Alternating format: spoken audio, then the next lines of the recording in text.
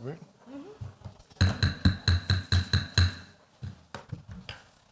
Good evening and welcome to the regular meeting for the Lawrence City Council. Today is Tuesday, July 7, 2026, and it's currently 7:25.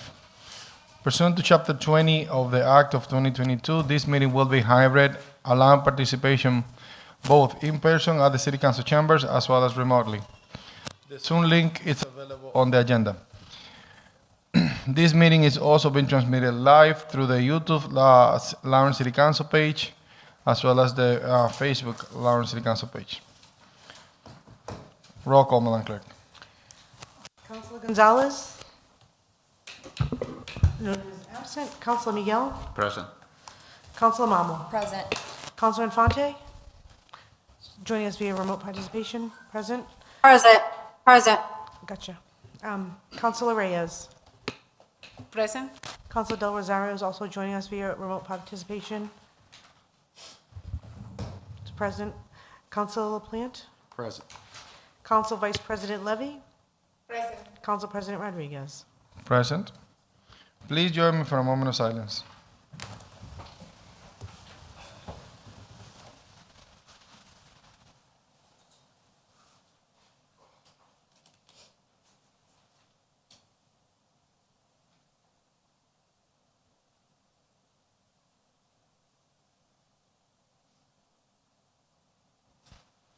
Now join me for the Pledge of Allegiance.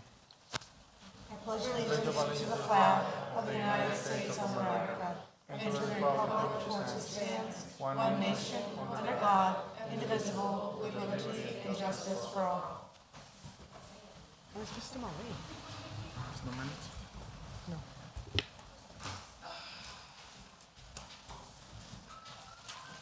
So we have public participation, and the rules for public participation are as follows. You're going to have 2.5 minutes to speak. At the 2-minute mark, you're going to hear a beep or a sound, an indication that you still have 30 seconds. Please refer to this council as a whole. The first name that we have is Richard Russell. Councilor Russell.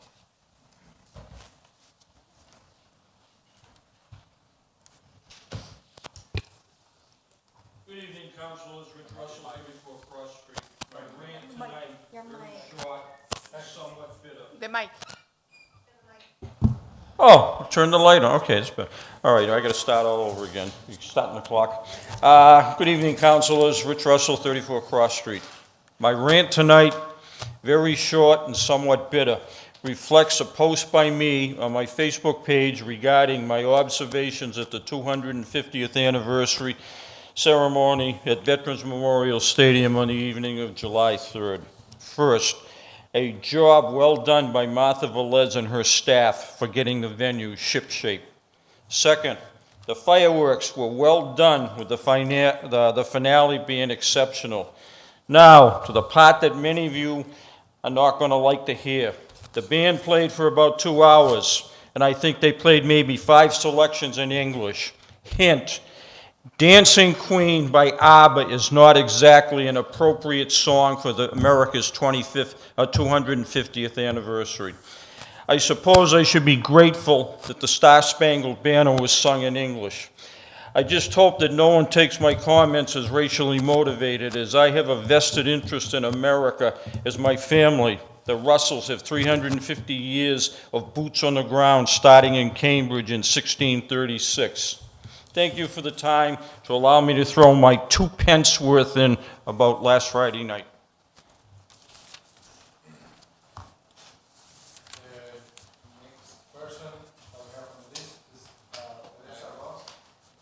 The next person that we have on the list is Teresa Ross.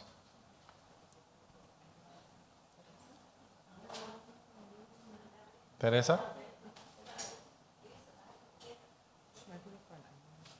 Do you need a translator? I don't know, maybe. Yeah, translator. She's right there.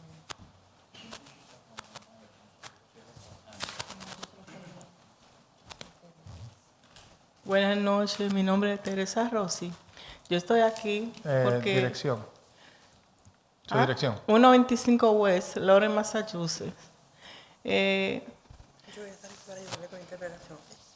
Sí, yo estoy aquí porque yo estaba pidiendo, por favor, que me ayudaran, porque yo vivo en una en un sector demasiado complicado que no hay parqueo a ninguna hora en time. Good evening, my name is Teresa, and I am here to see if you guys can help me because I live in a sector that there is no parking spots. Y estaba pidiendo la cooperación y la ayuda, por favor, si me pueden ayudarme más o menos con eso, parqueo del sitio, porque no hay parqueo a ninguna hora, ni de la noche. Yo soy una persona enferma que necesito por lo menos que me ayudaran con un handicap, que ya vine y hablé con Vivian y con Giovanni, y ellos van a tratar de ayudarme. And I was wondering, I am a sick person, and I was wondering, I already spoke to Vivian and also Giovanni, and I was wondering if you guys can help me to see if I can find at least one parking spot that is handicapped. Y se lo voy a agradecer, por favor, porque ya la edad que yo tengo, no puedo vender esa casa, porque ¿dónde voy a vivir? Ya no trabajo. I will appreciate it because if I do sell that house, where am I going to live? I don't have a job. Yo he trabajado de más de 30 años que tengo aquí, siempre he cumplido con todas las reglas, todas las leyes, los taxes y todo. Una ciudadana que siempre he luchado y ahora mismo yo estoy bien contenta con todos los que están aquí, el concejal y todo el gabinete de todos ustedes. Se lo voy a agradecer, por favor.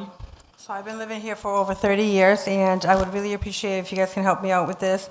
I've been complying with the laws and the taxes and everything, and I'm very grateful with the whole council, so if you guys can help me with that, I would really appreciate it. Muchas gracias y salud para todos. Gracias. Thank you all so much, and I wish you all health. Thank you. Thank you. The next person is Mark Solaplan.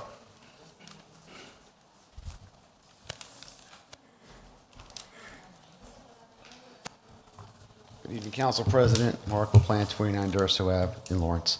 We have two upcoming Lawrence Square LSP projects that are coming up this Thursday, July the 9th, at the intersection of Lowell Street and Winter Street. Council President, you'll remember we did this one recently. This is the private Daniel S. Judge. Judge died in the Korean War. He's one of, I think, either two or three. There weren't many that were killed in action in the Korean War. And he was one of them, and so we are going to be unveiling his new sign with the picture, the QR codes, and everything else that we have in these fantastic signs. So that's on the 9th. The following week, July 16th, at the intersection of West Street and Haverhill Street, we will be rededicating the Patricia Carl Square. Many of you may remember Patricia Carl. She was the founder of the Lawrence Family Development School. She was a founder of Lawrence Youth Build and was a founding member of the Lawrence Youth Commission. So she has tentacles much more recent than many of us may remember directly. So her rededication is on July 16th at that intersection. So you're all invited, and I would hope to see you then. Thank you. Thank you. The next person is Ana Levy, Councilor Levy.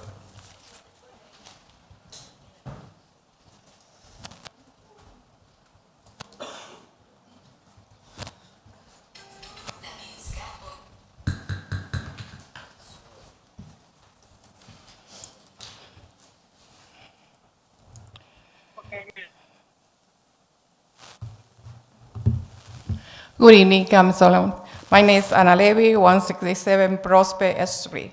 The reason why I'm here today is because last Friday we had a very nice and beautiful 4th of July celebration, so with a lot of firecrackers, so many activities and many things.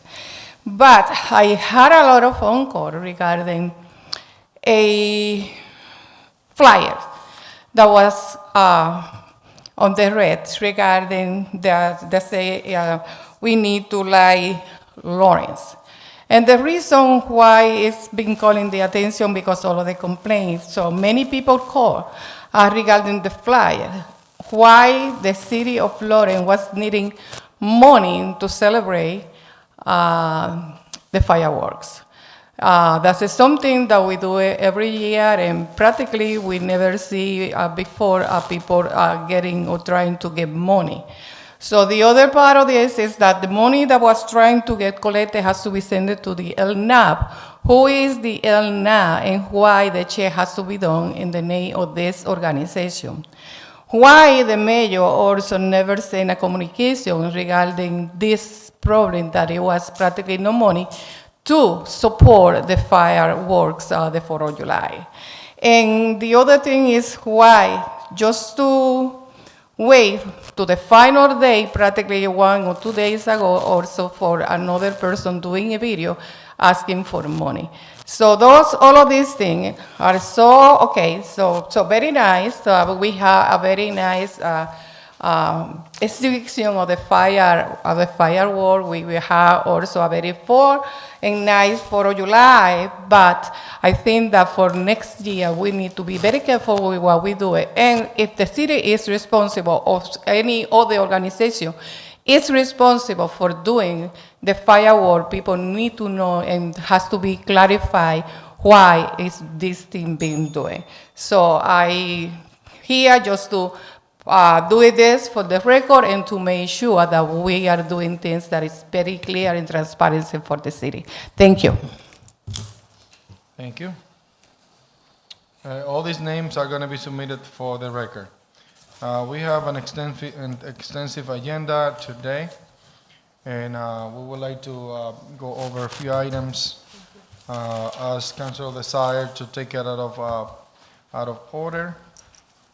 If there is any that seems very important, please let me know. In the meantime, we are going to go to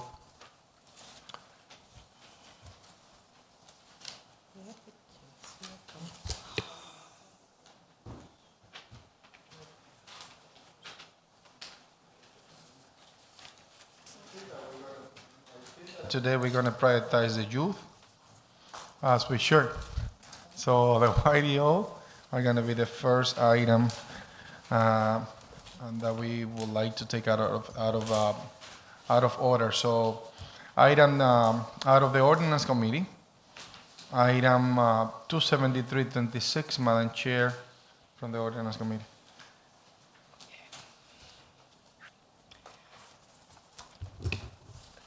Item 27326 is hold on one second. The item 27326 is the resolution honoring the YDO's 20 anniversary. 27326 is the resolution honoring the YDO 20 anniversary. So what's sent to the full council with favor recommendation, and I make as a formal motion. There is a motion in front of us, properly second. Discussion, Councillor. We have the YDO staff and the kids that are representing the organization, if they can come over and tell us why they believe this is important.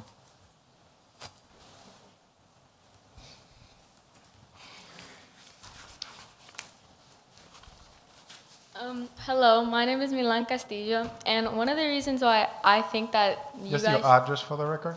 Oh, the YDO address is 15 Union Street, and one of the reasons why I think that this day should be passed is because I've been going to YDO since I was in 3rd grade, and I started off taking classes, not knowing anybody, and just being very self-aware and scared and nervous of meeting new people, trying new things, especially taking classes with tools and a bunch of kids in 8th grade, and I was barely able to look up to them. And now I'm able to look at this program and say that I've truly found myself within this program. I'm currently teaching a couple of classes in the summer program, and throughout this school year, I helped out with a high school prep class for the last term. And I'm not one of the only kids that this program has helped. There's plenty of other kids that have found themselves, got help with high school, even college, and yeah, very amazing program that's done wonders for me and many other youth in Lawrence. So.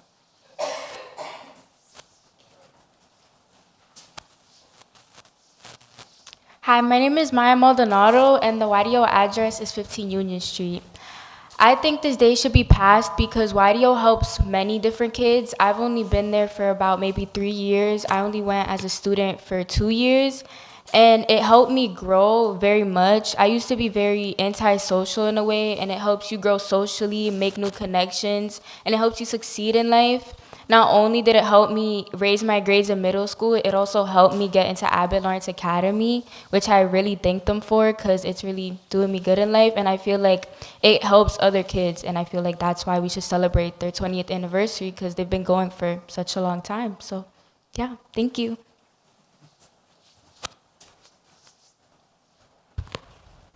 My name is Laisha Morales, and the YDO address is 15 Union Street. I believe YDO should be celebrated for their 20 years of helping the youth, because it helped me as like a person in middle school, making my grades better and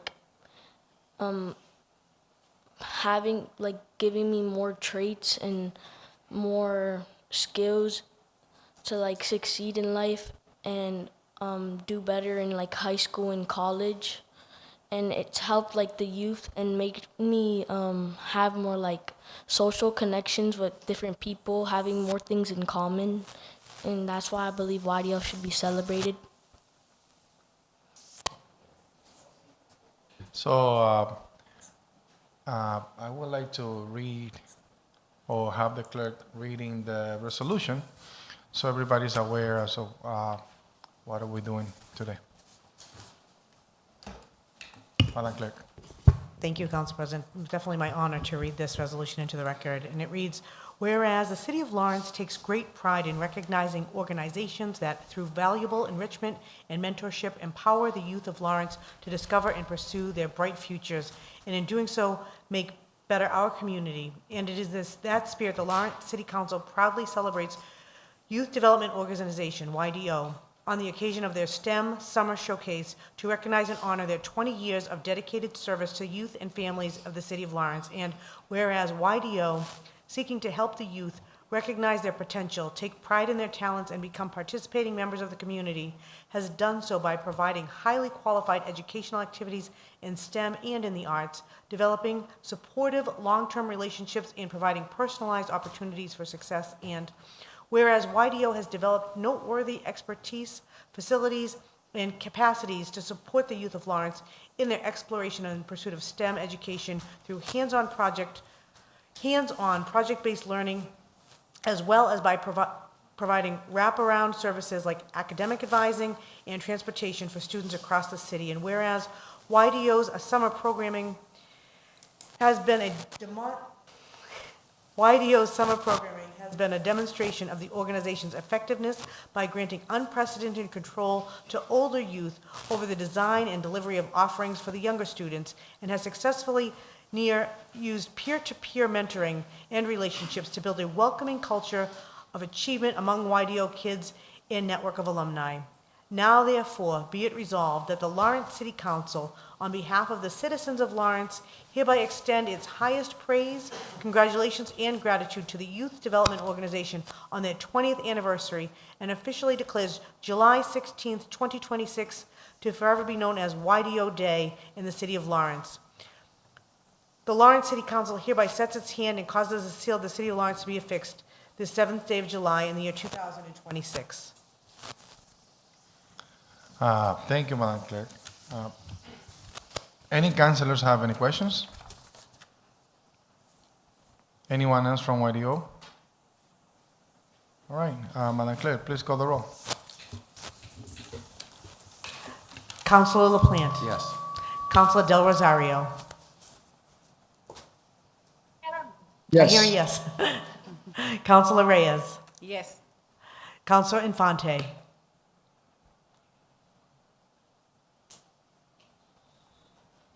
Councilor Infante? Yes, let's come back to her. Councilor Marmol. Yes. Councilor Miguel? Yes. Councilor Gonzalez is noted as absent. Council Vice President Levy? Yes. Council President Rodriguez? Yes, Motion- congratulations. Motion carries unanimous.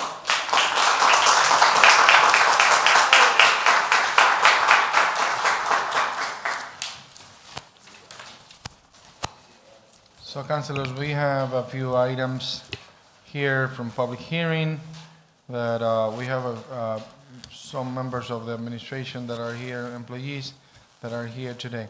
So, the first one. The first one is all out of the public hearing. Madam Clerk, please read the notice for item 4826.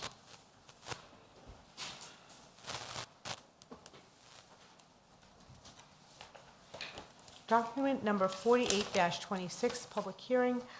Notice is hereby given that the Lawrence City Council will hold a public hearing on Tuesday, July 7th, 2026, at 7 p.m. in the City Council Chambers, 200 Common Street, Lawrence, Mass., pursuant to Chapter 2 of the Acts of 2023, and in accordance with the recently revised City Council Rule 2. This meeting will be hybrid, allowing participation both in person and remotely to accommodate participants with health considerations that prevent them from participating in person. To receive access codes for remote participation, please contact the city clerk at eileen.bernal@cityoflawrence.com or 978-620-3230, or view the meeting on Facebook and YouTube. Be it ordained that the Lawrence City Council of the City of Lawrence, that the revised ordinances of the City of Lawrence are hereby further amended by adding the following subparagraph to Section 2.64.265 of the Municipal Code, Water Sewer Billing Analyst. A, position established. There is established a position of a Water Sewer Billing Analyst in the Water Department to be appointed by the mayor. B, powers and duties generally. The Water and Sewer Billing Analyst shall be responsible for performing a variety of administrative, billing, account management, and customer service functions related to the city's residential and commercial water, sewer, and stormwater accounts. The employee shall ensure the accuracy of the utility billing records, support the full billing cycle, and maintain the integrity of the city's meter and account databases. In the performance of these duties, the Water and Sewer Billing Analyst shall: 1. Oversee and execute standard operating procedures for customer service office related to water, sewer, and stormwater billing.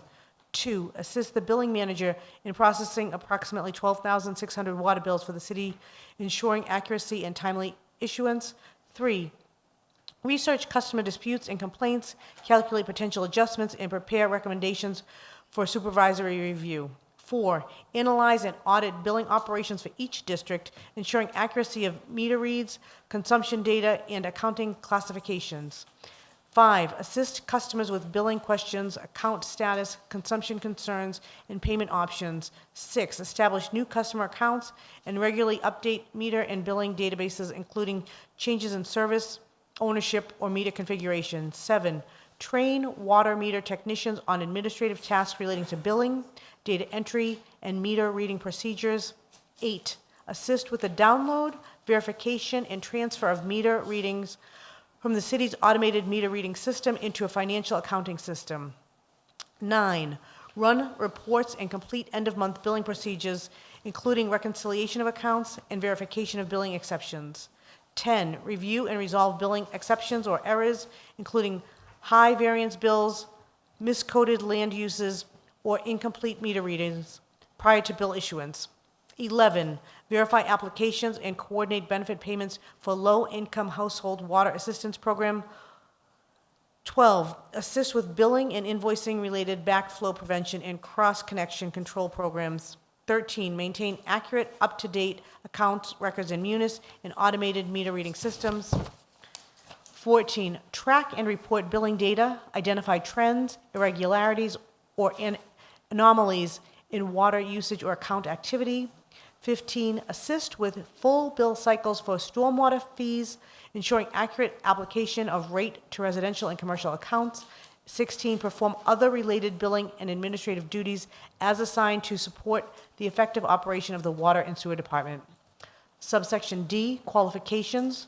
The minimum qualifications for the position of the Water and Sewer Billing Analyst shall be a high school diploma and 1 to 3 years of related work experience in accounting, bookkeeping, or billing, or equivalent combination of education, training, and experience that provides the requisite knowledge, skills, and abilities to perform the essential functions of the position.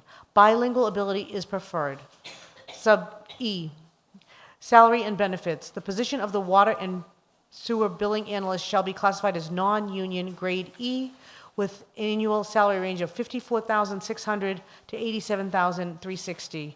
Persons wishing to be heard shall be afforded the opportunity. Public hearing is now open. Anybody from the public that wishes to speak? Name and address for the record, please. Thank you, Mr. President, members of the council. Bill Collins, not afraid to give my address, 1 Platt Court, my actual address. I speak in opposition of this creation of a billing analyst position for many reasons.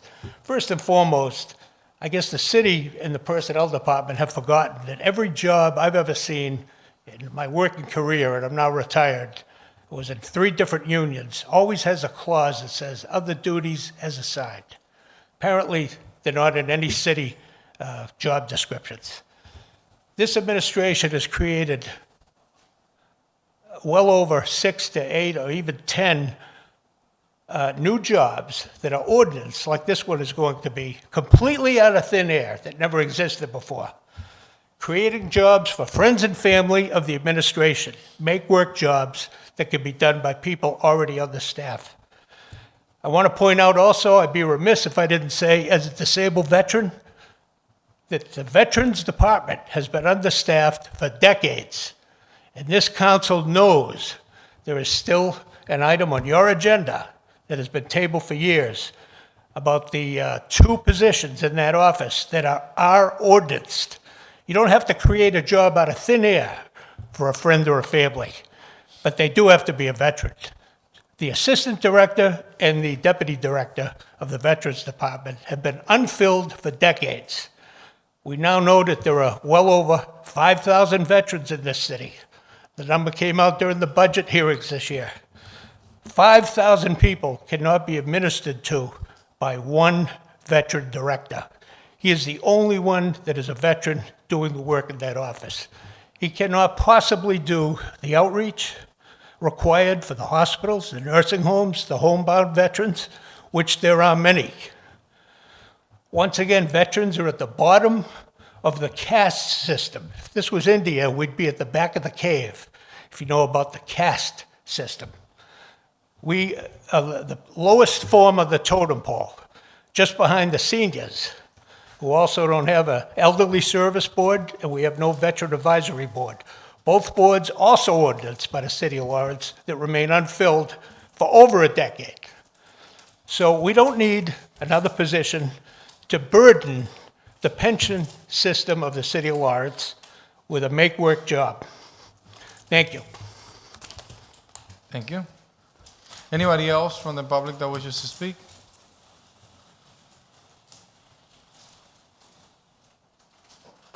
All right, public hearing is now closed.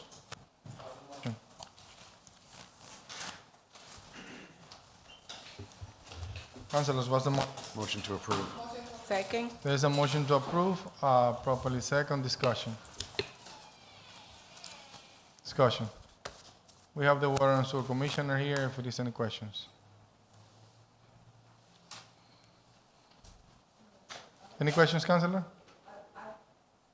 Councilor Mamo. Council President, I would like to hear from the Commissioner if there's anything he may add to advocate for this position. And based on what was said, not that you have to answer to it, but is there anything on the ordinance itself regarding the language of it that you deem that could be adjusted or added that may be necessary? No? Nope. So good evening, William Hale, Water and Sewer Commissioner, 400 Water Street. So I worked with the mayor's office, the attorney, and we worked on this together. I will say that it's needed in the department. In the past 2 years, we brought in about $360,000 of lost revenue. And that was because we started looking into the water meters, how many digits they each read and how that interacts with our Munis billing system and census analytics. It's very complicated software. You need to be involved in this. I believe that this is needed for the city to protect the integrity of the financials of the department. If we underbill customers, overall, all the other customers pay for people that are not being billed properly. So this position, in my eyes, will pay for itself. Councilor Mamo. In the creation of this position, did we use any similar positions from neighboring cities and towns to construct the language for this ordinance? Yeah, so I use the city of Somerville as an example. So they have a billing analyst position, so we basically replicated what that position was. I have experience with Somerville, so I know exact job description and duties of that position. Okay. And the salary range, how do we come about in, So looking back at the Somerville position at that time, the last posting I could find was from 2021. It was $63,672. could you repeat that? I'm so sorry. $63,672 back in 2021, so I didn't have an updated one, but I'm sure it's obviously higher than that now.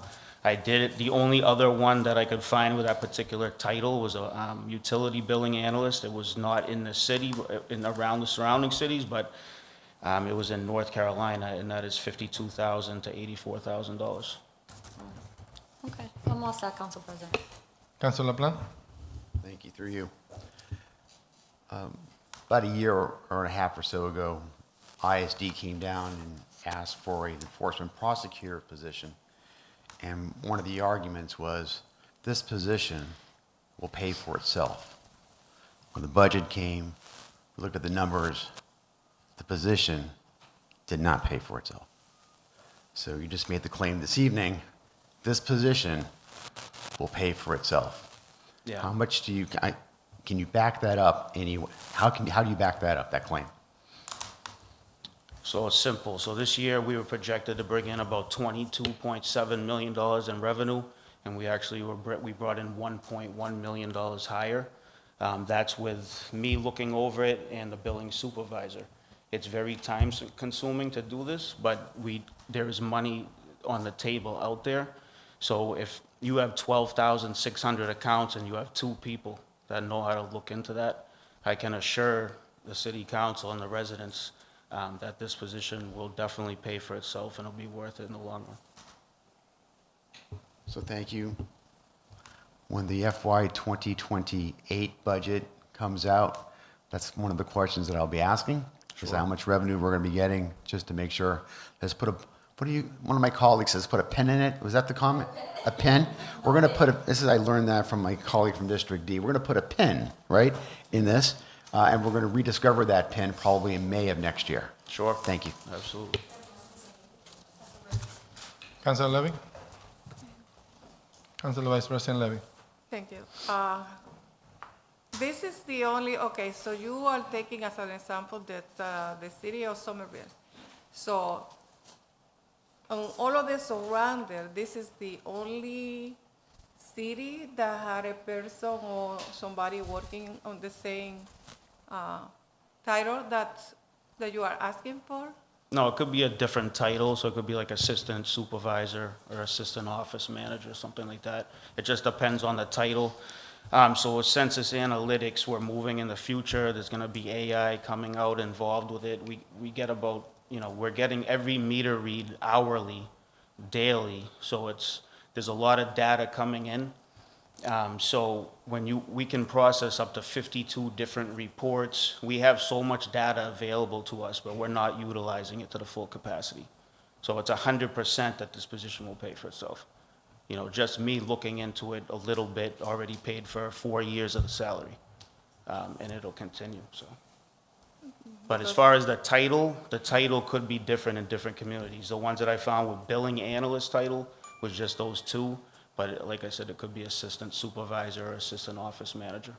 Because the other, through you, Council President, so the other example that you give it, that was from North Carolina, that is what Somerville, and then go to the North Carolina.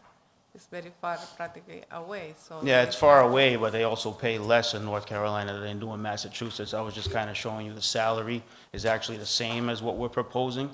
If you move further down south, normally you get less money for the work, so. Okay, thank you. You're welcome. Any other councilors? All right, Madam Clerk, please call the roll. Councilor Gonzalez is noted as absent. Councilor Miguel? Yes. Councilor Marmol? Yes. Councilor Infante? Yes. Councilor Reyes? Yes. Councilor Del Rosario? Councilor Del Rosario? Is he jumped off? He's- I don't, I'm going to note him as absent for the vote. Council LaPlante. Yes. Council Vice President. Yes. Council President. Yes, motion carries. Thank you, councilors. Madam Clerk, please read the order for items 6526. Make a motion that we dispense with the preamble. There's a motion on the table, properly second discussion. There is none. All those in favor, please say aye. Aye. Madam Clerk, please call the roll. Oh, okay. Which is worse? Council LaPlante. Yes. Council Del Rosario. No, there's a- Noted as absent for the vote. Councilor Reyes. Yes. Councilor Infante. Yes. Councilor Mamo. Yes. Councilor Miguel. Yes. Councilor Gonzalez is noted as absent. Council Vice President. Yes. Council President. Yes, motion carries. Madam Clerk? I just want to warn everyone, this is probably the longest legal notice we've ever published, so just bear with me. The purpose of the hearing is to gather testimony, information, and public input concerning the proposed amendment to the revised ordinances of the City of Lawrence to be further amended by adding this current version of the ordinance, substituting Section 9.04040 of the Municipal Code prohibiting noises with the following paragraphs in their appropriate alphabetical order. Section 9.04040, prohibiting noises. A, statement of public policy. Whereas excessive sound is a serious hazard to the public health and welfare, safety, and quality of life, and whereas substantial body of science and technology exists by which excessive sound may be substantially abated, and whereas people have a right and should be ensured an environment free from excessive noise and sound that may jeopardize their health, welfare, or safety, or degrade the quality of life. Now, therefore, it is the policy of the city to prevent excessive sound which may jeopardize the health, welfare, or safety of its citizens or degrade the quality of life. The purpose of this section is to provide standards for the control of noise within the city and prohibit or regulate those acts which most frequently create excessive noise. The general objectives of these standards are to secure the public health, comfort, convenience, and safety of, and to promote the welfare, prosperity, peace, and quiet of the citizens of the city. Definitions. For the purposes of this section, the following words and phrases shall have the meanings respectively ascribed to them by the section. Construction. Any and all activity necessary or incidental to the erection, assembling, altering, installation, repair, or equipping of buildings, roadways, or utilities, including land clearing, grading, excavating, and filling and paving. Decibel, the unit by which the sound volume is measured. 3. dB, the abbreviated for decibel. dBA, the A-weighted sound level in a decibel as measured by a general purpose sound level meter, complying with the provisions of specifications for sound level meters.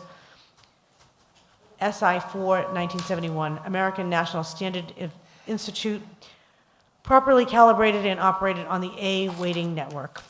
Sub 5, demolition, any dismantling, intentional destruction, or removal of structure, utility, public or private right-of-way, surfaces, or similar property. Emergency, an occurrence or set of circumstances requiring immediate action involving the restoration of public utilities or the restoration of property to a safe condition following a public calamity, or the protection of persons or persons from the imminent proposed exposure to danger.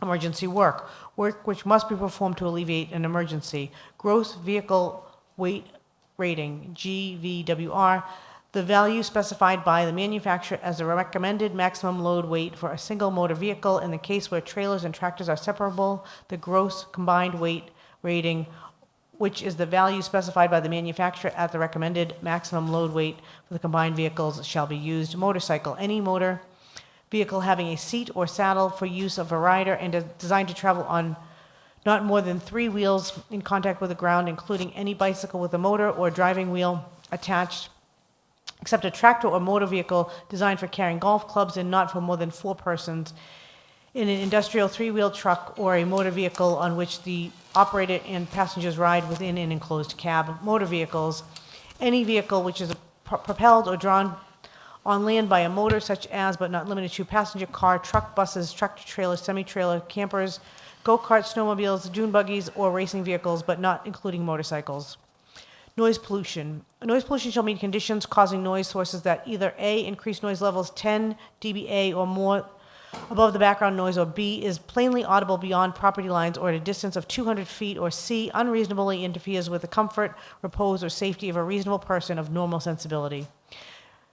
Pavement breaker, any hydraulic or pneumatically powered impact device intended to cut or trench pavement, subbase, macadam, gravel, concrete, or hard ground. Person, any individual, partnership, association, firm, syndicate, company, trust, corporation, department, bureau, or agency, or other entity recognized by law as a subject of the rights and duties, including the city, its agencies, its departments, and any persons herein defined, operating under the contractual arrangements or agreement with the city.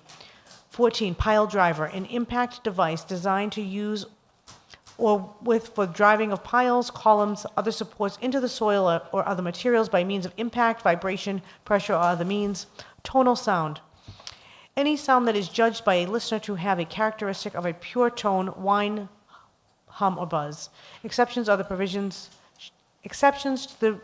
provisions shall apply to the emissions of sound for purposes of altering persons, to the existence of an emergency or otherwise specifically permitted by the provisions of this section, the emission of sound for the performance of emergency work, non-commercial public speaking and public assembly of activities conducted on any private property, public space, or public right-of-way, except those activities otherwise regulated by subsection F. The unamplified human voice, except where otherwise prohibited by the provisions of this section, the emission of sound in a performance of a military operation exclusive of travel by individuals to or from a military duty, the emission of sound in the discharge of weapons or fireworks displays from 7:30 a.m. to 10 p.m. when licensed by the city, the emission of sound in the operation of a snow removal, snow clearance, or snow making equipment by the city, its agencies, departments, or any persons operating under the contractual arrangement or agreements by which the city, the emissions of sound for the purpose of private or clearing or the snow removal. Parades, public gatherings, or other sporting events for which proper permits have been issued. Emergency vehicles, including police, fire, and civil defense, and ambulances, and locomotive trains. It shall be unlawful for any person or entity to make, cause, or permit any noise that by its volume, duration, or character is plainly audible beyond property lines, beyond the physical boundaries of an individual dwelling unit, including the shared walls, floors, or ceilings of the structures, or at the distance of 200 feet, or which unreasonably disturbs the comfort, repose, or safety of a reasonable person of normal sensibilities. Evidence of such noise observance by a police officer shall constitute prima facie evidence proof of violation. Specific prohibitions. The following acts are specifically prohibited by this section, and the causing or allowance of the occurrence of said act is hereby declared to be in violation of this section, provided, however, that the provisions of this section shall not apply to emergency work or repair work performed by and for government entities or public utilities or private entities where such work is necessary to be restored public or private property to the safe condition for the following public calamity, or work required to protect persons or property from an imminent exposure to danger, and provide further that the necessity of work shall be determined by the inspector of the building or by the authorized emergency or public utility personnel. Motorized vehicle and equipment operating or permitting the operation of the following devices or vehicles on the days and times specified below in the residential zone in the city within 300 feet of a building or structure which is used in whole or in part for the residential purpose in any zone of the city. A, all electric motors or internal combustion engines used in the yard garden maintenance, including but not limited to lawn mowers, riding tractors, leaf vacuums, leaf blowers, clippers, trimmers, and other garden or farm tools and equipment, and pavement sweepers on privately owned lots between the hours of 9 p.m. and 7 a.m. on weekdays, and on Sundays and holidays before 9 a.m. and after 9 p.m. All electric motors or internal combustion engines or other construction devices, tools, or equipment used in construction, drilling, demolition, maintenance, or earth moving, including but not limited to bulldozers, backhoes, concrete mixers, dump trucks, pneumatic tools, rollers, scrapers, air compressors, generators, jackhammers, cranes, pavement breakers, pile drivers, rock drills, and chainsaws between the hours of 5 p.m. and 7 a.m. on weekdays and Saturdays before 8 a.m. and after 4 p.m. and any time on Sundays and holidays. Snowmobiles between the hours of 7 p.m. and 8 a.m. on the weekdays and between the hours of 7 p.m. and 9 a.m. on Sundays and holidays.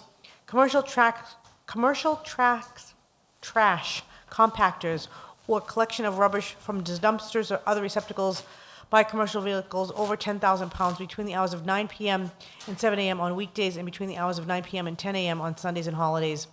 Notwithstanding the provisions of subsection F1A and B above, an air compressor or generator may be operated at a specific location between the hours of 8 a.m. and 5 p.m. on Sundays and holidays when special written permission has been granted for that particular day by the chief of police or his designee, or the chief of police or the designee determine that such air compressor or generator is necessary and adjunct to a certain specific business activity, and the specific business activity for which permission is sought can feasibly only be performed on that Sunday or holiday.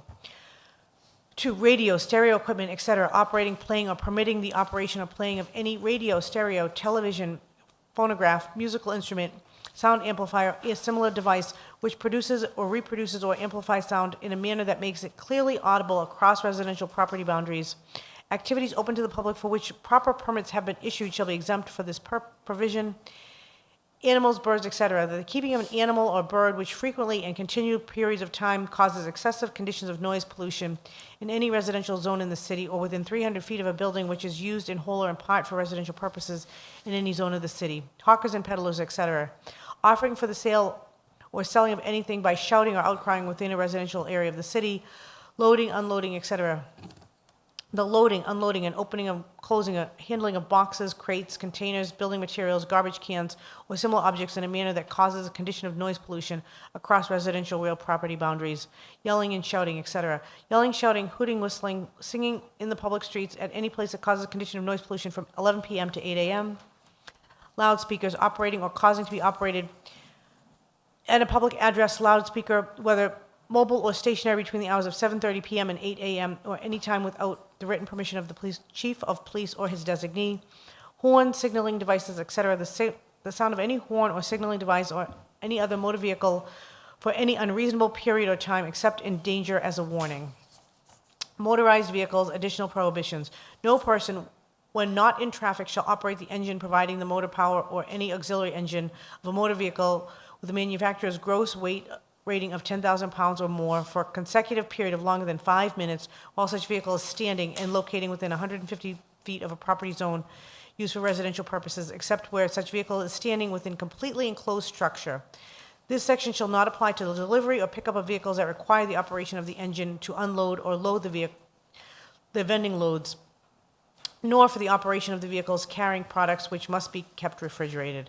No person shall operate within the speed limit specified in subsection G, either a motor vehicle or combined vehicles type, subject to registration any time under the condition of grade, load, acceleration, or deceleration in any manner to exceed the noise limit listed in subsection G for this category of motor vehicle, based on the legal speed limit posted or not, or the roadway to which the operation of such noise be measured in the distance of no more than 50 feet from the center line for the travel under the test procedures established by subsection G.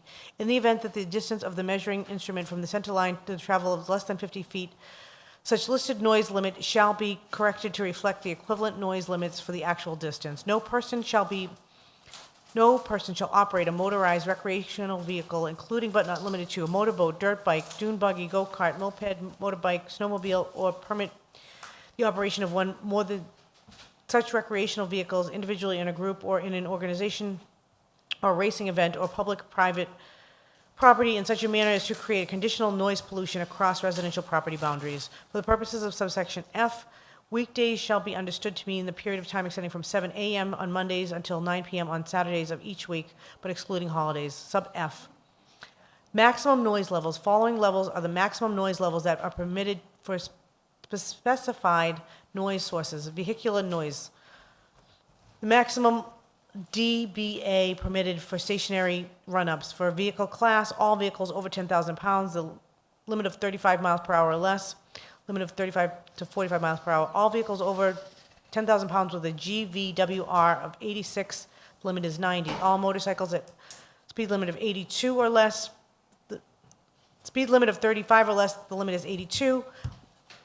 Speed limit of 35 to 45, the noise limit is 82. The measure shall be from a distance of 50 feet to the closest point of bypass of a source of 50 feet from the stationary vehicle. The section applies to all total noise from vehicle or combined vehicles and shall not be construed as the limiting or precluding or enforcement of any other provisions of the codes relating to the motor vehicle muffler or noise control. The measurement of sound or noise shall be made with a sound level meter meeting the standard prescribed by the American National Standards Institute or its successor body. The instrument shall be maintained and calibrated in good working order. A calibration check shall be made with the systems of time-to-time and noise measurements. Records shall be taken so as to provide proper representation of the noise source. The microphone during the measurement shall be positioned so as not to create an unnatural enhancement or diminution of the measured noise. A widescreen for the microphone shall be used when required.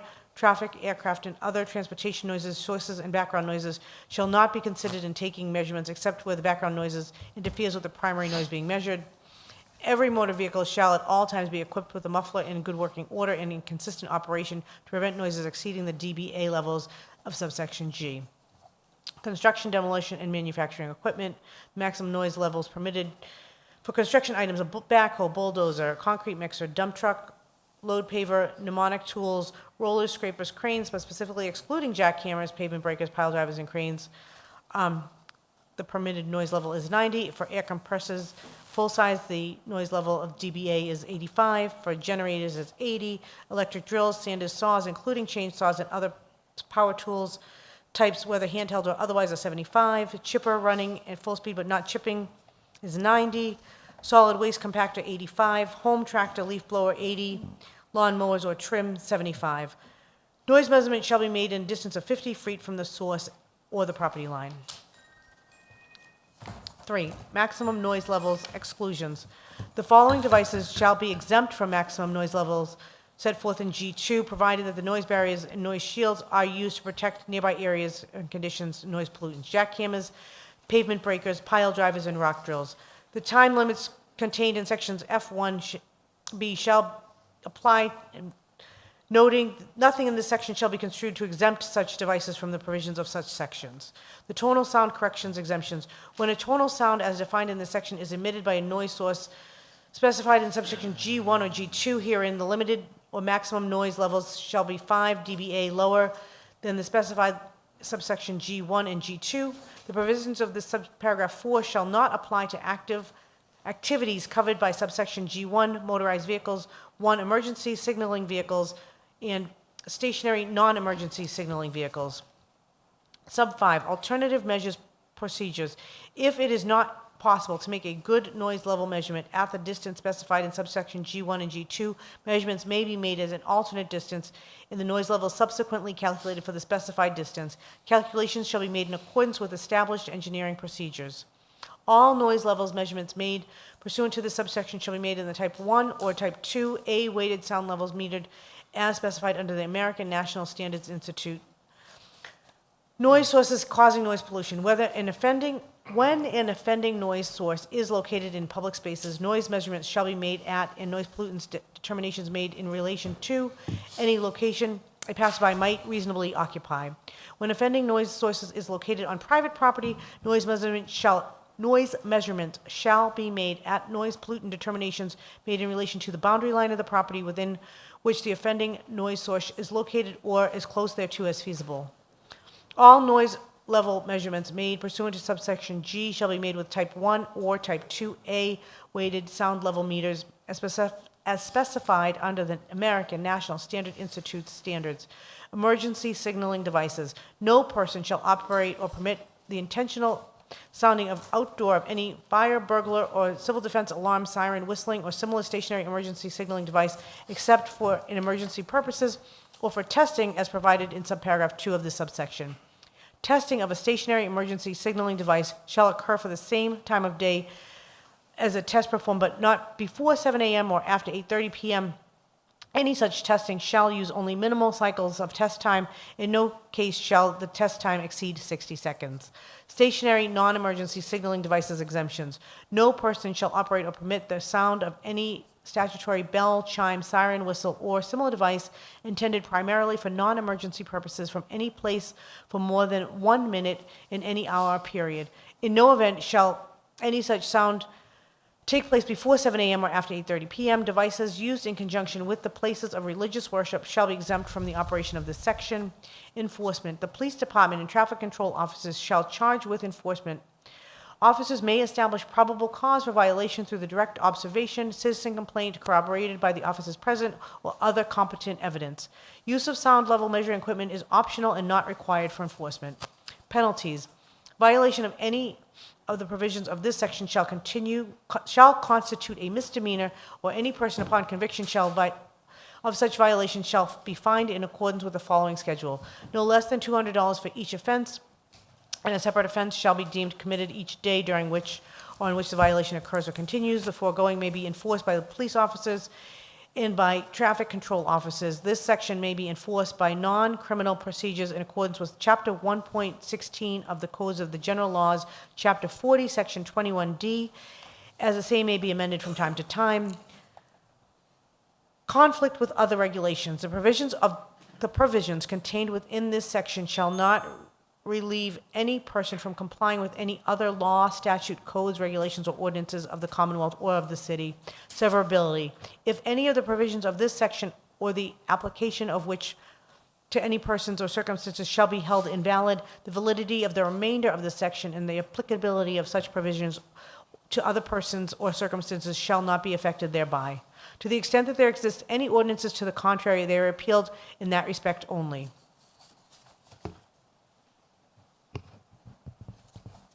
Persons wishing to be heard shall be afforded the opportunity. Anybody from the public that wishes to speak? Anybody from the public that wishes to speak? Nobody? So at this point, public hearing is closed. Councilors, what's the motion? I'd like to make a motion to approve. There's a motion to approve, properly second. Discussion. Yes. I Councilor got a Plant. series of questions. If the author of the proponent for that would come forward, I think that's the captain. We have the police department here. Good evening, Council. Good evening. There's a lot to absorb here. It's evident that the fact that it took the clerk 10 minutes to read that, so. I apologize. Well, listen, I may give you or not give you credit for this. This is a lot of work. I don't believe in recreating the wheel. Was this wheel already created somewhere else? Was this language at another community that seems to be working? And if so, what community was it? So I can't take credit for the creation of the ordinance, sir. It was actually a collaborative effort between myself, other members of the department, and also Attorney Hooten. So that's how it came about. We currently do have a city ordinance that addresses obviously noise. However, it's weak at best.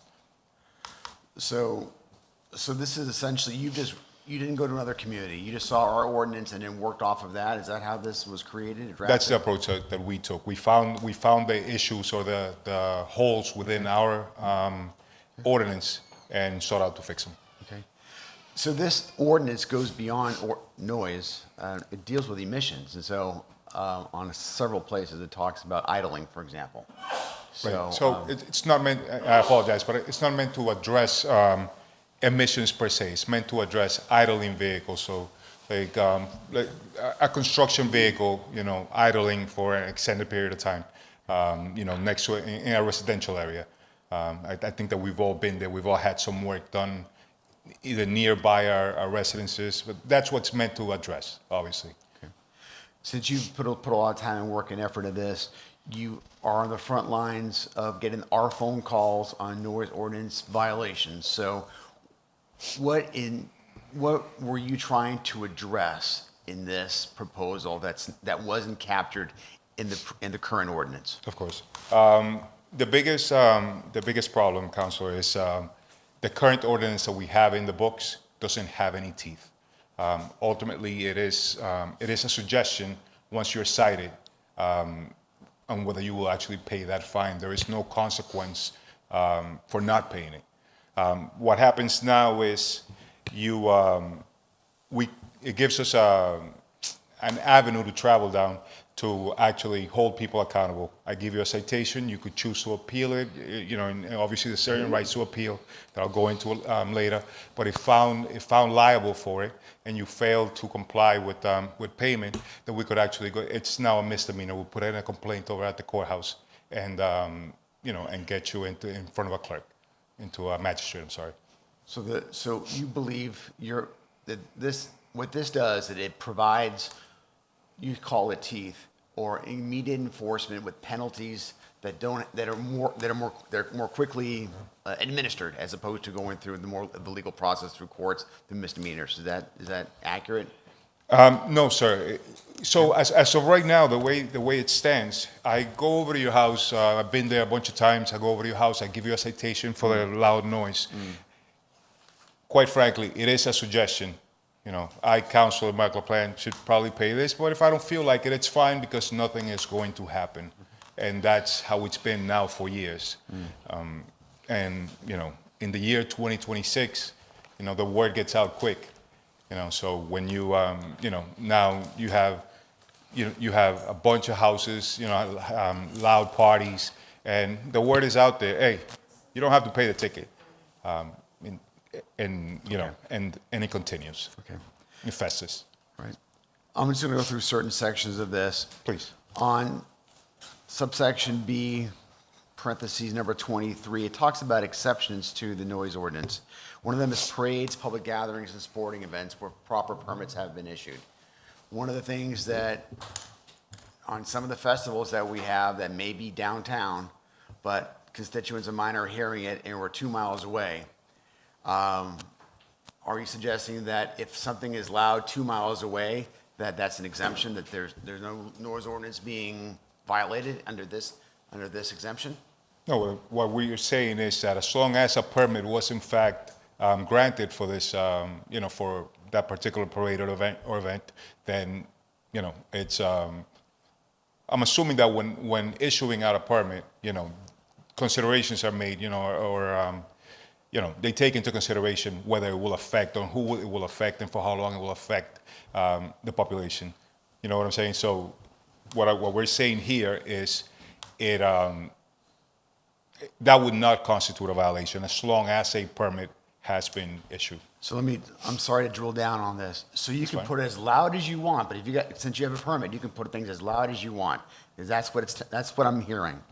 No, what it becomes your job then. What happens is you issue the permit. You issue a festival. Then the next year when you come, that person comes in front of you and says, we're going to have fireworks. Attorney Hilton. Yes. Introduce yourself, because Attorney Tim Hooton for Yes. City of Lawrence. Next year, when I put in for that permit, you, as a representative of the city, said, last year you had fireworks. They were too loud. We're not going to allow them this year. They have a legal permit. We don't monitor that on that night.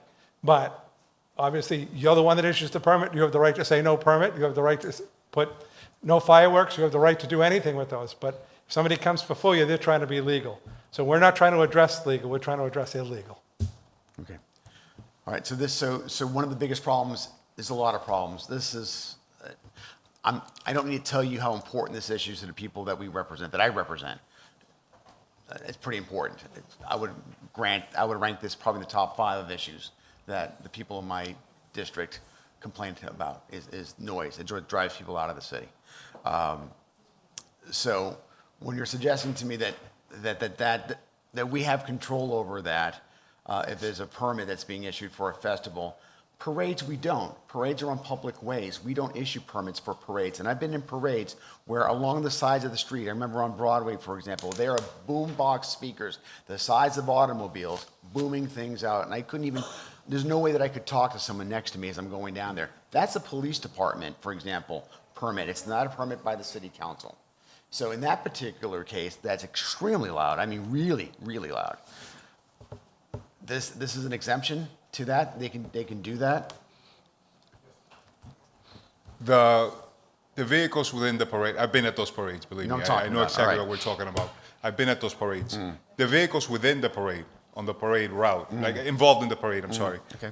Those vehicles are exempt. Okay. Anything else is extra, and it's fair game for the purpose of the ordinance, sir. Okay. Next, we'll move on. And I think it's subsection D. I wrote these notes down. It is right past that, subsection D.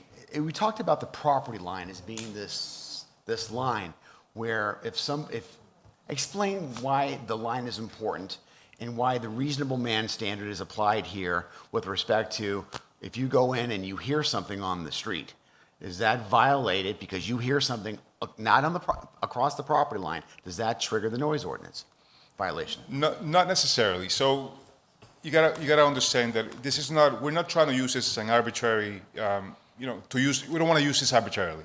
We don't want to. You gotta remember that by law the noise can't bother me. You can't disturb my peace as a police officer. So this is. You could have the music or the noise, whatever noise, as loud as you possibly want in your house. If it doesn't bother your neighbors, that's right. It's fine. You know what I'm saying? I could drive by it a million times. It can't bother me legally. So it's a reasonable. Not only do we have it's a reasonableness standard, but also there has to be a triggering factor, and that is it bothers somebody, a member of the public. So, and that bar is very low, it would seem to me, as I'm driving through our city oftentimes. It will, if someone is living in we're so congested. If someone is living in a house and the next house within 10 feet away, because we're very close to each other, can hear the music in the house next door to it, and you go there, or a police officer goes there and hears that, does it automatically trigger as a violation? No, sir. No. So it triggers a response. An officer will come down and actually assess what's happening. Our officers, or the vast majority of our officers, live in the city. They do understand the city, and they would be the arbiters of whether it's reasonable, or at least the first arbiters of whether it's reasonable or not.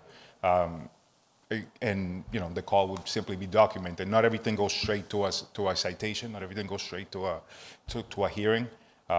Sometimes, a conversation, hey, it's bothering your neighbor, resolves the issue. Most times it does. Okay, but I'm just talking about the law. We have here an ordinance. We're gonna draft a law, and the law is very clear, and this is a proposal. Is unlawful for any person or entity to make noise, cause or permit noise by its volume, duration, or character is plainly audible beyond a property line, beyond the physical boundaries of an individual dwelling unit, including shared walls, floors, ceilings in a multi-tenant residence structure, or at a distance of 200 feet, or which unreasonably disturbs the comfort, repose, or safety of a reasonable person of normal sensibilities. Evidence of such noise, so if you hear it, is on my interpretation, evidence of such noise observed by a police officer shall, not may, shall constitute a prima facie proof of violation. There is a reasonable for it. So there's nothing louder than a bunch of 4-year-olds at a birthday party, but that occurs during the day. That same decibel at 2 a.m. would be a violation, that decibel during the day. A reasonable person would say a party of a bunch of kids outside is not unreasonable. Someone saying at 2 a.m. to hear that same pitch and tenor is unreasonable. So that's why there's a reasonable standard of what you hear. There is always going to be the one person that is going to be upset by everything. That is not the reasonable person. I don't like my next door neighbor because their doorbell rings funny. I don't like anything. That's not the reasonable. The reasonable person is when you come across it, what would a reasonable person hear? If it's the middle of the day, there's a bunch of kids laughing, that a reasonable person say that's not a noise violation. At 2 a.m., that same decibel sound, I'm not saying it's going to be a bunch of little kids, hopefully they're in bed by then, but that could be deemed to be a violation. I just think that, and I get it's law's not perfect, it's somewhat not arbitrary, but it's subjective sometimes, and I understand that you're going to use some discretion. If it's a 4-year-old's birthday party at 2 in the afternoon, that's one thing. It's a 4-year-old's birthday party at 2 in the morning, that's something a little different. I don't care if it's a 4-year-old's birthday party. People have got to work the next day. People got to go to school. People have got other responsibilities, whether it's a 4-year-old's party or just a rip-roaring keg party going on at a house or whatever. You know what I'm saying? It doesn't make a difference. Noise is noise, and if someone can't sleep, they can't sleep, regardless of who is making the noise. Right, that's why I said it problem. depends on the time of the day and the reasonable standards. Moving on, 9A. Yeah, it's me. Well, I'm almost done, and then it'll be it from me, I think, unless something gets triggered. I'm almost done. There's some section that talks about, I want two more things. One is about the noise meters. just so we know where I'm going. And the second, it talks about the weekends. I was confused by that. So let's start with the weekends. Under F, it talks about maximum noise levels. No, before that, subsection C must be E. For the purpose of section F, weekdays will be understood to mean the period of time extending from 7 a.m. on Monday to 9 p.m. on Saturday of each week. What are you attributing that to? What is that? What is that for? The weekdays / weekends. Well, you have a bunch of sections within this ordinance speak about the. It's 9F. I'm sorry, 9C. Yeah. So you have sections within the ordinance that tell you about when, for example, you can use a pile driver.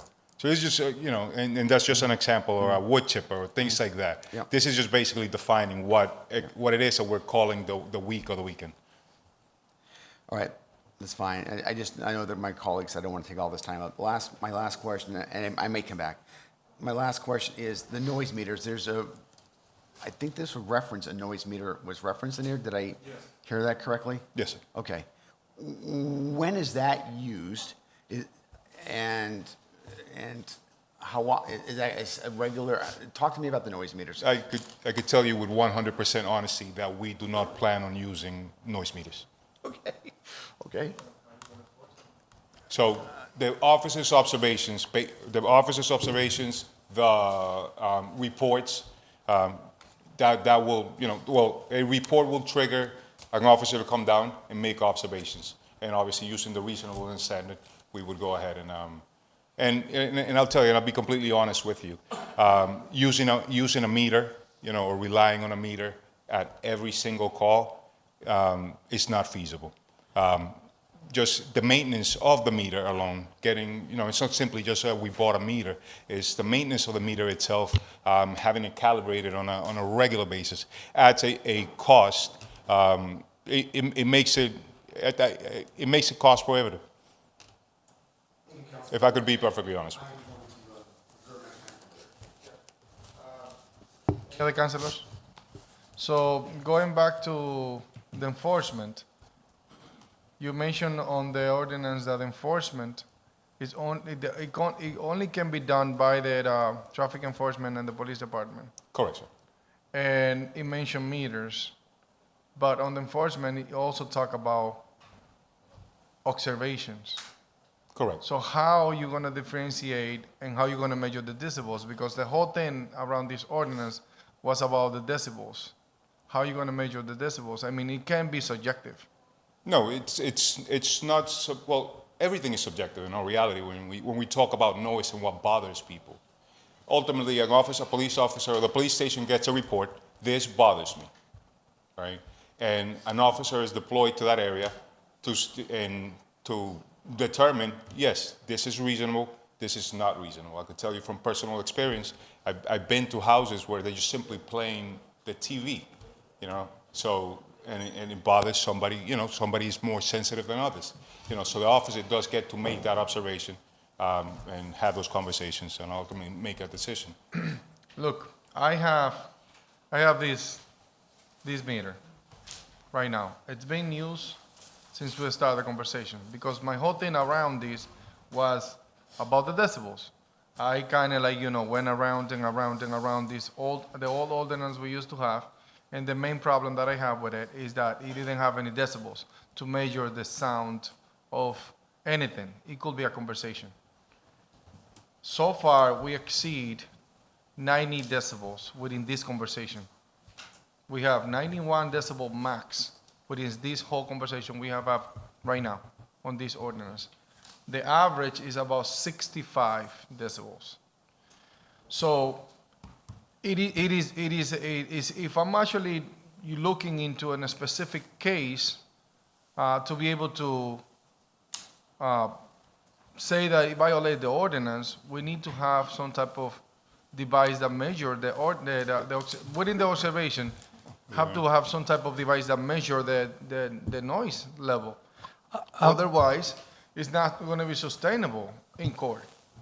If I would going to use a little lawyer's trick, which I'm not going to do, is right now I would scream at you at the top of my lungs, scream so loud, okay? I think everybody here would say that was inappropriate. You don't need a decibel meter. Common sense tells you what that is. That's enforceable in court. If the officer arrives and then another officer arrives, and they all testify to the same thing, that is enforceable. They don't need a meter. So you're telling me that at the time that 10 people have a ticket and 5 of them decide to go to court, and we have 5 officers, different officers that give out those tickets, you're telling me that we're going to send those 5 officers to the court to testify? That's currently what happens, sir. But that's wrong. That's why we need to change it, because if we have a decibel meter, we You would can still send the have to have, facts. you would still have to have the officer come in and testify. On such and such a date, I calibrated this meter. On such and such a date, I deployed the meter. The meter went off on this date. So those 5 police officers would still show up, because they would now be talking about a meter instead of what they observed.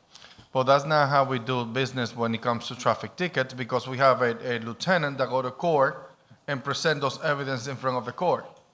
And then if that person go to fight the ticket in front of the judge, and then the police officer need to go. So that's not our case when it comes to tickets. So This is it's going to be like- the same situation. Yes, exactly. But I mean, we need facts measured by the meter. So as of right now, going back to how it works when you're appealing a citation. You appeal a citation, the police officer doesn't show up, they drop the citation. Ultimately, in essence, that's how it works. Yeah. So now you're going to, by the use of the decibel meter, you would add an additional person that would have to actually show up to court. The officer will still have to go and attest to what he witnessed or she witnessed at the time of the violation.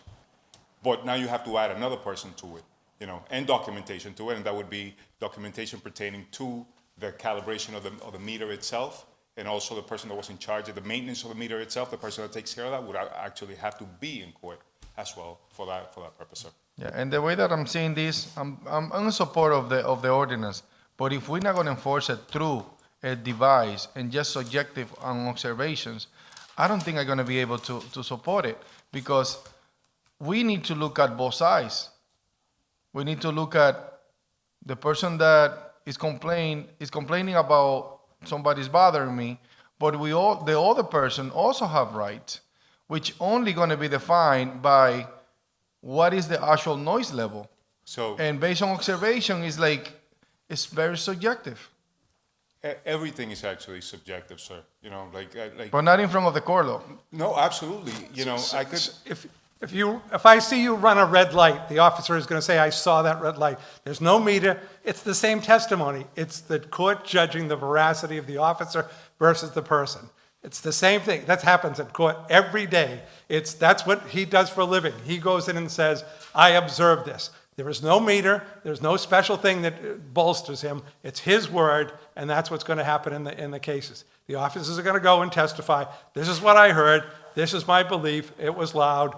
And the court will accept it or not accept it. The person has a right to say, I don't believe it was that loud, but I mean, that's the way it happens. So what you're saying right now is that every case that is present by the police department at the court of law is correct. That is not the case. No, absolutely it's up to the court to decide, but the evidence that's presented is they may not believe the officer. I believe that, to be able to change the ordinance we currently have, we have to have some type of device that actually measure the actual noise level. If we're not using it, that was my first statement on the question in enforcement and shall. Those are the first thing that I actually look into it. And then when Councilor LaPlante asked you mentioned that the intent is not to use the meters. So that was my first trigger point or question or red flag that actually called my attention on this ordinance. If I may clarify something for you, Council President. I would like for you to look at it this way for just 1 second. Somebody calls and complains about music. I'm not going to mail you a ticket. No. I'm not going to take the word of whoever called, and without vetting it, issue you a citation. That's correct. An officer is going to go over to the scene, put eyes on the situation, all right, and using the common sense that we expect all of our officers to have, will make a determination on what the appropriate outcome for this interaction is going to be. Is it reasonable? Is it not reasonable? That determination will be made on scene at that time. So that's why. So we will not be mailing anybody a citation. No, I It'd understand. make it really easy if you could do it that way, but that's not the case. Don't you think and look at it from this perspective, do you think it wouldn't be easier to show up to a property, stand in front of the boundaries as established by the ordinance? If it is a piece of equipment, 50 feet. If it is a house, the boundaries of that property. Measure the decibels, get the actual fact, and walking into that property and say, you guys violate the ordinance, these are the facts, and you earn the citation. To be honest, Instead of common sense, because common sense means different things for different people. It could be, give me a minute. It could be that somebody don't like that music. We have that complaint, and that bothers that person. The type of music bothers the person, not how loud it is. It's two different things. That's why we need to put our police officer on a position that is not a question. You're gonna go over there and measure how loud it is through a decibel meter. That's it. It shouldn't be subjective.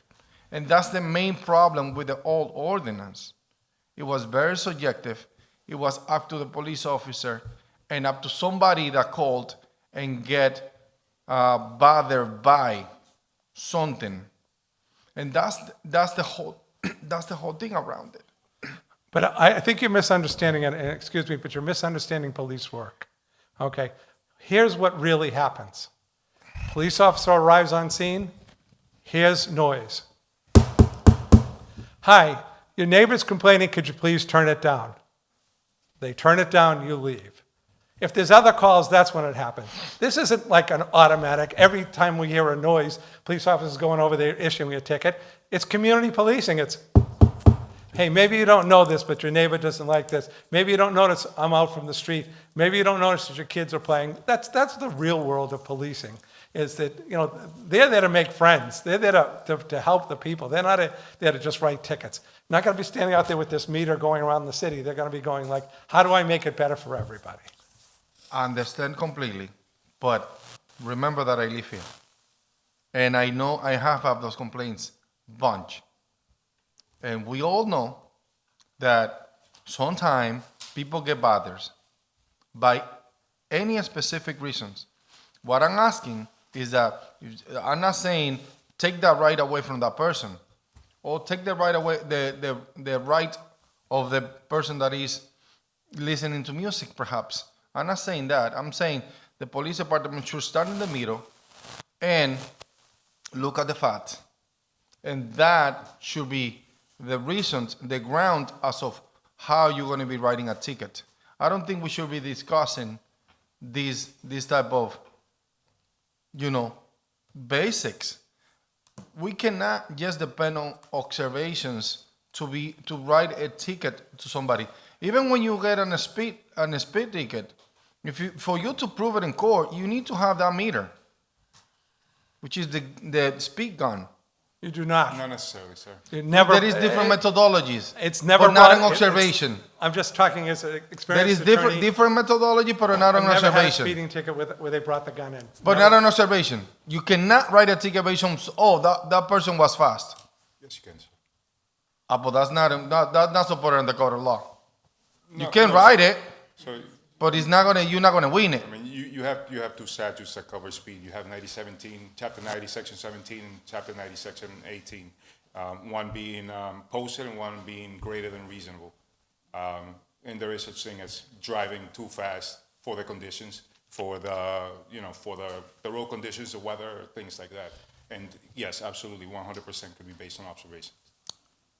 Well, to be honest with you, if it is a weather condition and you sleep and then you have a car that went through the place, yes, it was based on observation, but it was an after the fact situation. That person went in through the hill and probably have an accident. Yes, if it's a fact after the fact. You observe, but it was something else. It's not like somebody passing in front of me and say, "Oh, that person was fast," because it could be observed from different point of view and different perspective. Even culture get into it. Say, "Oh, where I come from, people don't go that fast, so now they go fast." But what is fast? So what is noise? What is the noise level that we expecting? Like that common sense that every officer should have is dependable on so many factors.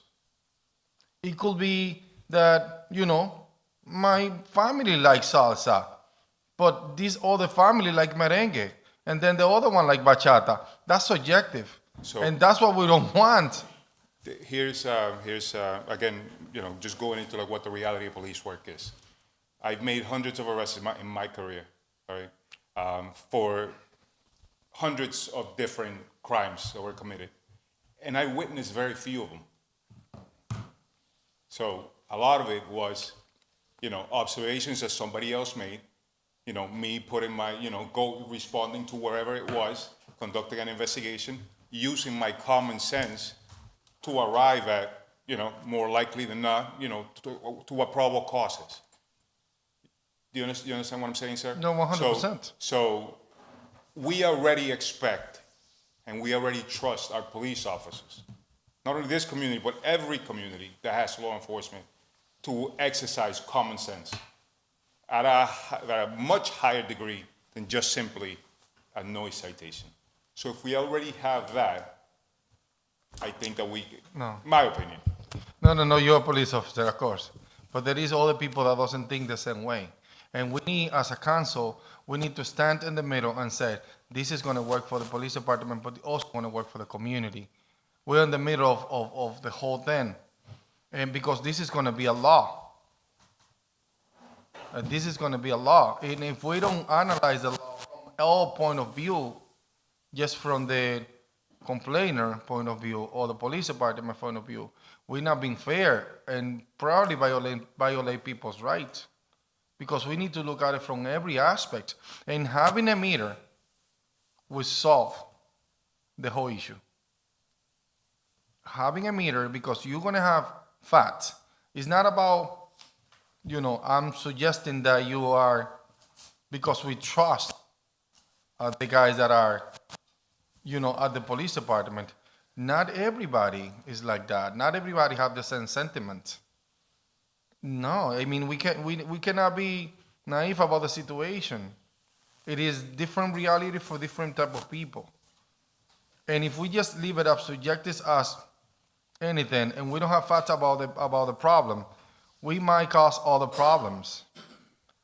I don't know. I don't want to take the whole thing around, but I mean. Just one final note. It should be noted that no community has hundreds of meters. Everybody has a noise ordinance. They're all enforcing it right now. They're all doing it currently, and they're all relying on the police office to enforce it. This is nothing new. We're not creating something out of the whole. I would also say, and I don't want to bring this in, but if tomorrow all of a sudden the police chief came in and said, I need $100,000 because I got to get meters, I got to get training, I got to get all this stuff, I mean, that's a tax burden on the citizens too. This is what works in every other community.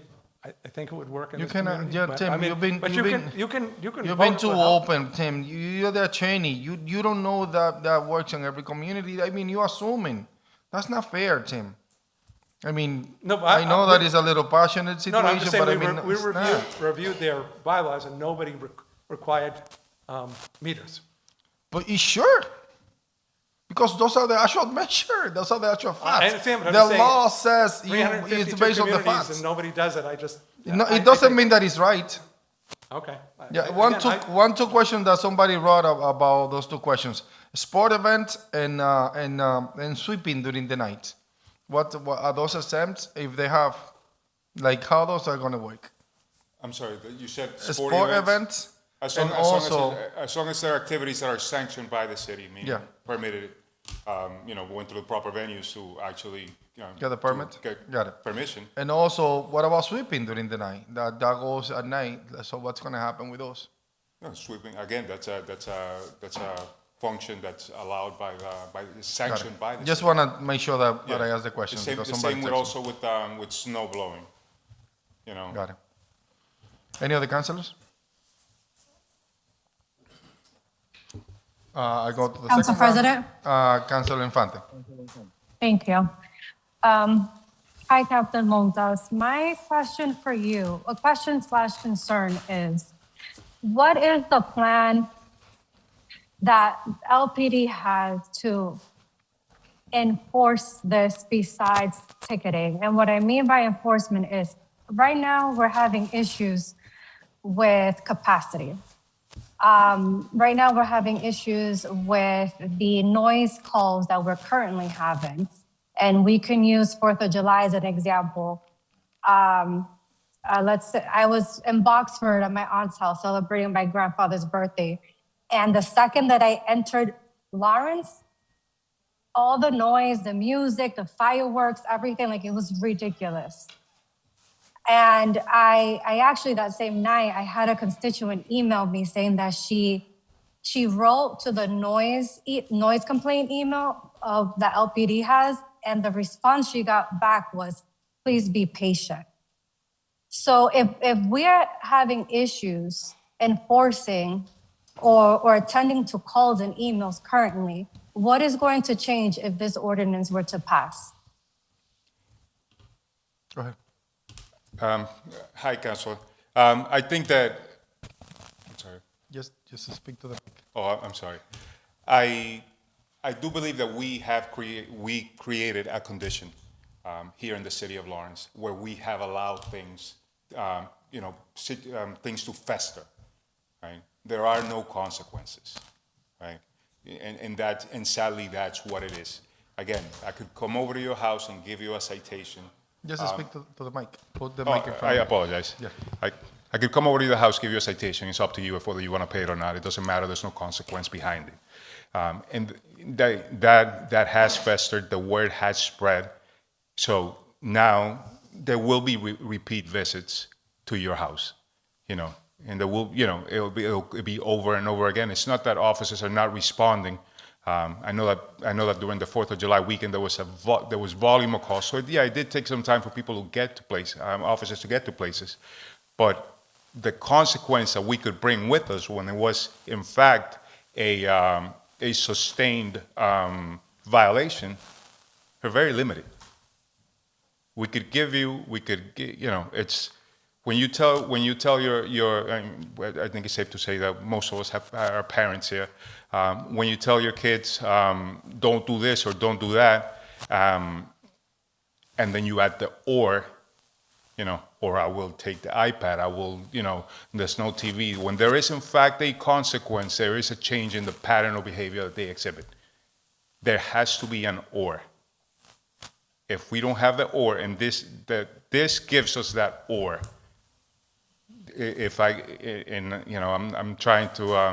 I'm trying to keep it as simple as I possibly can. The Lawrence Police Department is, especially during the 4th of July weekend, I get the emails. I get them directly on my phone. I saw exactly what was happening in the city.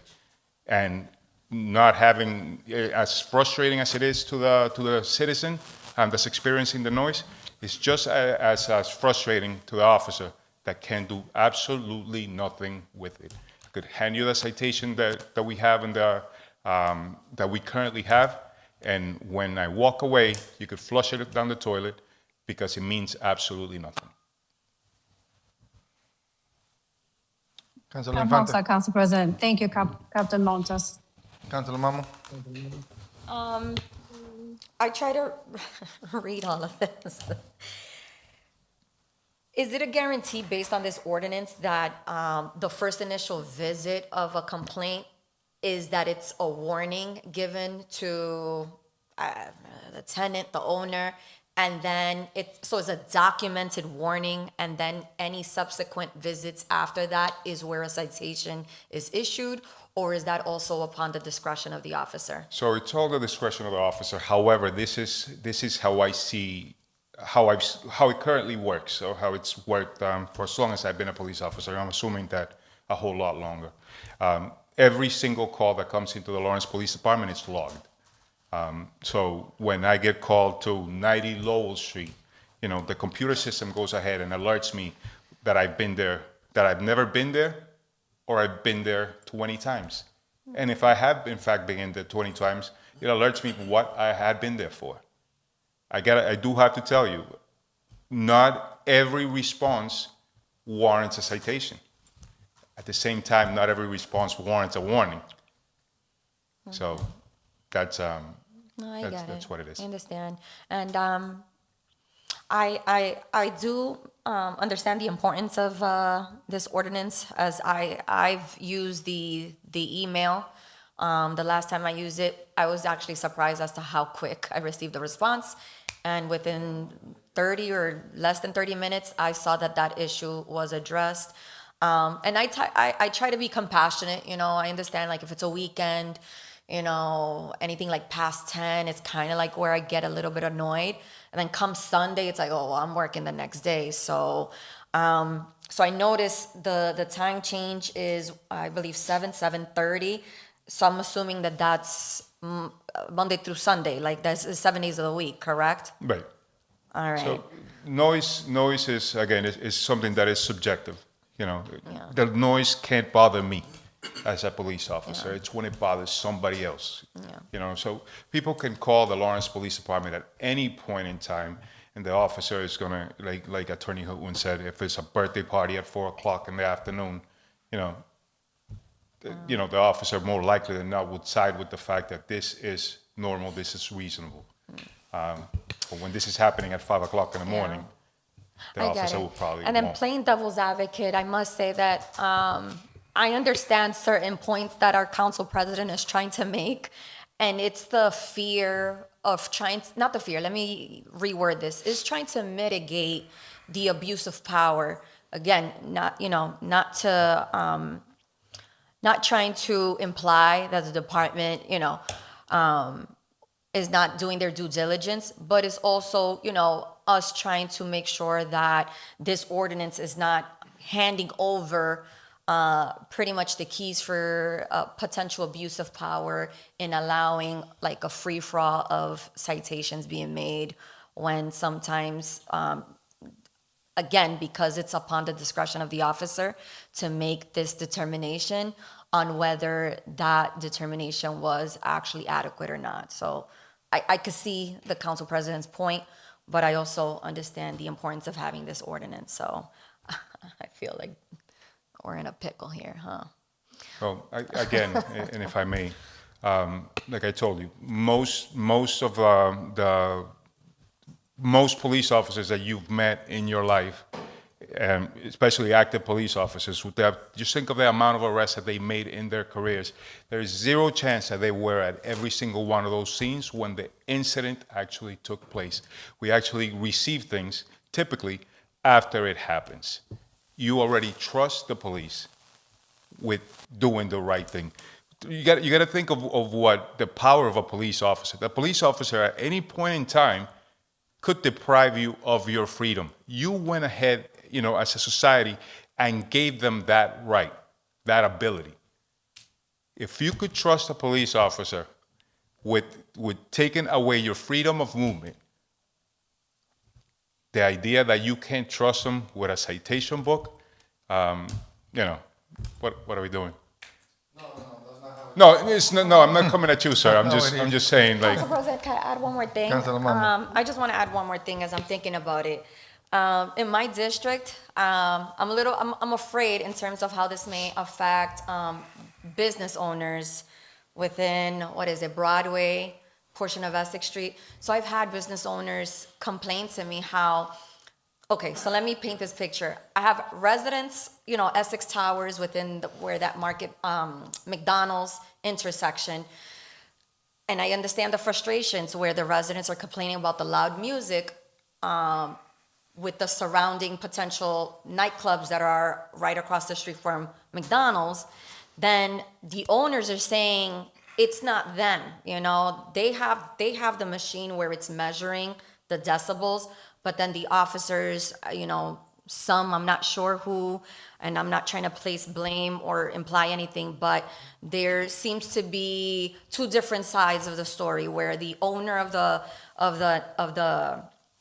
nightclub is saying they're following the regulations based on what is ordinance regarding the decibels that are required, and then the officer saying it is not. So I'm just wondering how that's going to potentially affect these business owners. And then a lot of the times the issues that I'm seeing is that right after folks are coming out of the nightclub, they're congregating at McDonald's. They're staying parked there with their loud music. So I could see how this ordinance could attack those issues. I'm just wondering how this could potentially affect business owners within the nightclub scene. Having personally responded to plenty of venues, you know, nightclubs, restaurants that do have not only live music, but also like just like regular speakers, I'll tell you what my suggestion has been, and it has worked with probably with 99% of the venues that I've been to and addressed the owners. Hey, close the door. That's it. That's common sense. I agree with you. But this is not a ticket in between. No, absolutely. If When they when you give out the ticket, that's when you need facts. No, because that's when you go to court. So You use common sense. That's 100%. So to make an arrest, and I'm gonna go and I'm gonna be a law enforcement geek right now, but I am going to tell you what probable cause is, right? That's the key word. Probable cause. Probable cause is trustworthy facts or inferences that will lead a reasonable person to believe that more likely than not a crime has been or will be committed. That is what probable cause is. I'm going to dumb it down as much as I can. Probable cause is 51%. 51% certainty. From your point of view. Nope, that's the law. That's from your point of view. No, sir.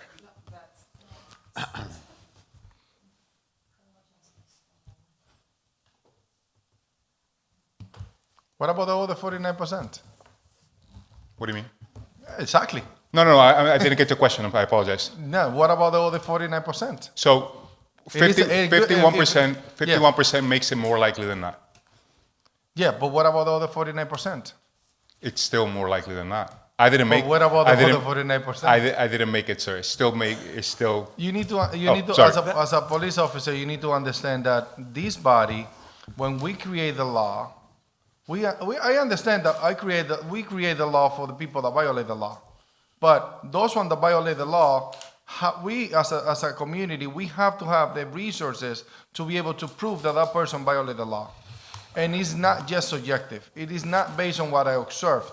If you go to court and say, I observed this person doing such and such, you need more than that. You may not. And the probable cause is the key. Again, I think we're kind of really convoluted. That's the job of the court system. That's not the job of the police department. Everything the police officer does is not gospel. That's why we have trials. That's why we have juries. That's why we have judges. That's why we have clerks there. And that's why you have city councilors that protect the people. But that's why you have city councilors that protect the people as well. Protect the people from yes. what? I don't understand. From what? every portion of society. We need to be fair before we create the law, because the law is the guidance that is going to be used at the court of law to be able to say this person did this and this person did that and violate the law. Again, if you feel that this, again, it's your power to vote whichever your way. If you feel this is overstepping and giving too much power to the police, that's the right of the only thing that I said that this ordinance should have it is not be subjective to an observation. It should be a meter. And I appreciate that's the only thing I've said. I appreciate that's your opinion. Councilor Plan? Thank you. So I have a parliamentary point, and then I have a couple of questions. The parliamentary point, the attorney was right. The council president, by our rules, Rule 4, should not be expressing his opinion. Any council president, it says here, may express his opinion on any subject under debate only by leaving the chair, and in such case, he shall not resume the chair while the question is pending. Council President, you talked about your opinions on decibels, on probable cause, and went back and forth about what your opinion was regarding the role of the council. There were several things. I would encourage you in the future to please relinquish, we want to hear your opinions, relinquish the chair, the gavel, as our rules dictate. That's number one. Number two, I wanted two scenarios on noise. The noise that we hear, or I get calls from, are like neighbor noise. There's a loud music, there's a party, there's something going on. I don't get the 2 in the afternoon birthday party calls. I get the 10 o'clock, 11 o'clock, it's really loud, I'm trying to get to sleep. That's one.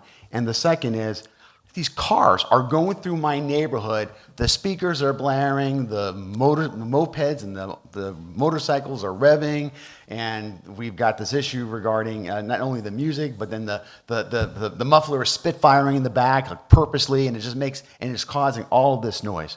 So now with this, if we pass this thing, tell me how this law is applicable, and what would we see from the police department based on the two scenarios I just presented to you? Vehicles and houses, let's say. And so I'll start with the noise coming from the motor vehicles. It's obviously we've all seen it. We all understand that it's a very prevalent issue here in the city.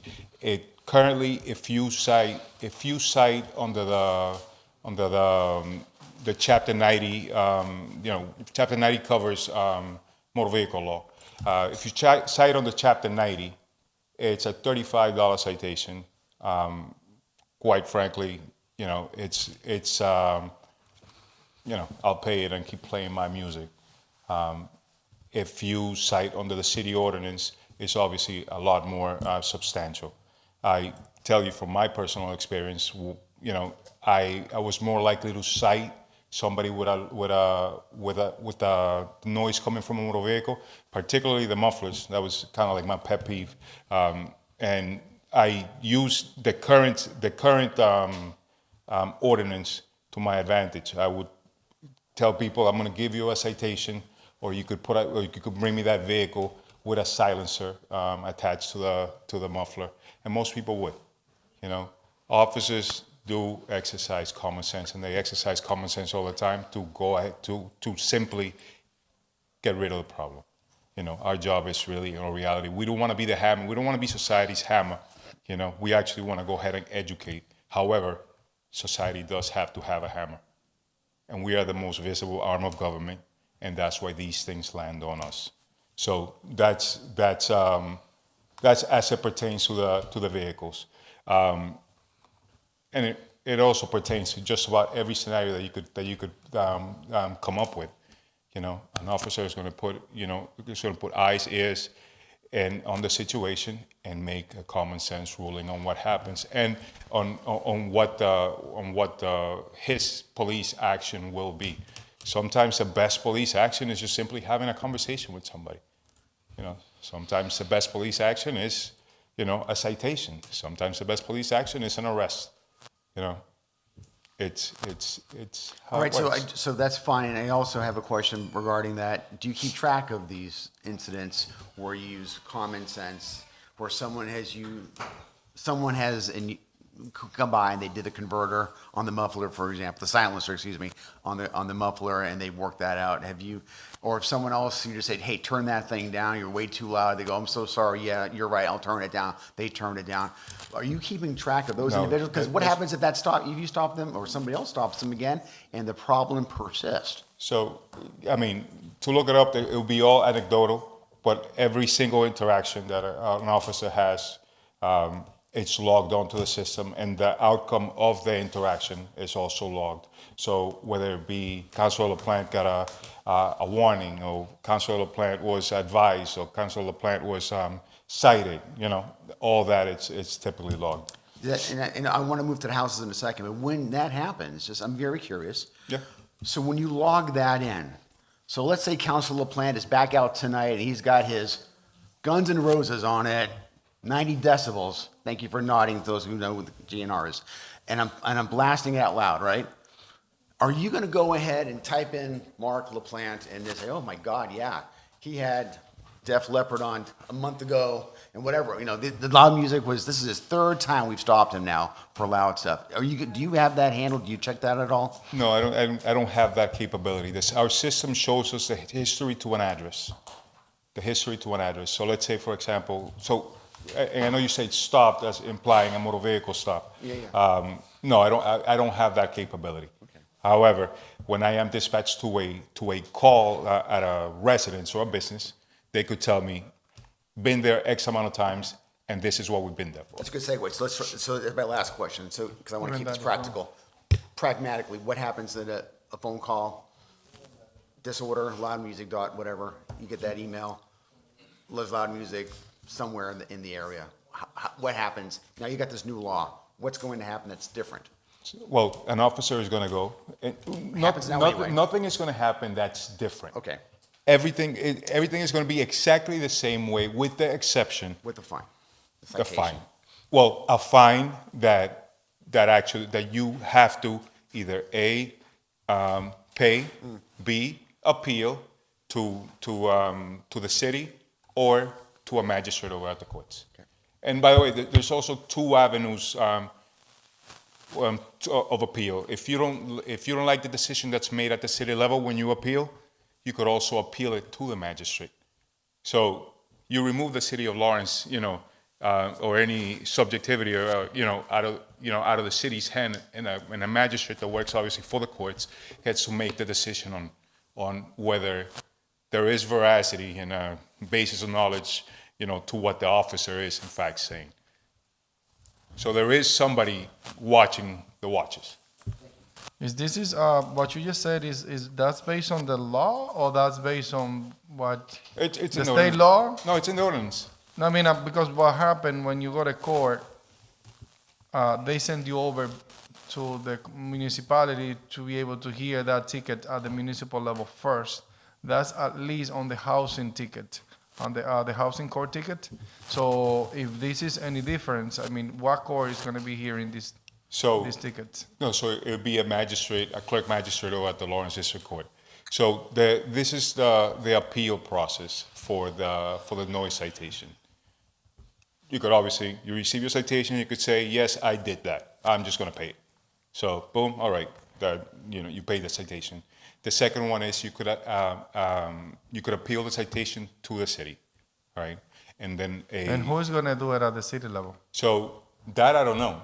You see? Well, I mean, that one is not on me to know, sir. I know, I apologize. understand. That's your 40U, officer. It's going to be on the same as housing? Same as the housing tickets? Same as housing tickets. Yeah, Goes to the same that's what I person. thought. Yeah. So that's why when you go to court for the housing ticket, they send you back, say you need to, the city needs to hear that first. Okay. And then that's on the 41? 40U. 40U. That's on the 40U, and then essentially somebody going to make a determination on that ticket. So somebody, But most likely you won't go to court. so somebody completely outside of that, of that interaction, that initial interaction that yielded a citation, they will hear the matter here in the city hall and make a determination. Let's say that you don't like what that decision was at that point in time. You could also go ahead and appeal to the courts. And the courts, which are completely, even further removed from the situation, then they'll make a determination. The reason why I said previously that 51 is not necessarily, that was from your opinion, 51 is not necessarily a probable cause, is because it's a lot more than that. To a lot of people that might work, but to others, that 51% maybe is above 60. And what I mean by that is that other factor that I don't want to say it, but racial motivation is a factor that is in fact been proven that depending on where you are, here most likely not, but depending on where you are, costs increase. So that's why when people were telling me that 51%, not necessarily, it's a lot more than that. So if depend where you are, it's like I it could do- be 60, 70. I do have the benefit of working for a But I police got you. department, for a minority majority department. No, but I mean, that doesn't So- apply quite much here in Lawrence. I got it. But I mean, even in Massachusetts, not necessarily. Okay. Through you, Council Reyes. Council President. Thank you. Yes. Yeah, let's go. Yeah, Council Reyes first. Thank and then you, Council Councilor. Thank you for review the ordinance and dividing. I love what I see. I understood what Councilor President mentioned, but it's a new ordinance. When you visiting our constituent, because maybe my neighbor is not bothering me, but it's bothering another resident. What is the way to implement the new ordinance to inform to the person have high music, for example? Because right now, when you visiting through our ordinance, it's through observation, because you go there, you inform, and then you decide if they have a verbal warning or they receive a ticket or something like that. What is the difference for the new ordinance when you let them know what is the next step? Because when we implement the new ordinance, you can inform, we have a new ordinance and specify what is the point they need to take in consideration or what is the problem. So, as you guys have probably noticed, under the leadership of Chief Aguilar, the Lawrence Police Department has been significantly more active in social media in attempts to keeping the public informed. And the plan is, if we do actually, if it does in fact pass, to just do a media blast through all of the outlets that are accessible to us, to let the public know that this ordinance is in play.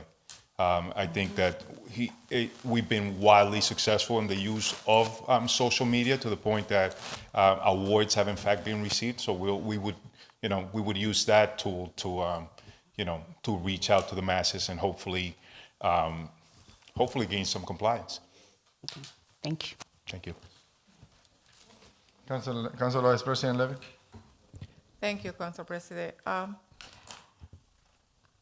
Well, I think so that we haven't covered so many things right now, but one thing that we had a very bad winter last year, okay? And I received a lot of complaints around the area, the Prospect Hill principal, the area around the clinic and the hospital regarding the truck. When they use some, they use like some kind of truck that has some beeper, beep, beep, when they are picking the snow. And when they get it back, and also the other truck that maybe was taking the snow, was dumping the snow on the other truck, and they clip, and people say, oh, I was not able to sleep during the whole night because this truck don't let me to sleep. At one point, I had to call one day the police because I have somebody calling me at 3 o'clock in the morning because they couldn't sleep regarding cleaning and picking the snow. I understand. So obviously that's one of those situations that it's, the Common snow sense cleaning. situation? It's a greater good situation. It's actually outlined within the ordinance. It is the greater good. I would love to let you sleep, but I would love also for you to be able to get up and go to work in the morning. And if I don't clean the snow, it's not going to happen. Common sense. Common sense. But you see how common sense how this situation can bother people. No, I agree with you 1,000,000% on that. And then that's why we're putting a neutral like, you know party. what I mean? It's like that's a safety backup alarm that she's referring to. Correct. But that's why we're putting a neutral party, somebody that has no horse in the race, to ultimately take a look at the situation and make a determination. Excuse me, but Yes. through you, Councilor. Councilor Levy. They have to clean the snow because they need the parking for Right. the next day, for the people who come to the hospital, for the people who's been working. So it's a very bad situation, and I understand. They send me, inclusive, I got a lot of pictures, I had a video, so at 3 o'clock in the morning calling me, look at the video, I can't sleep right now because these people are cleaning the parking and I was not able to sleep. Right. And it's unfortunate that, That's that not people. music. That is not music. It's something that has to be done and that has to Right. It's a necessity. be. It's a Yeah, necessity. sadly. So are we going Councilor to? Mamo. Are we going to find? Are we, Go ahead, Councilor Levy. Are we going to find the clinic, the hospital for? No. Remote? It's detailed within the ordinance that is an allowed activity. Obviously, again, under the guise that, and I think we could all agree, for the greater good. Councilor you. Mamo? Okay, I'm going to be brief.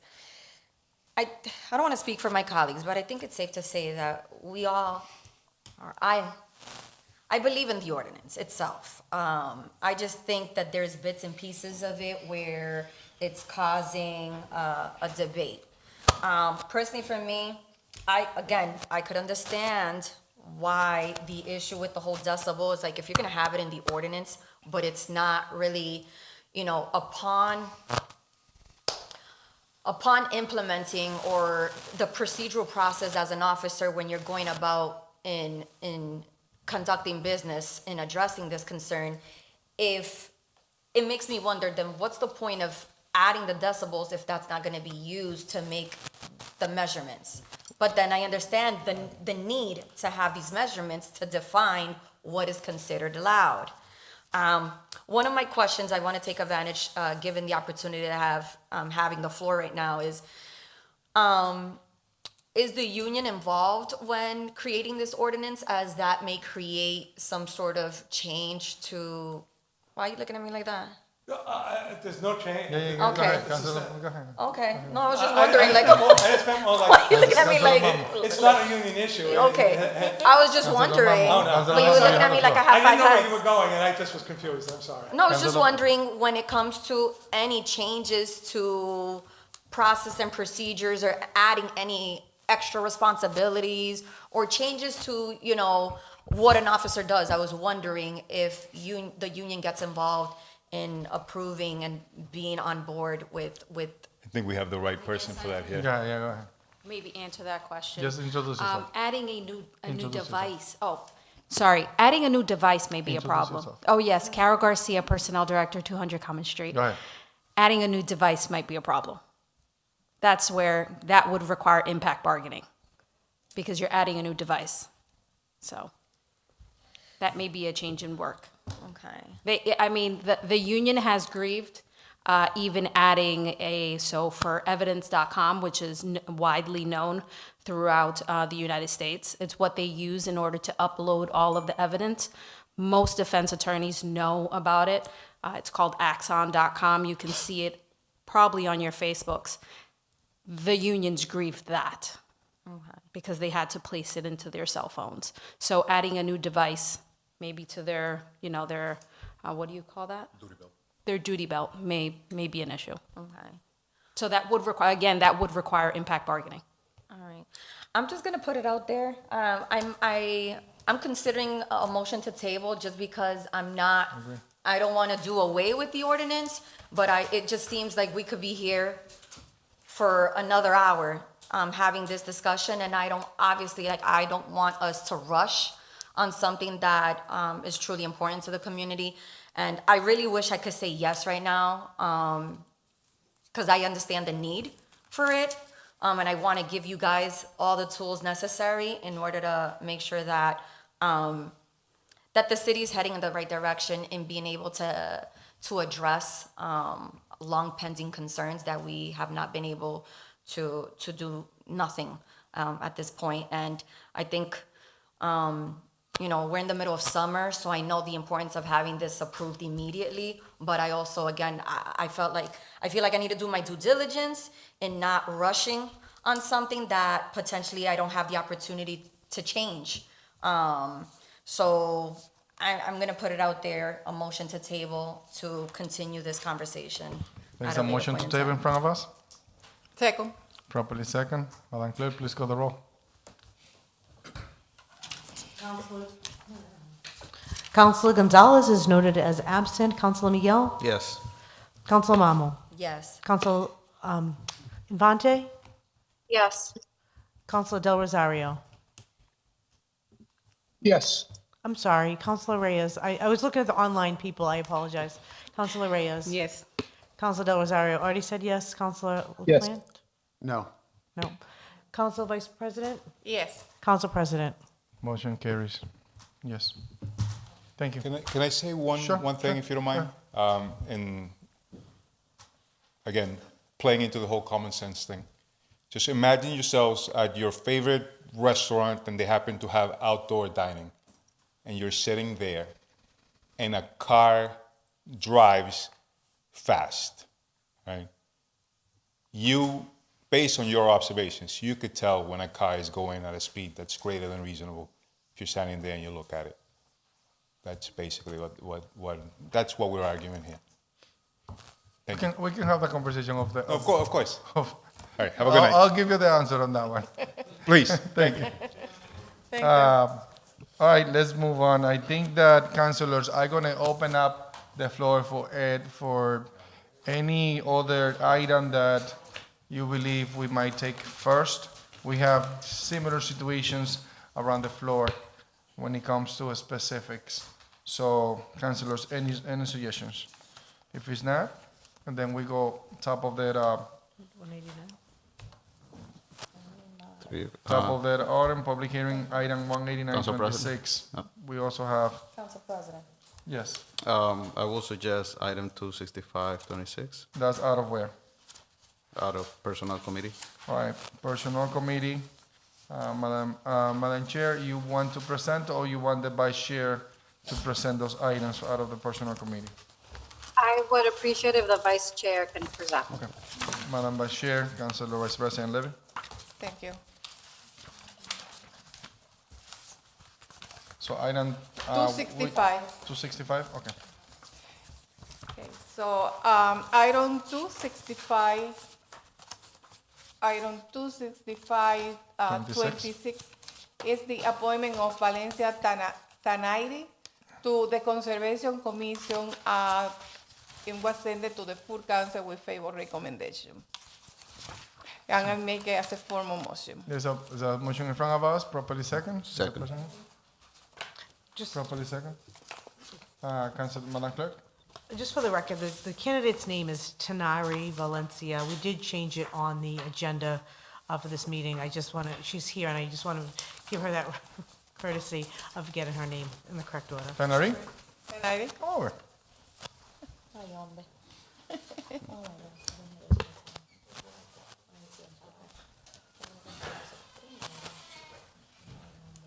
Tanari, just, we just want to welcome you to the city council. We're here to potentially ask you some questions, and if you can introduce yourself and tell your address. And, sorry. go ahead. My name's Tanairi Valencia, and my address is 5 Brookfield Street. And then I am here because I applied to be part of the Conservation Commission. I applied to be part of it because I really believe in its mission, and I'm a dedicated member of Lawrence who has cared about Lawrence growing up here and everything.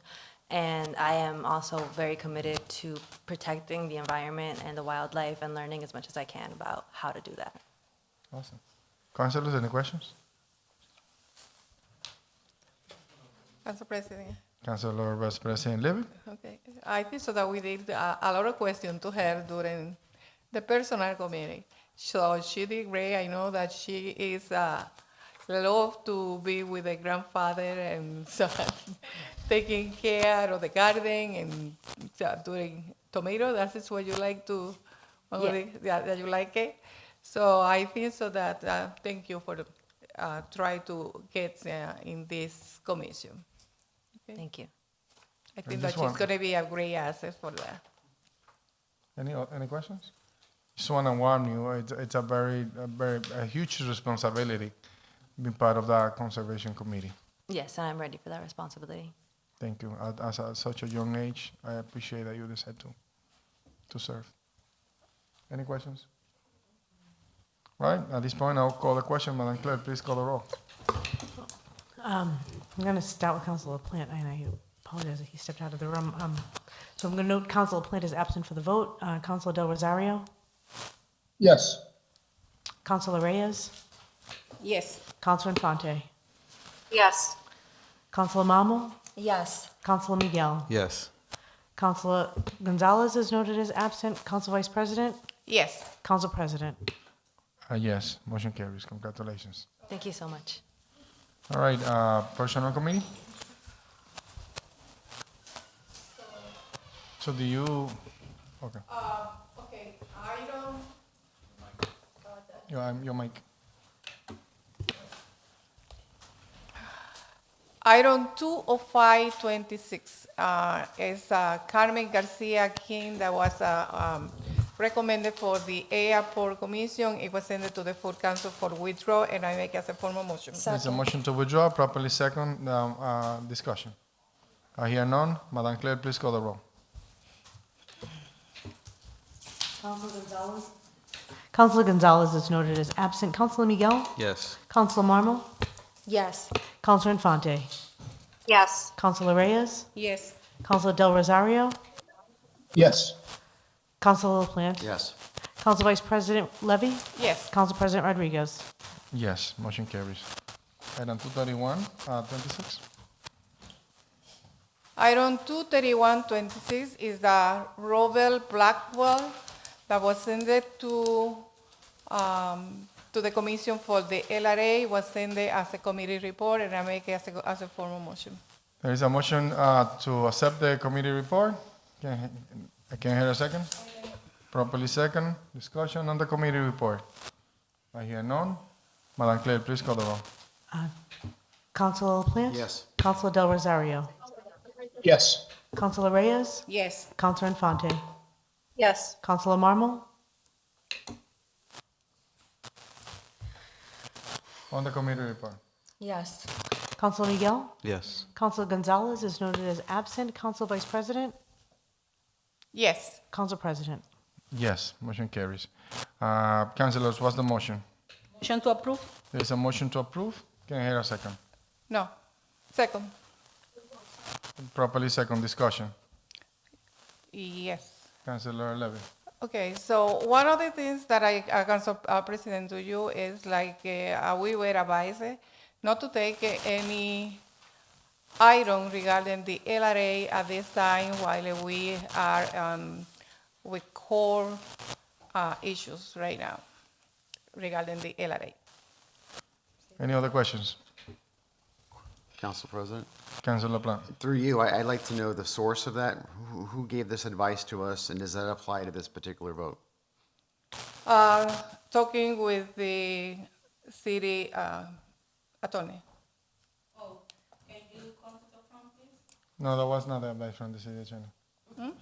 That was not the advice from the city attorney. The email he sent. The email? Yeah, that was not the advice. That was, he only sent one email, and that was the opposite. But I mean, that's okay. Any other questions, Councilor? Councilor Reyes.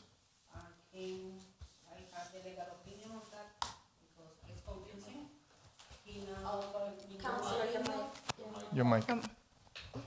Thank you. I would love to see your opinion on this matter because Councilor Levy received from you advice to not voting in favor or denying or something like that. I want to know why. Did not.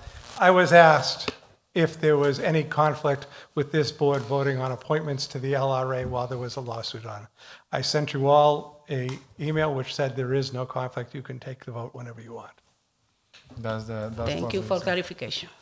All right. Any other questions? I have a comment. Councilor Plant. I'm not going to be supporting either one of these LRAs, and very frankly, it has nothing to do with the qualifications, nothing to do with that. Right now, I don't have a lot of confidence with the redevelopment authority as it relates to the city council.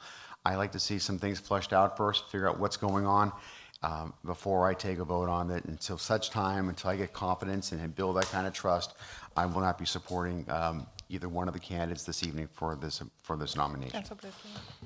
Councilor, let me go to the first rounds first. Okay. I mean, Councilor Mamo. I'll have to agree with my colleague on these on the concerns that he just brought up because I share the same sentiments. I feel like I know we're not in an executive session, but I'm curious for myself and I'm pretty sure my colleagues are also curious to know as to what is the update, as to what has been pending in terms of the legalities between the LRA and City Council. So until I get some sort of clarity, I don't see how appointing members to this committee would seem productive. And so that's my stance. Understand. Thank you so much. Any other questions? Council President. Councilor De Rosario. Thank you through you. I mean, I'm in agreement with all my colleagues. Also, Council President, we need to be very careful with information that we share. If it wasn't shared by the city attorney, they say it in public, but the city attorney advised some of us, which it wasn't true. We need to be careful with that. And also, if we had a executive section, we got to be careful with the information that we're putting out to the public too. That's my point. But Yeah. I'm in agreement with my colleague. Thank you No very problem. much. We're not going into executive session at all. I mean, that's not something that we do as easy, and it was not even posted, so that's not nothing that's being questioned about. Any other questions, councilors? At this time, Madam Clerk, please call the roll. Start with Councilor Gonzalez, who is noted as absent. Councilor Miguel? No. Councilor Marmol? No. Councilor Infante? No. Councilor Reyes? Yes. Councilor Del Rosario? No. Councilor LaPlante? No. Council Vice President? No. Council President? No. Motion fails. Motion fails. Item 26626. Item 26626, it was sent to the full council as a committee report, also for, and I make it as a formal motion. There is a motion to accept the committee report. Properly second. Discussion on the committee report. I hear none. Madam Clerk, please call the roll. Councilor LaPlante? Yes. Councilor Del Rosario? Yes. Councilor Reyes? Yes. Councilor Infante? Yes. Councilor Marmol? Yes. Councilor Miguel? Yes. Councilor Gonzalez is noted as absent. Council Vice President Levy? Yes. Council President Rodriguez? Yes. Motion carries. Councilors, what's the motion? Motion to approve. There's a motion to approve. Item Second. 26626. Properly second. Discussion. I hear no questions. Madam Clerk, please call the roll. Council President, Councilor De Rosario. Councilor Infante. Thank you. Can you remind me can you read the title of the doc, please? Yes, this is the appointment of Rolando De Castro to the Lawrence Okay, thank you. Redevelopment Authority. Thank you. Madam Clerk, if it is no questions, please call the roll. This is to accept the nomination. Councilor Gonzalez, noted as absent. Councilor Miguel? No. Councilor Marmol? No. Councilor Infante? No. Councilor Reyes? Yes. Councilor Del Rosario? No. Councilor LaPlante? No. Council Vice President Levy? No. Council President Rodriguez? No. Motion fails. Item 26426. Item 26420, hold on. Item 26426 is the extension of Santiago Matias for the temporary appointment as Director of the Office of the Planning and Development for 90 days. So it was sent to the full council as a committee report, and I make it as a formal motion. There is a motion in front of us, Second. properly second, for the committee report. Discussion? There is none. All those, Madam Clerk, please call the roll. Councilor LaPlante? Yes. Councilor Del Rosario? Yes. Councilor Reyes? Yes. Councilor Infante? Yes. Councilor Marmol? Yes. Councilor Miguel? Yes. Councilor Gonzalez, noted as absent. Councilor Levy? Yes. Council Vice President Levy, thank you. Council President Rodriguez? Yes, motion carries. Councilors, what's the motion? Motion to approve. Second. There is a motion to approve, properly second. Discussion. Discussion. Councilor De Rosario. Thank you, through you, Council President. In my years at the City Council, I never seen that we deny a 90-day extension. And I have a question for you councilors that have been there longer than me. Has anybody before my turn had been denied the 90-day extension by any means, any departments or anybody else? Has it been denied ever? I mean, the time that I've been there, nobody has been denied the 90 days while the transition. It's finding somebody else to be in that position. Not just this one, any position. But you guys have been there longer than me. Has it been denied before? And if you guys know, please, I would like to know for the people that have been there before me. Councilor LaPlante? You've been here for 22 years. The only one that's coming to mind, but I'm not sure how that, it was with one of the previous ISD directors. That was one that was, I thought, close or controversial, or didn't go through the 90s and just kind of went on. So for some reason that's sticking in my head, but I'm not remembering anything else. Councilors, any other questions? Thank you. No problem. Any other questions, councilors? Any questions to the candidate? Council President? Councilor Infante. Thank you. This is not for the candidate. This is, I don't know if there's anyone there from the administration that can answer this, but I recently read an interview that the candidate did with Noticias de Valley, or in English, the Valley News. And within that interview, he stated that when the acting opportunity was presented to him, he did mention to the mayor to act on this position and to post the position. And that was the advice that he gave to the mayor, according to this interview. I would like to know from someone within the administration, why within these 90 days, because 90 days is a long time, why did the mayor choose not to take action on this position, knowing that it is a temporary position at the moment? Anybody from the administration? Just introduce yourself. Santiago Matias, 32 Adams, Lawrence, Massachusetts. First, thank you for the opportunity to be here. When I be chief of staff for City of Lawrence, acting chief of staff, for first time, I bring here the chief of police who was acting due to the problems that we have in the city. And he was here 3 times, not only 1 time. He was here 3 times because the law said he need to be here every 90 days. If I do him with him, I ask him to the mayor that I has to be here. You got the choice to say yes, to say no, but I'm going to comply with the law. Mostly.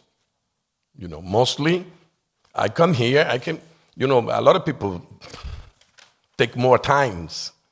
They spend like 6 months, 9 months, 1 year. I know people who've been 5, 6 years acting, but the law says 90 days. We have to be here in front of you. And that's why I'm here. Any questions, councilors? Council President, I still have the floor. Yeah, let's allow Councilor Infante. Councilor Infante. Thank you.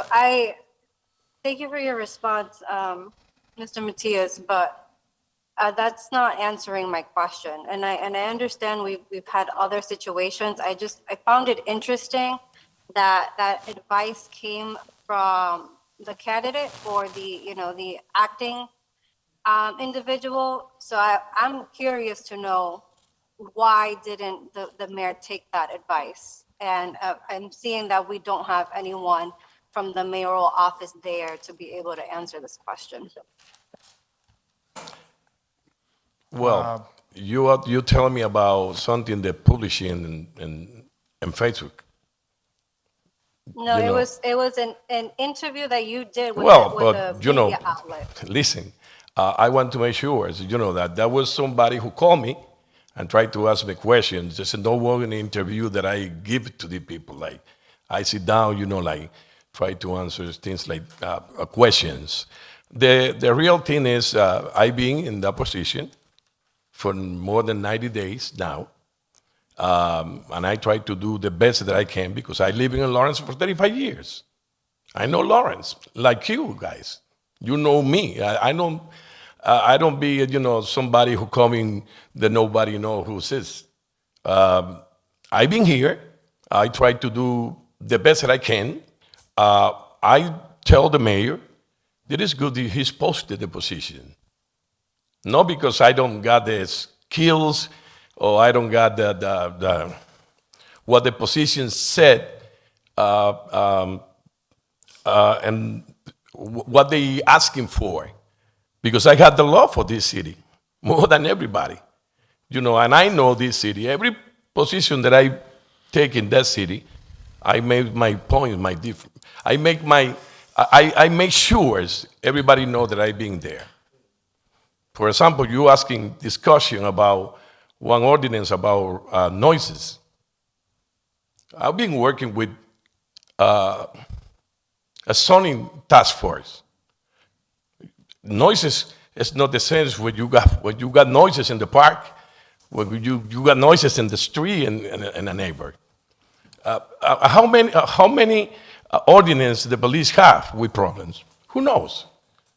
We need to stop doing ordinance, by one. We need to do something to correct all ordinance that we have. That's something that I've been working in 90 days. I've been here because we're going to move in the 21st, bring the offices from 360 Merrimack to 255 SS Street. It's a building city. This building belongs to the city. We don't want to pay there. We got better services for the community, for the citizen. I don't know if I answered your question, Councilor. No, but thank you. I do want to make it clear, Council President, and to my colleagues and everyone present and watching at home, that my question is not related to you, Mr. Matias, but I was curious about that advice and curious about the mayor's response to that. And that was where my questioning was coming from. Well, I sit down with Council you. President. I sit down with you, Council. You remember, and I'm telling you that we're gonna be here 90 days, because I can be by myself here. He has to send me here, and I'm here.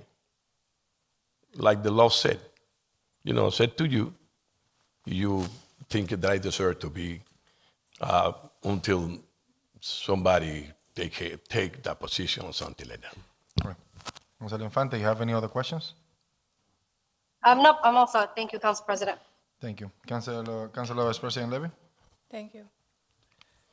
It's not, Mr. Matias, it's not it's not regarding you, but I'm gonna read something in here. It's like the ordering of the temporary appointments, so that people can hear what it says. It's ordering 02.04.081.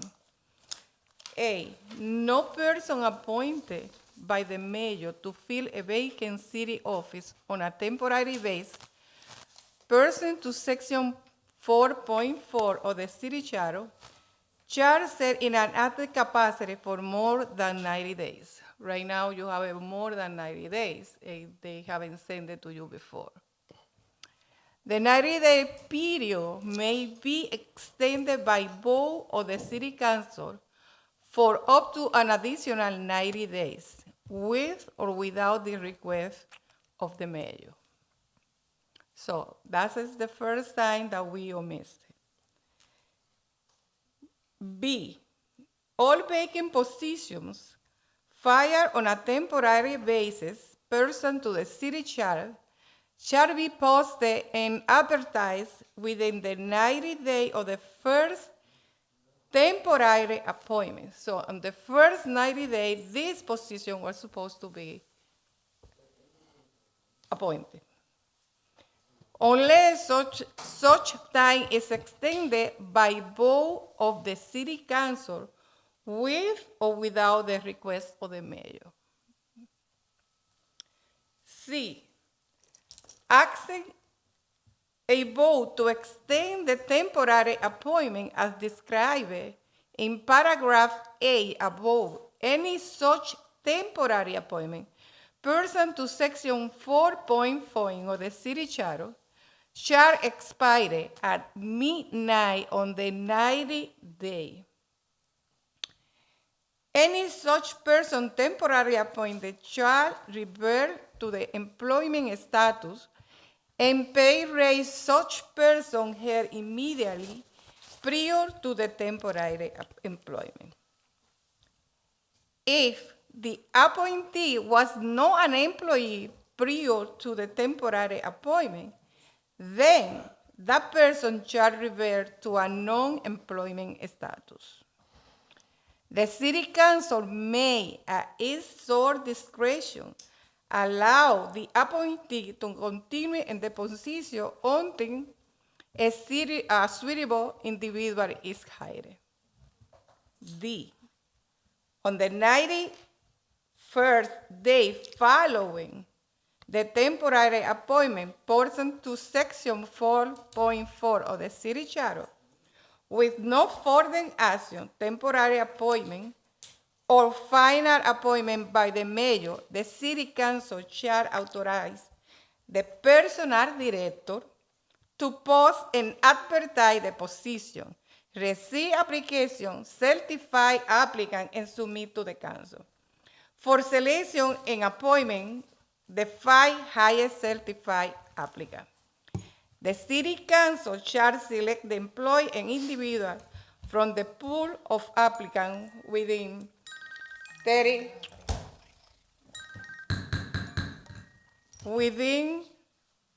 days. So that is what the ordinance says. So right now, so you are over the 90 days.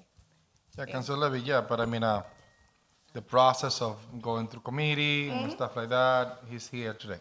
Yes, sir. And that was close enough to the 90 days. I mean, I think it's fair. 90 days went up, but I mean, he's already here.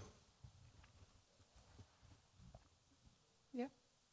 And the process of the process of the Yeah, committee. we are on the process right now. And It is up to the committee, it's up to the council Madam to Vice Chair, decide in. as I said when I started, I know that. That's why when the chief of police, acting chief of police, being here, you congratulate the administration in that time because for first time somebody was here in 90 days, 3 times in a row. And I'm here. You know, I know everything you read there is the law. And you said something right. It's your right to say yes or no. You know, somebody asked me like, you have to call every councilor and try to get the vote. I said, no. I'm gonna be there, looking you in your eyes and telling you, you know, like, I've been there working hard for the city of Lawrence. Council President. If any, Councilor Levy, you still have a question? I still have the floor, yes. No, but I mean, you still have a question? Yes. All right, Councilor Levy? Okay, thank you. Yes, okay, I understand what you say, but are we going to continue doing the same thing, like talking through the past and continuing to the future, doing the same thing? Are we going to continue and overpassing the ordinance? So why is the reason why we have an ordinance in here and we are not complying with that? That is my question.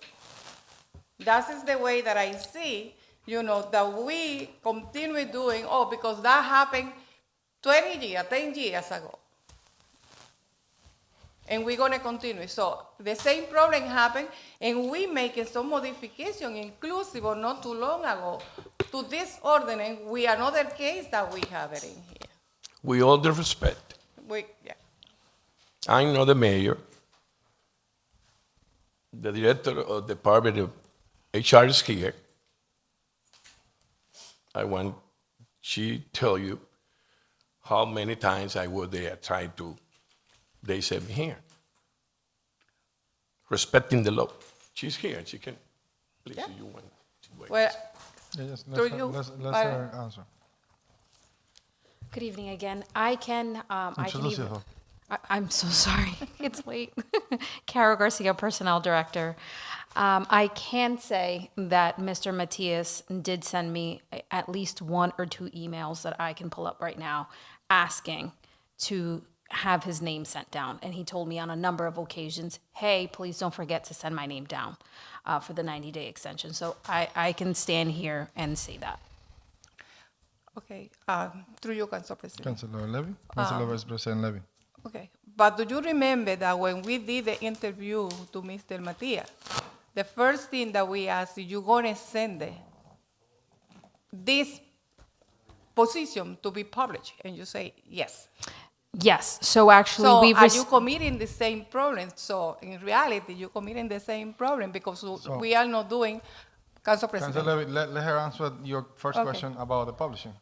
So we actually received the requisition, which is the document that's required prior to posting the position, literally right before we came down here today from the mayor's office. So tomorrow morning, the position will be posted. There you go. Okay. My confidential secretary did it without even letting me know. Even better.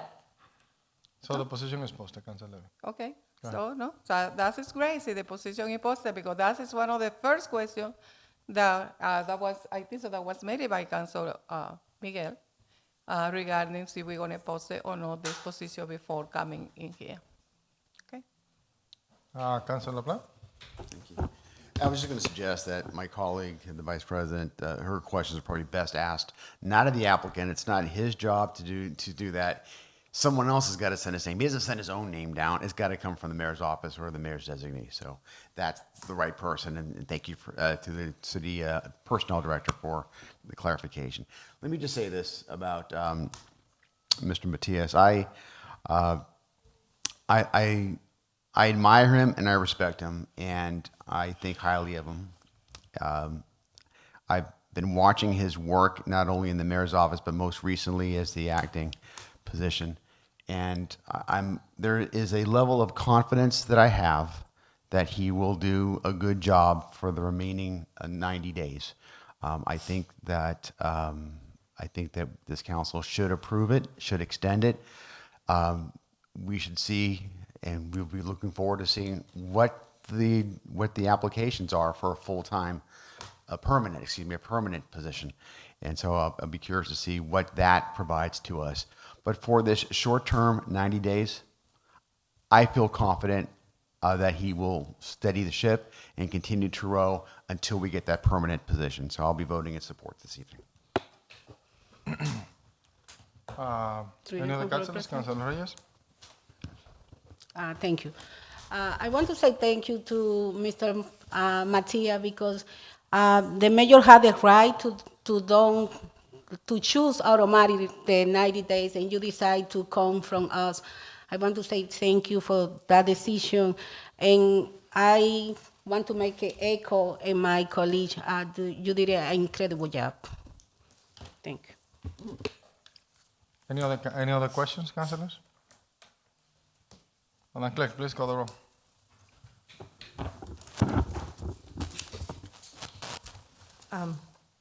Councilor Gonzalez is noted as absent. Councilor Miguel? No. Councilor Marmol? No. Councilor Infante? No. Councilor Reyes? Yes. Councilor Del Rosario? Yes. Councilor LaPlante? Yes. Councilor Levy? No. Council President? No. What's the count?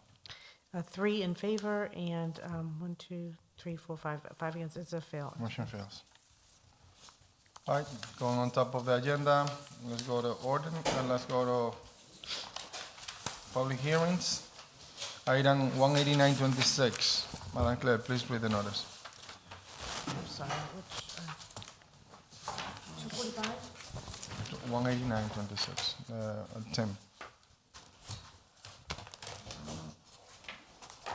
So you can go home. I'm sorry. Motion to pass 10. There's a motion to pass 10, Second. properly second. Madam Clerk, please call the roll. Quickly. Councilor LaPlante? Yes.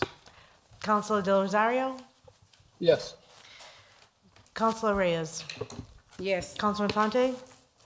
Yes. Councilor Mamo? Yes. Councilor Miguel? Yes. Councilor Gonzalez is noted as absent. Council Vice President? Yes. Council President? Yes. I'm looking for 189. You want to read it from here? I really don't, but I'll, just the print is so small. I got it. I thank you for your patience.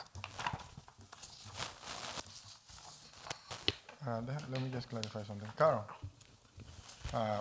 your item, the 275, that's to order a public hearing. 275-26? Yeah, Yes. that's to order a public, do you have any other? I'm so sorry, Do you yes, have and any- 276-26. Okay. They're both to order public They're hearing. both to order a public hearing. I'm sorry? Those are both to order a public hearing? No, it's in front of you. It came from It's a committee. proposed ordinance. It's a proposed ordinance, So yes. we need to Oh, order a public hearing. I The would defer to you. I'm not sure what the 275-26. order is. Yeah, it's to order a public hearing, so I think you good? You should go home. Okay. Okay. So we're gonna. I don't want to stop you more than what you have. Okay. Council President, so we're gonna continue with the ordinance? No, we're gonna go to at the top of the ordinance, which is item 18926. Yeah.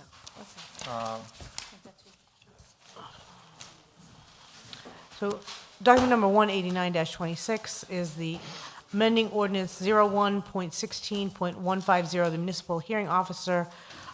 Be it ordained that the city of Lawrence, that the revised ordinances of the city of Lawrence are hereby further amended by adding the following subsection F to section 1.16.150 of the municipal code, municipal hearing officer, F, indemnification.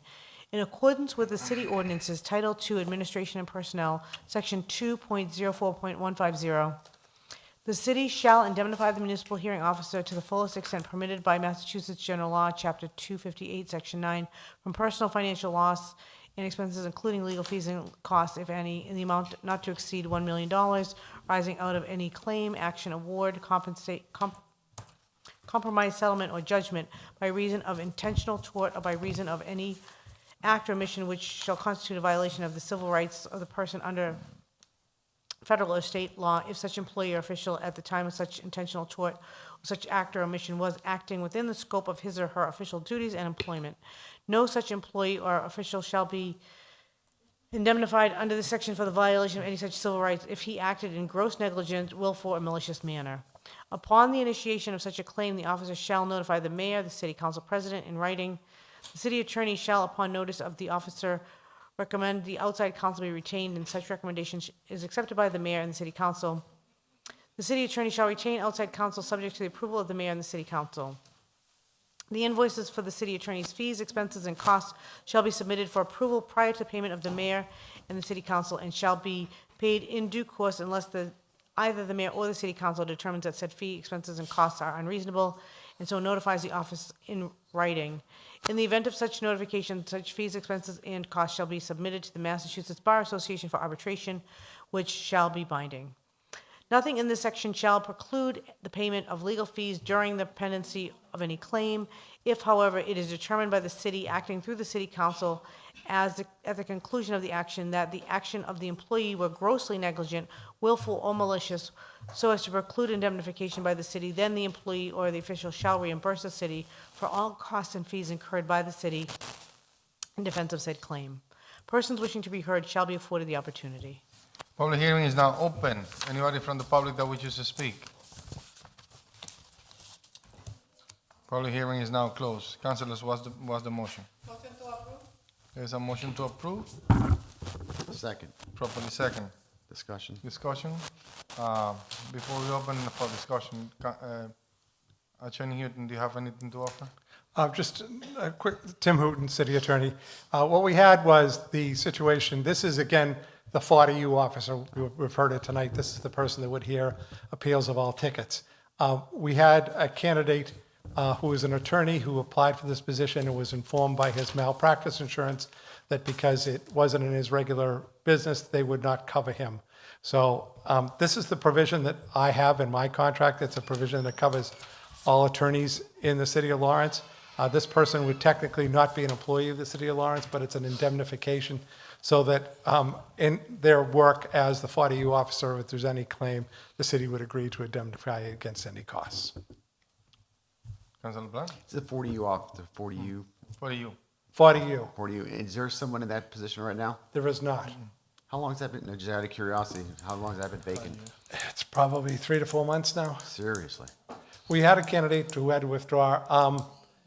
I do have another candidate that I'm trying to convince to apply because there's two groups of people that can do this job. One is attorneys and the other is former fire chiefs. So you don't have to follow far down the rabbit hole to see who I'm thinking of to see if they want to take that position. So Why is it so difficult to get somebody? first of all, for the most part, you're a lawyer or a fire chief. There's not that want to do this. Come here for a couple hours every week. Most people aren't interested in it. They have their full-time jobs. This is a part-time, couple hour a week thing. It's kind of a more of a thing that a retired attorney or somebody would do.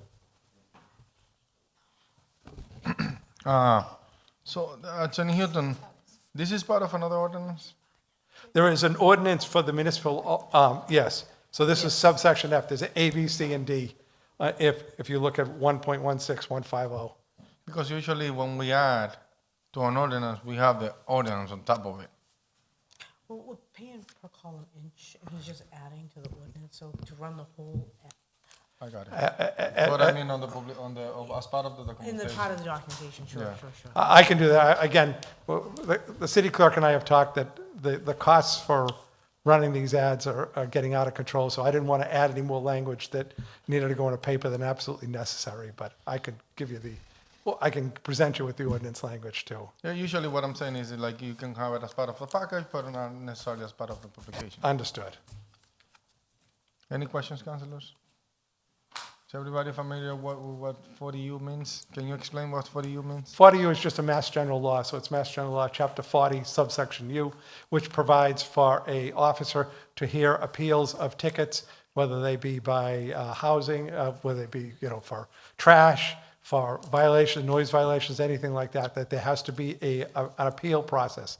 And the person that appeals to them, if they then disagree with that officer's decision, they can appeal to the district court. But without that officer, the tickets become unenforceable. They have to have a right of appeal. And that was because of the city app on that law back then, like probably 8 years Yeah, ago. for the longest time, we had a retired fire chief. We recently just had an attorney that did it for about 2 years, and he just decided to give it up, so we're just trying to fill it at this point. Any questions, councilors? At this time, Madam Clerk, let's allow Councilor Mamo to come back. We'll call the roll. Councilor Mamo. Yes. No, not me. Not yet. Give me a second. Yes. Oh, no, Not still yet. not. He just wants you back here so you can vote. Want you back so you can. What? Counselor, this is on document number 189-26, the 40U officer. I'm going to start with Counselor Gonzalez, who I'm noting as absent. Counselor Miguel. Yes. Counselor Marmol. Yes. There you go. Counselor Infante. Yes.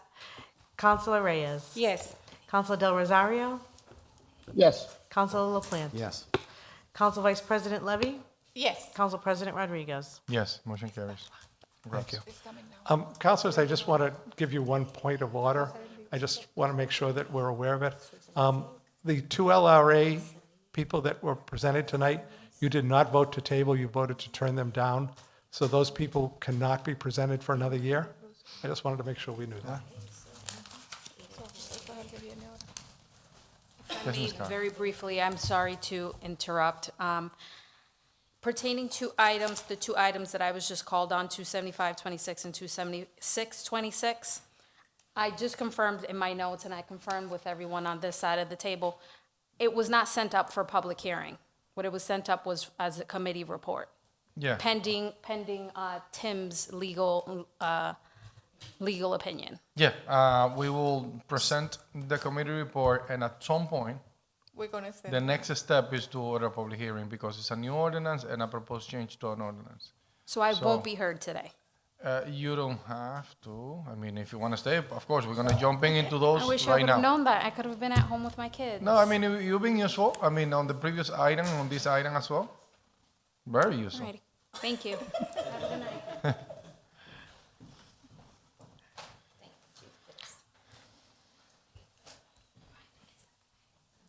All right, let's go on top of the agenda, and then we have, do we have any notes on the, on who's here? Through you, Council President, if we, I'm not sure if I am able to propose Of to course go you out are. of order. Just tell me what item. Item 26926, the naming of a park under construction Okay. on Bay State Road. Okay, let's I'll do- let the Madam Chair of let's do- Ordinance. Yeah, Madam Chair of Ordinance, please. Item 26926. Item 26926 is the naming of the park on the construction on Bay State Road as the Billy Robertson Park. As was sent to the full council with favor recommendation, and I'm making as a formal motion. There's a motion in front of us, Second. properly second. Discussion, Councilor Plan. I'd like to, first of all, offer a friendly amendment, but if not, I'll just offer an amendment, a standalone amendment, hopefully we can get a second, and then take a vote on it. So I'd like to offer a motion to amend this to include not only Mr. Billy Robertson Park. Billy Robertson, There's no R in his name, right? Robertson yeah? Robertson, yeah. Robertson. Park, to include as a co-person, Edward F. O'Sullivan, who had a park there previously that's been disbanded for some time and doesn't have a park. So I can make a motion to have two names for the park. And I can explain who Edward F. O'Sullivan is if I get a motion in a second. Second. Thank you. So this is a standalone motion? Yep, and it's Council- been properly second. Council President, Give me 1 minute, Councilor Levy. Let me clarify this. So we have a underlying motion, and now we have a standalone motion, which it's in order, and it's been properly second. Discussion, Councilor Plan. So this will not take away from Mr. Robertson, but actually include Mr. Edward F. O'Sullivan. So I've been doing some research on a lot of different things over the past several years, not since I've been originally on the council, not since on this iteration of the council, but ever since I was involved in the World War I project, probably in 2018 or so. And since that time, slowly, I've been learning more and more and more about the naming of different places. This one is Edward O'Sullivan. I probably found out maybe a couple years ago or so. Here is his story, and this is why I submit that we would include his name in there. According to the Evening Tribune, Edward F. O'Sullivan was one of the brightest products of Lawrence and was always a popular favorite. He was a senator, a soldier, a writer, an orator of marked ability. This is a brief story about him, so that we have an understanding. O'Sullivan lived a short life, but it was full of public service and accomplishment. He was a partisan politician, a Democrat, an engineer, a military leader, and a major newspaper contributor. The park, located on Water Street where the Boys and Girls Club is today, was named for him and rededicated in 1918. O'Sullivan was educated in Lawrence Public Schools and graduated at 16 as an acclaimed poet and orator from Lawrence High. He graduated in 1874. He was a student of Emily Weatherby from Weatherby School fame. As a teenager, he was involved in the Corps of Engineer that helped construct the Lawrence Waterworks. In 1876, he formed the Company I, 6th Regiment of the Massachusetts Volunteer Militia. He then left, and at the age of 19, to attend college at Ottawa, Canada University. He had a side job as a math teacher that helped pay his tuition. Also, while in college, he formed the football team that won the Canadian Championship, the Yales. When he returned to Lawrence, his application as the principal of the Saunders School was rejected, so he decided to run for state representative and won.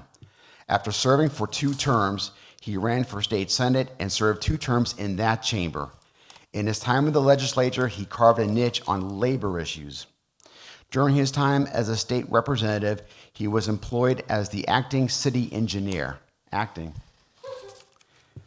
key accomplishment while he was engineer was completing the Spigot River Valley improvements.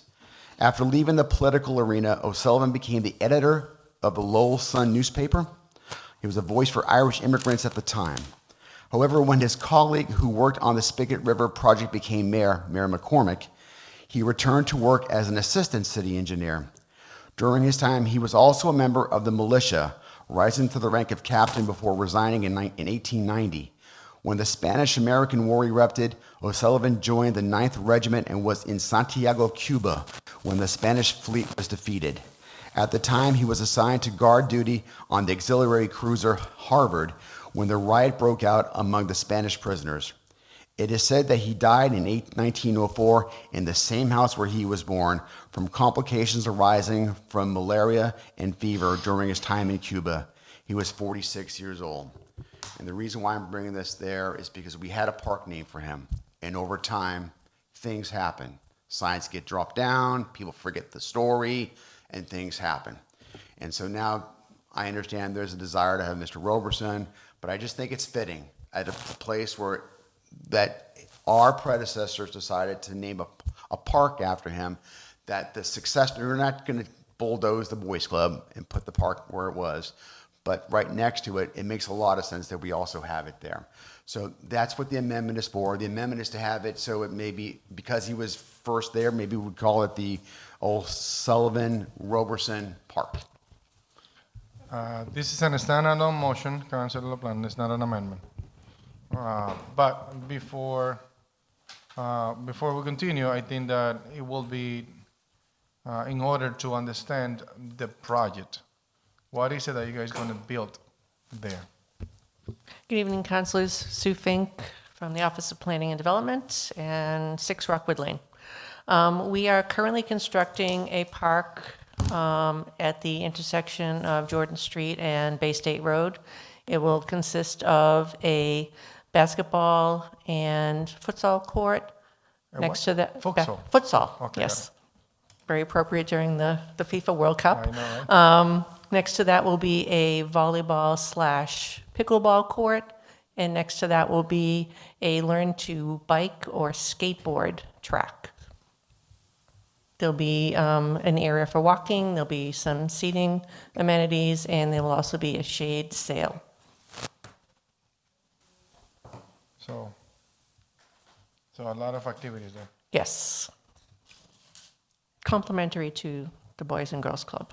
So this is a standalone motion to accept a second name that was previously on the same area, I believe, to be named as two names at the same park. Is there a possibility that we can find common ground and actually name a portion of the park, perhaps a basketball court or something around the same name that Councilor LaPlante just mentioned? Sure, that's certainly a possibility. So, Councilor LaPlante, is that something that you can consider? Potentially within the park, a section of the park to be named, one of the sport facilities to be named under the person that you mentioned. So I like to keep the motion intact, and the reason is why we already have set precedent with this. We actually have Hayden Schofield already right down the street from here. They were both World War I. They both were killed in World War I. So we've actually had precedent. This man had his own park, and to now say we're just going to give you a little section of it, we should at least give him the park as well as with the other individual, because that was what this proposal is for. So it just seems fair to me, if the family was here today, this is 100 years ago, there's nobody advocating for Edward F. O'Sullivan. I don't even know if he has family in the area. Probably not. Probably doesn't know anybody. He doesn't have a voice. There's no voice for him. But if the family was here today, I think they would say, yes, why don't we have both? Why can't we share it? And so that's what this amendment does.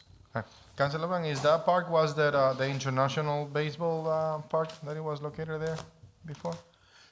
So back in the day, before the Boys Club got there in 1961, there was an actual park. A baseball park. Yeah, there was a baseball field that was there. That was the sport at the time.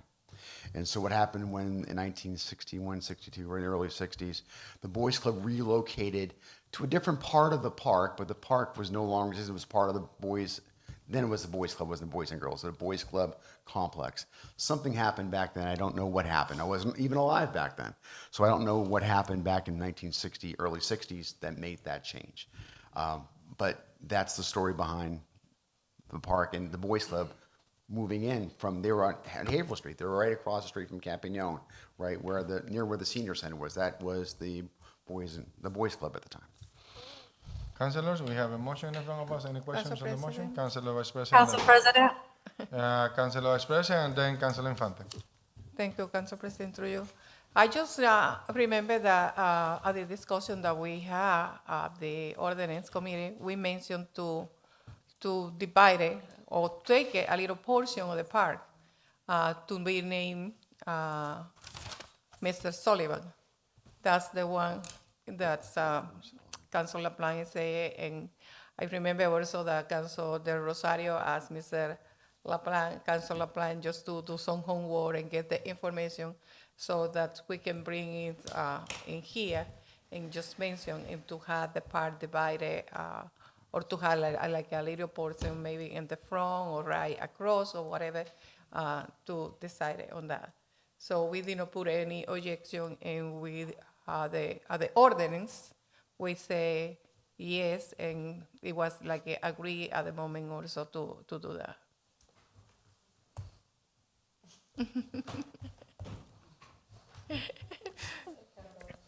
Yeah, I'm not sure I understand what the question was.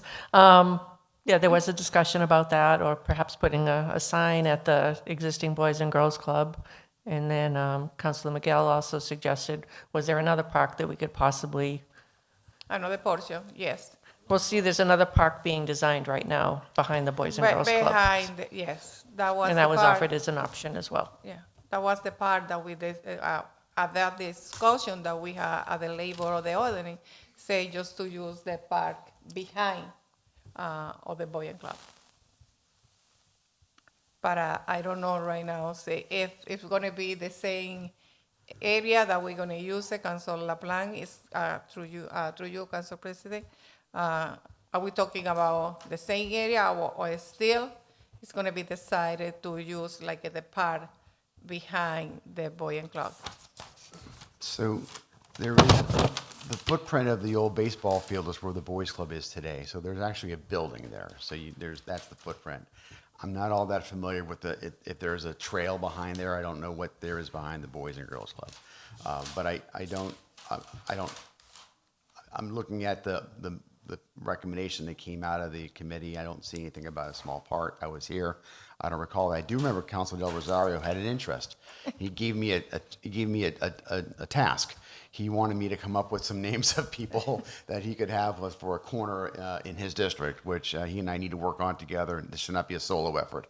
But that's what I came across from that conversation. Yes. There was some talk about that, but there was no definitive. There was just like, maybe we can do this, maybe we can do that. And so this evening, I wanted to offer, thank you for the second, I want to offer a motion and see what the will of the council is. This guy deserves, Mr. Robertson, I never met him before. He sounds fantastic.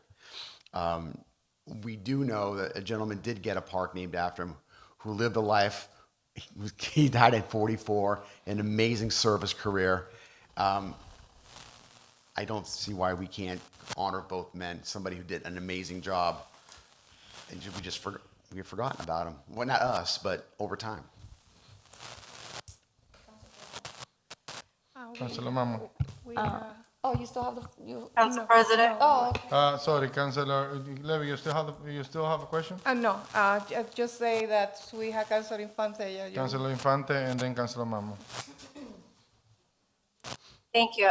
Through you, Council President, can we have Councilor LaPlante repeat Mr. Sullivan's involvement with the Saunders School again, please? Sure. My pleasure. Saunders School.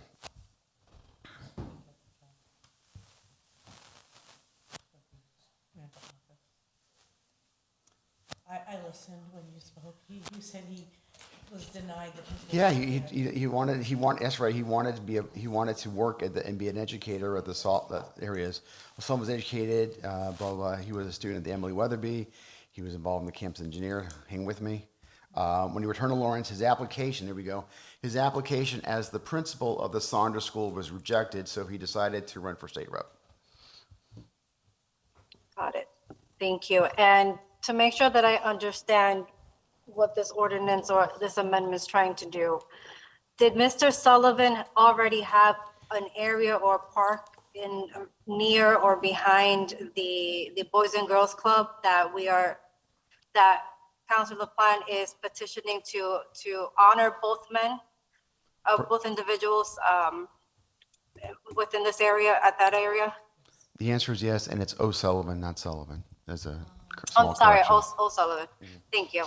So I think it's, the reason why I asked, and I wanted to make sure that I completely understood what we're doing here, is I attended the Saunders School as a young girl, and I still have some memories of that school, and I find it pretty cool, even though it's not a positive story, but I find it really cool to learn that piece of the Saunders School that now it's an apartment complex.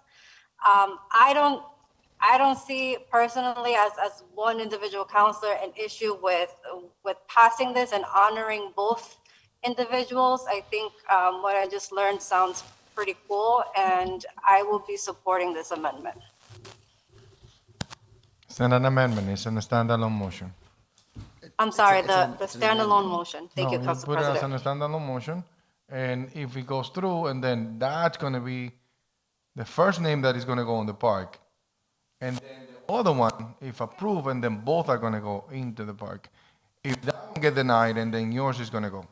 That's not how it Yeah, that's what it is. I mean, you have a standalone motion to name It's an amendment. that park as the person that you mentioned.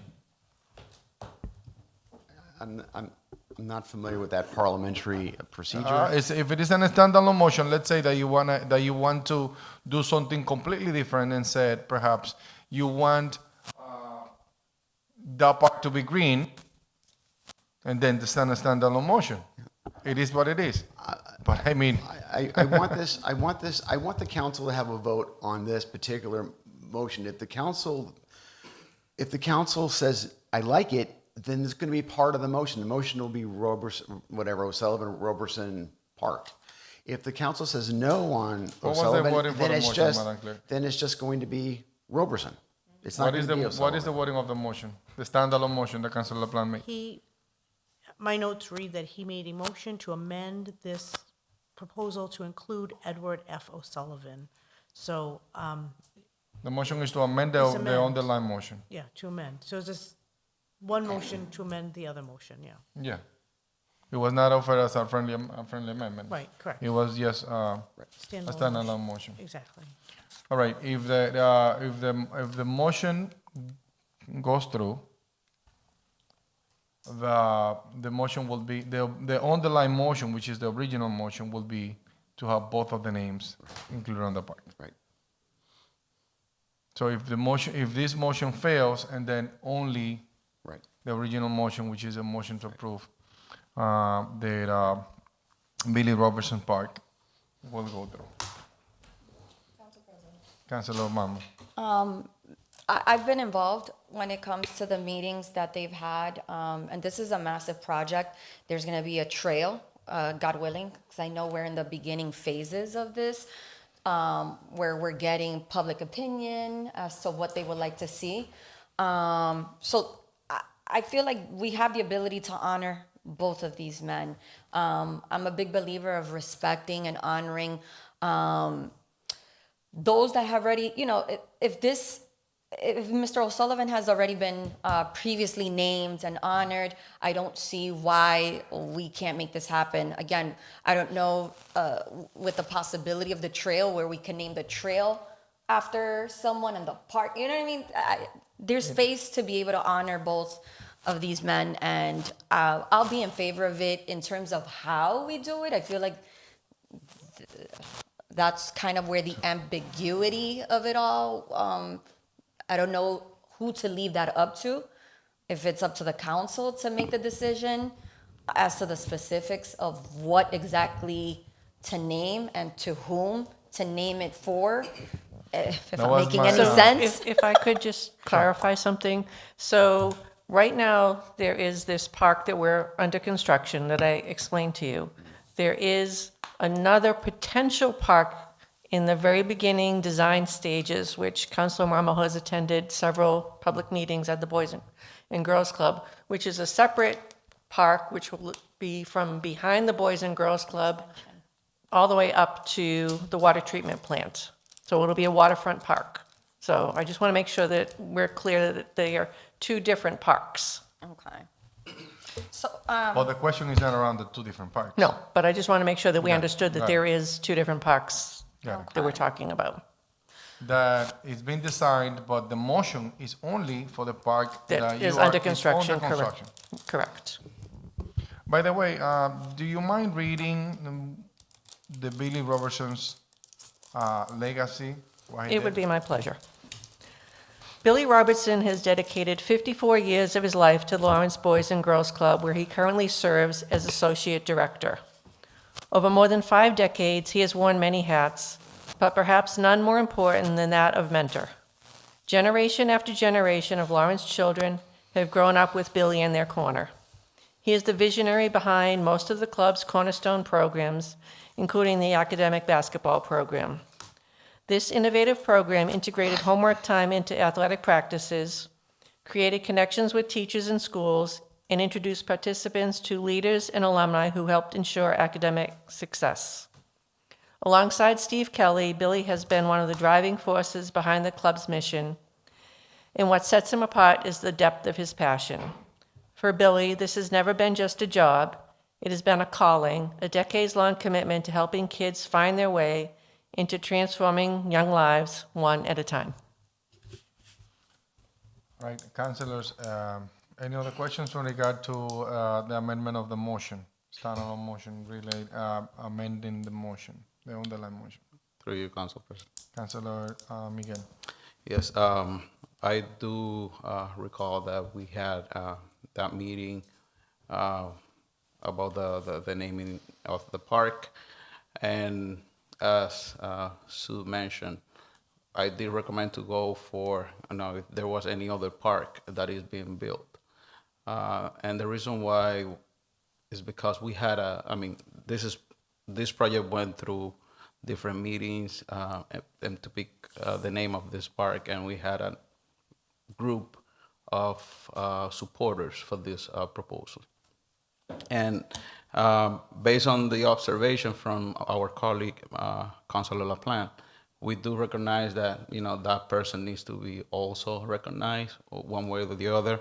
But since the park previously in that place was a baseball field, we can name in the same park section, whether it's a basketball court or any other, sport area, tower that Mr. O'Sullivan. That I just see that coming to name the park now with 2 names without going through the committee and discuss and we already went through all this. Procedures, and I would just want to make sure that we also respect, that procedure and all the people that came and advocate for Mr. Thank you for Orbili. bringing this up. That was what I was asking Councilor LaPlante to see if we can consider a portion of the park to be named after the name in question, but he preferred not to. He standalone motion, and then we have in front of us something else than what we're thinking. So at this point, Madam Clerk, if there is no other questions, let's call the roll for the amendment of the original motion that we just discussed. Councilor LaPlante? Yes. Councilor Del Rosario? No. Councilor Reyes? Yes. Councilor Infante? Yes. Councilor Mamo? Yes. Councilor Miguel? No. Councilor Gonzalez is noted as absent. Council Vice President? Yes. Council President? No, what's the count?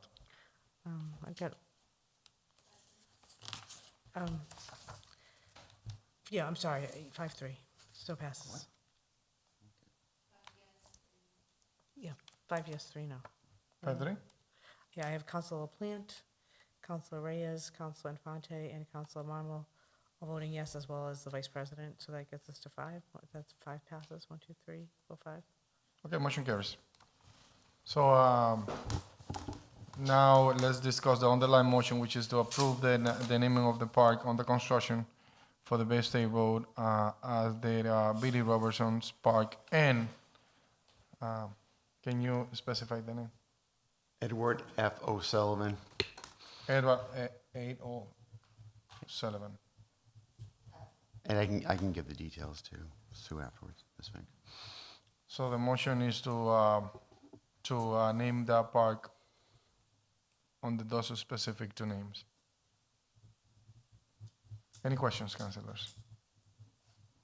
Do you want to take a vote on that? Hmm? The combined names now?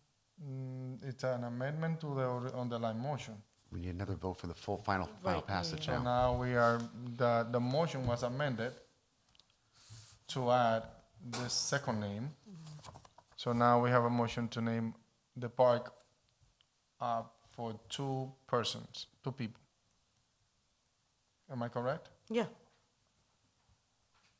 So we should vote on that? Yes. Yeah.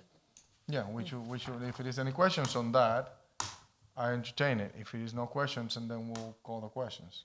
Any questions? Question. Councilor Mamo? Okay, are we defining right now as to No, it's. how it's exactly not- it's it's gonna not be gonna be a named? definition. Whether it's you. The whole park. It's the whole park. Like Not the Hayden naming. Schofield? No, I understand. What I'm saying is one of the options was using both their last names, the O'Sullivan and Robertson Park. So are we using this moment right now to make a decision as to how we're gonna name this park? No? You just did. Like, it's going to be the O'Sullivan. Robertson. It'll be their both full names. It will be both of last name or both of full name, because I mean, if it is, That's exactly what I'm if trying it to is find both out. of, both of last name, we're gonna look like a name that nobody knows. One name that nobody knows. If it is both of full name, and then it will make more sense. So it'll be Billy Robertson and Edward F. O'Sullivan Park. Yeah, that- I would do it alphabetically or in the order Oh. of precedence, but I would, yes, the full names, Edward F. O'Sullivan and the Billy Robertson Park. Susan, do you have any questions? Nope. That's clear. Any comments? No, I'm fine with this choice, and I think alphabetical is the correct way to do it. Question. Councilor Mamo? Ms. Fink, do you think that there's going to be any oppositions from the members that were part of the process of naming this park? I don't believe so. Oh, okay. So, almost. Madam Clerk, if it is no other questions, I'll call the roll. Madam Clerk, please call the roll. Let's start with Councilor Gonzalez, who is not with us, so noted as absent. Councilor Miguel? Yes. Councilor Mamo? Yes. Councilor Infante? Yes. Councilor Reyes? Yes. Councilor Del Rosario? No. Councilor LaPlante? Yes. Councilor Levy? Council Vice President Levy? Yes. Council President? Present. What's the count? 1, 2, 3, 4, 5, 6 yeses, 1 absent, 1 no, and 1 present. So 6, it passes. Motion carries. Thank you, councilors. All right, Madam Chair from the Ordinance Committee, let's go on top of the agenda. Todavía there's people here. Yes. Item 27126 is the naming of the Colin Haybro and Ansbury Street in the name of Anthony Desfrosia Square. Was sent to the full council with favor recommendation, and I am making as a formal motion. There is a motion in front of us, properly second discussion. We have Mr. Desfrosia in here. Please. Good evening, Council. Good Council evening. Chair. I'm Mark DeFrucia. My dad's Anthony DeFrucia. The address of the building, the corner is 260 Haverhill Street and Amesbury Street. My home address is 337 Kendall Road, Tewksbury, Mass. Any questions, councilors? Council President. Councilor Levy, Councilor Vice President Levy. Mr. DeFrosia, can you tell a little bit about your father, please? Sure. How much time we got? Mark? Sure. I wrote a biography. I'll just give you a couple quick notes. Much like a lot of the councilors in this room, he's a son of a blended immigrant family who didn't speak English at home. St. Mary's Grammar School, Central Catholic High School on scholarship, Emerson College, New England School of Law. He started out representing his immigrant community, became an attorney. He ran for state rep in, I forget the district now, but it's community college. He was state rep for a couple of years in Lawrence. And his focus was mental health and housing. He helped close, if anybody remembers, Mark I'm sure does, the Bessie Burke Hospital. He helped close that one down. It's where Commonwealth Honda is now. And no more institutions. He was very against it. And he's for affordable housing, as a lot of the folks know who live or work in the area where Parkside Apartments is. It's been affordable for 50 years, so we keep the rents below market. We pay the heat. Most residents pay 30% of their income for rent, and we've decided to keep it that way. There's been plenty of big investors coming in looking to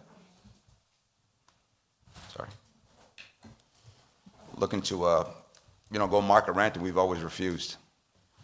He's fortunately still alive. He's 86 years old. He's been at that corner for 55 years. And the city came to us about a year ago to sign off to take some of the parking lot to do the street two-way. He's, okay, what do we got to do to help the city? Pay our taxes on time, pay our water bills on time, employed hundreds, and then with the different vendors, employed thousands over the years, gave housing to thousands of people in the city who've gone to buy houses, who've gone to retire. And I think it'd be a great gesture that he has his, we have a sign there already with his name on it, but if we could just actually, if the city would acknowledge him, I'd really appreciate it. Thank you. Thank you. Councilors, any questions? Question or comment? Councilor Blunt? Is your dad aware of this, and is he approving of this? No and no. He doesn't approve of it. He's not aware of it. He's not aware. And he doesn't approve of it. Well, he might. He doesn't really like any recognition, but my sisters and I are really trying to get him a little something. So I get that. So one of the things that you didn't mention that I know a little bit about him is back maybe 10 or 12 years ago with the recall petition from Mayor Antigua. Your father was very involved in that, and I think he was a part of that particular thing. I remember having meetings at the office, and he was so good and cordial, and I think that's part of his legacy as well. Sure. But I will not be supporting that this evening. Having said that, that would be tonight. If this vote came, and if I was still here, years from now, I would look back on this vote very significantly and look at it with great consideration, because Tony DeFrucia is a good guy, did a lot of good stuff. The corporate citizenship, I mean, that was Parkside Apartments, which is what the DeFrucias own. That company, that business, has been very good to its tenants. It's been very good to people that they have. So what we don't do enough in this city is support the very good business owners. I mentioned at the full council, I'll stop very soon. Aaron Feuerstein would be an example of somebody who was a corporate steward who did some amazing things in a time of crisis. So he's no longer with us, and I think we should seriously think about doing something for him. There's plenty of others as well. There's no shortage of fantastic people that we should be honoring. But I'm going to stay true. I'm not going to beat the horse. Everybody knows my position on folks who are still alive, and I don't need to repeat it. This is going to pass tonight. Don't worry. This is going to be a 7-1 vote with one abstention. Not one abstention, but one person absent. So it's going to pass. So we have yet to not pass anything before this council. I've been here for a long time, and I've never seen it happen. We've always voted yes. So I doubt tonight's going to be the night where we're going to say no to somebody. So congratulations already. But that's the reason why I'm voting the way I am, but not to take anything away from your family and the corporate citizenship, the corporate citizen that he's been. Councilor Blanc, have you ever said yes to any civilian naming? Have I said yes to any significant name? Civilians. Yes, I have, as a matter of fact. I don't think so. I do believe that the Mulligan, Louise Mulligan, was a civilian, and she did get my vote. Through you, Council President. And thankfully you supported that measure. Thank you very much, Council President. I don't know about that one. Through you, Council President. Councilor Rosario. I also have a question for Mark LaPlante, Councilor LaPlante. Have you ever said yes to an alive person? Yes. Oh, Have you people ever have to voted in die favor for of a you to say- live person? Have I ever voted in favor of, as opposed to a dead person? Yes, I have voted in favor of a live person. I will say that. To name it? Huh? To name an area? Yes. Why are people grilling? I mean, you're going to vote the way you're going to vote. Now this is just trying to embarrass this counselor with these kinds of questions. The answer is yes, I have voted. Most recently, Julio Silverio was somebody who I voted for, a colleague of mine. So yes, I have done it. Have I been consistent? Yes or no? No, I have not been consistent. Have I felt when I look back on my city council career, when I take a step back someday, I'm going to say, why? You know, I'll be asking myself the questions you're asking now. Why are you being inconsistent? And I can tell you that being a counselor sometimes manages to take some tough votes, votes that after you take, you're uncomfortable with. There are some votes, this may be in the position where, as I look back on it, I'm uncomfortable with that and some other votes that I've taken. Listen, when you've been on the council for 21 years, you're bound to take some votes where you're saying, my God, you know, I wish, could I have done it again? I'm not saying I would have done it again there, but I'm just speaking in general. We've all been there. We've all done it. I don't care if you are a rookie city councilor, you've been here for 6 months, or you've been here for 16 years or 10 years or 12 years or whatever. We all have gone through it. So anyway, I'm sounding a little defensive. I don't mean to, but because this is, huh? Oh, you are. But I sure feel that way. I do, because consistency I think is important. And I think that sometimes I measure and I'm a little harsh on myself, to be honest. So that's that. That helps the council, my colleague from District C. And by the way, if you're still listening, yes, I'm willing to work with you on trying to find some names for individuals in your district, but you need to come with me. We'll go through some paperwork together. Councilor Rosario. Thank you, any through other you, Council questions? President. Yeah, because I will work with you if it's alive, the person that's going to be there, and we can say hi and hug them. I mean, I believe that we shouldn't wait for people to die to recognize them. I mean, you have a gentleman there trying to recognize his father that you know for so many years and have done so many good things, and you embrace this gentleman, but you're going to vote no. So that's what it is. That's what it gets to me. And it will be great once we put up his sign to say hi to him, to hug him. Some things that we don't get the opportunity to do for most of the recognition that we do in our city. People should be recognized alive. I've been saying it. People should be recognized alive, and they should know that we recognize them. We won't forget the one that died for us. We will never forget. But if we have somebody alive that has been brought to us, we should recognize them alive. I mean, we also need to create history. We need to respect history, but we need to create new history. I want to pass by this gentleman sign there, and it says, you know, I met that gentleman. And tell my kids a story about his father, you know, like I met him. I bring my kids to memorials, and I can't tell my kids that I miss those people. I mean, it's a great history. We read about it, we learn about it, but it's greater to see, tell the kids. You know, I met Julia Silverio. You know, I talked to Julia Silverio. It's great. And I think also we need to start creating our own history too. We should respect the history that's already there, but you also need to create new history for our kids. And I'm more than favorite. And yes, I mean, I admire the work you do, Councilor LaPlante, and I do admire it. And that's why I said last week on that park that why haven't you put up a sign on that gentleman, O'Sullivan? I mean, you should have put up a sign there. It should be a sign long time ago, and you didn't do it. But on this part, that's gone. We already voted on it.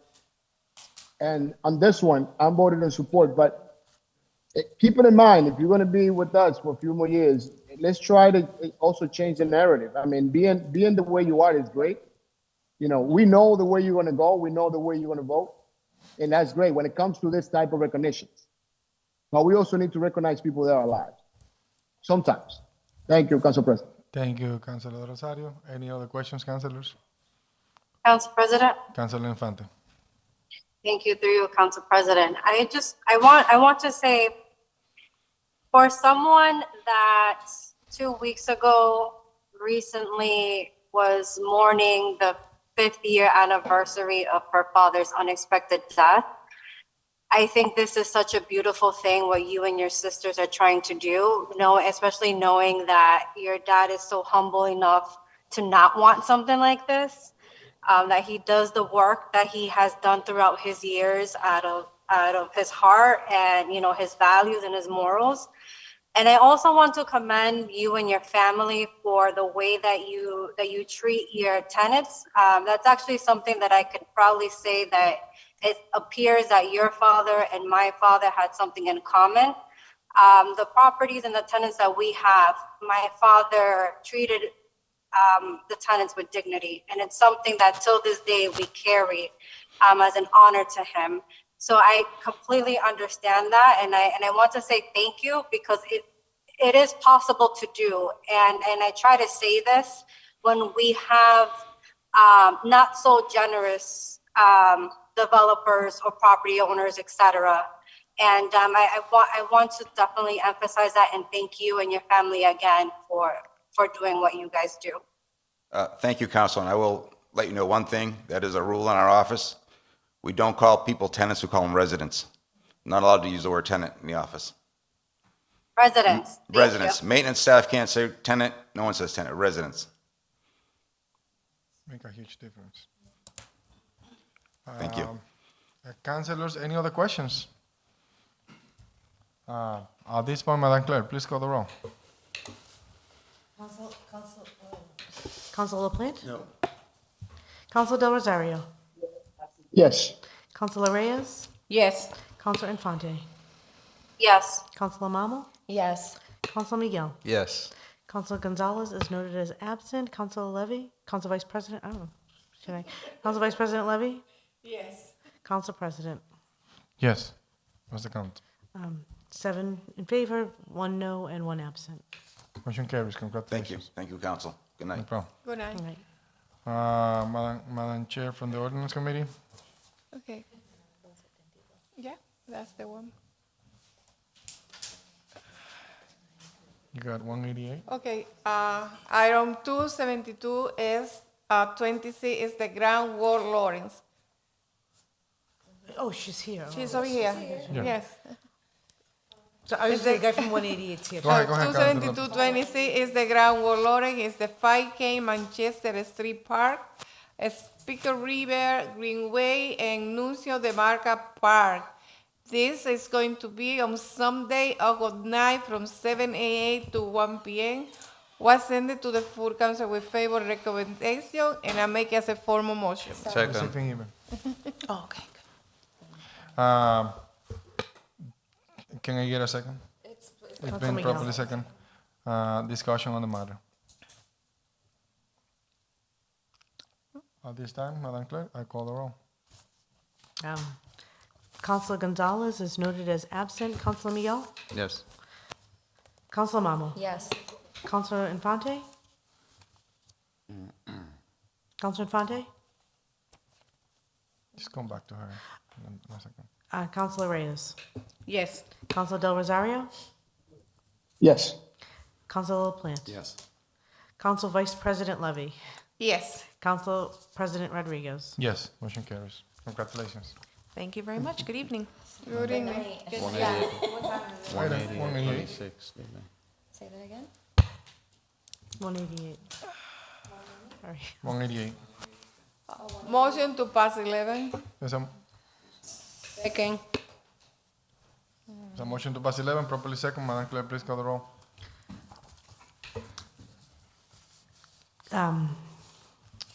Councilor Gonzalez is noted as absent. Councilor Miguel? Yes. Councilor Mamo? Yes. Councilor Infante? Yes. Councilor Reyes? Yes. Councilor Del Rosario? Yes. Councilor LaPlante? Yes. Council Vice President Levy? Yes. Council President Rodriguez? Yes, motion carries. Madam Chair from the Ordinance Committee. So this is the item 275. No, it's 188. 188, right? 188. 188.26. Okay, so I got it in here. Give me 1 second. A mí se me olvidó, se me olvidó.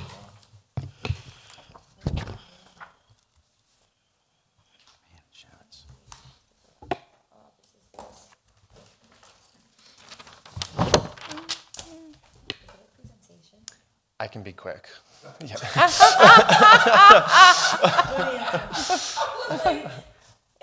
Yeah, four or a couple of members have already heard the presentation. 188. Oh, okay, I see that.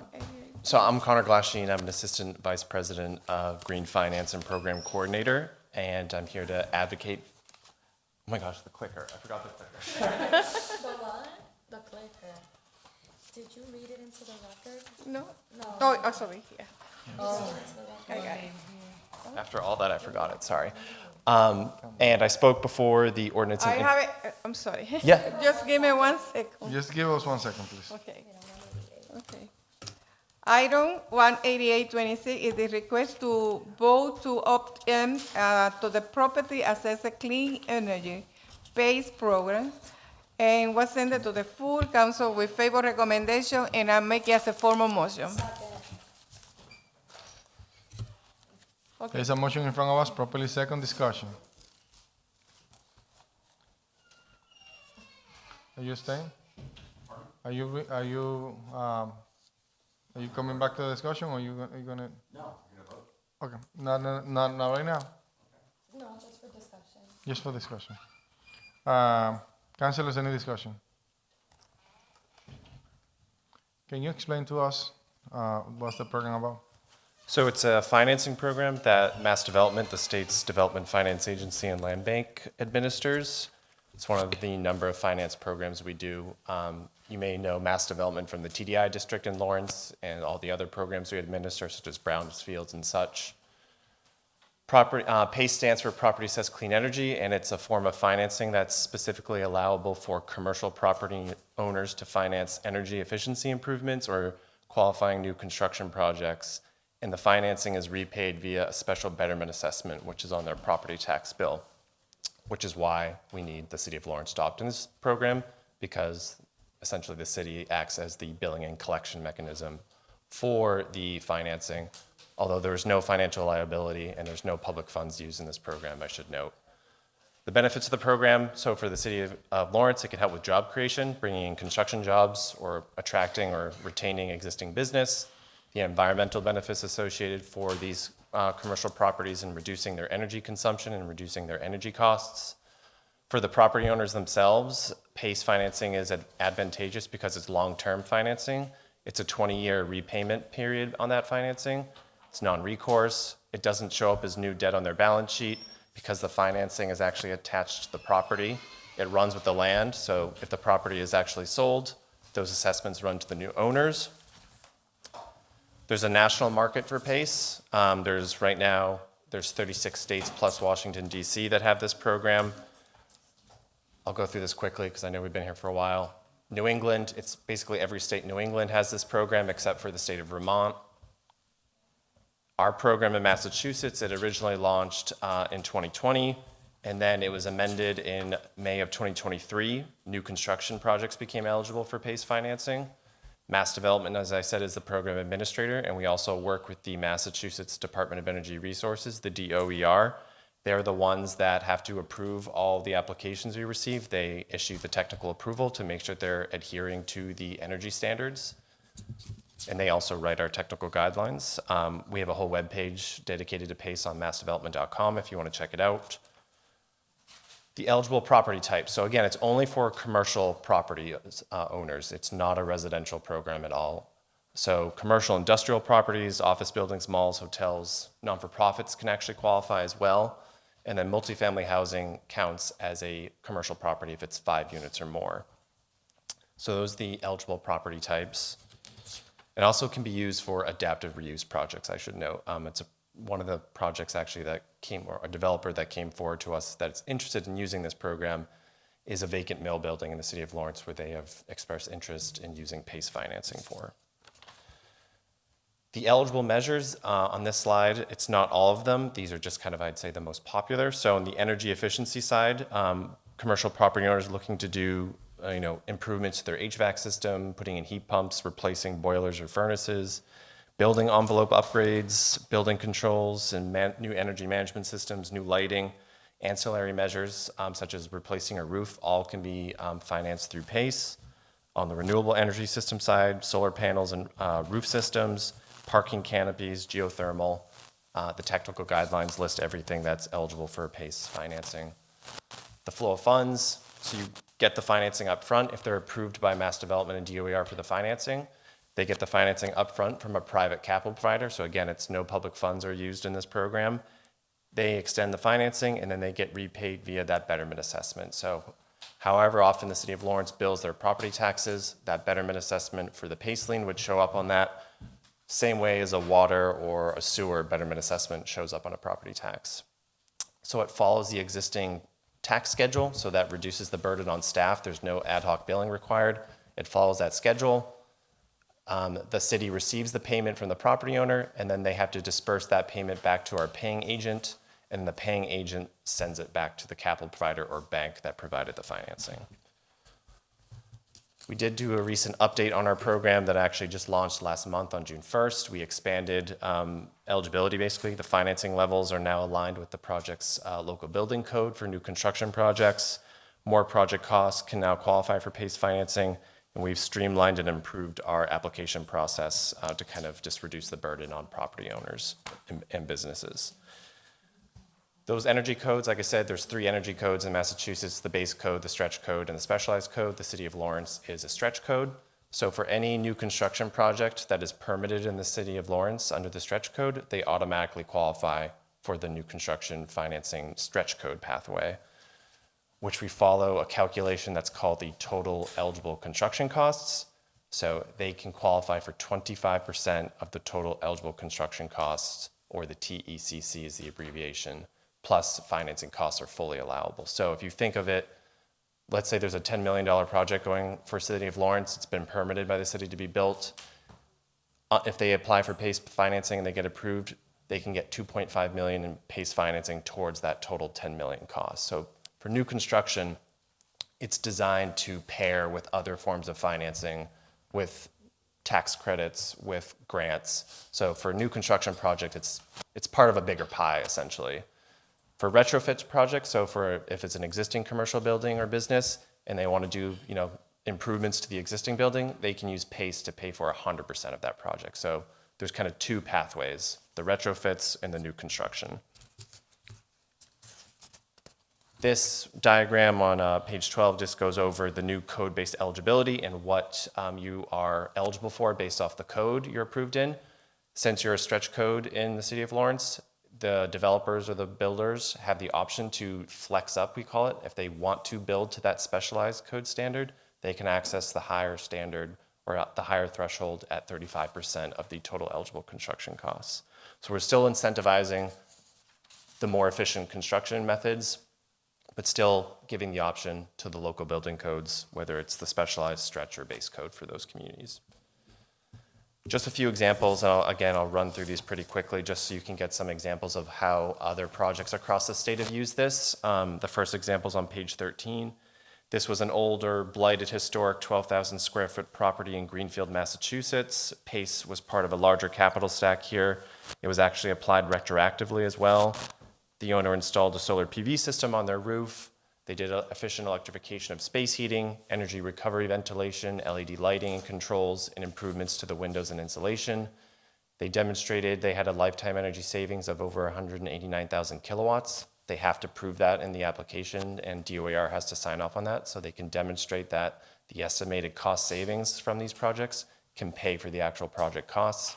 That's called the SIR requirement, the savings to investment ratio. It's required for any retrofit project to be able to pass that calculation. The financing on this project was $450,000 being repaid over 20 years. Another example, this time in the city of Boston, a larger property, 121,000 square foot mixed-use warehouse building that has 13 commercial tenants. Similar energy improvements from the previous example. They also did a new roof. They had over 1.5 million kilowatts in energy savings, a higher financing amount.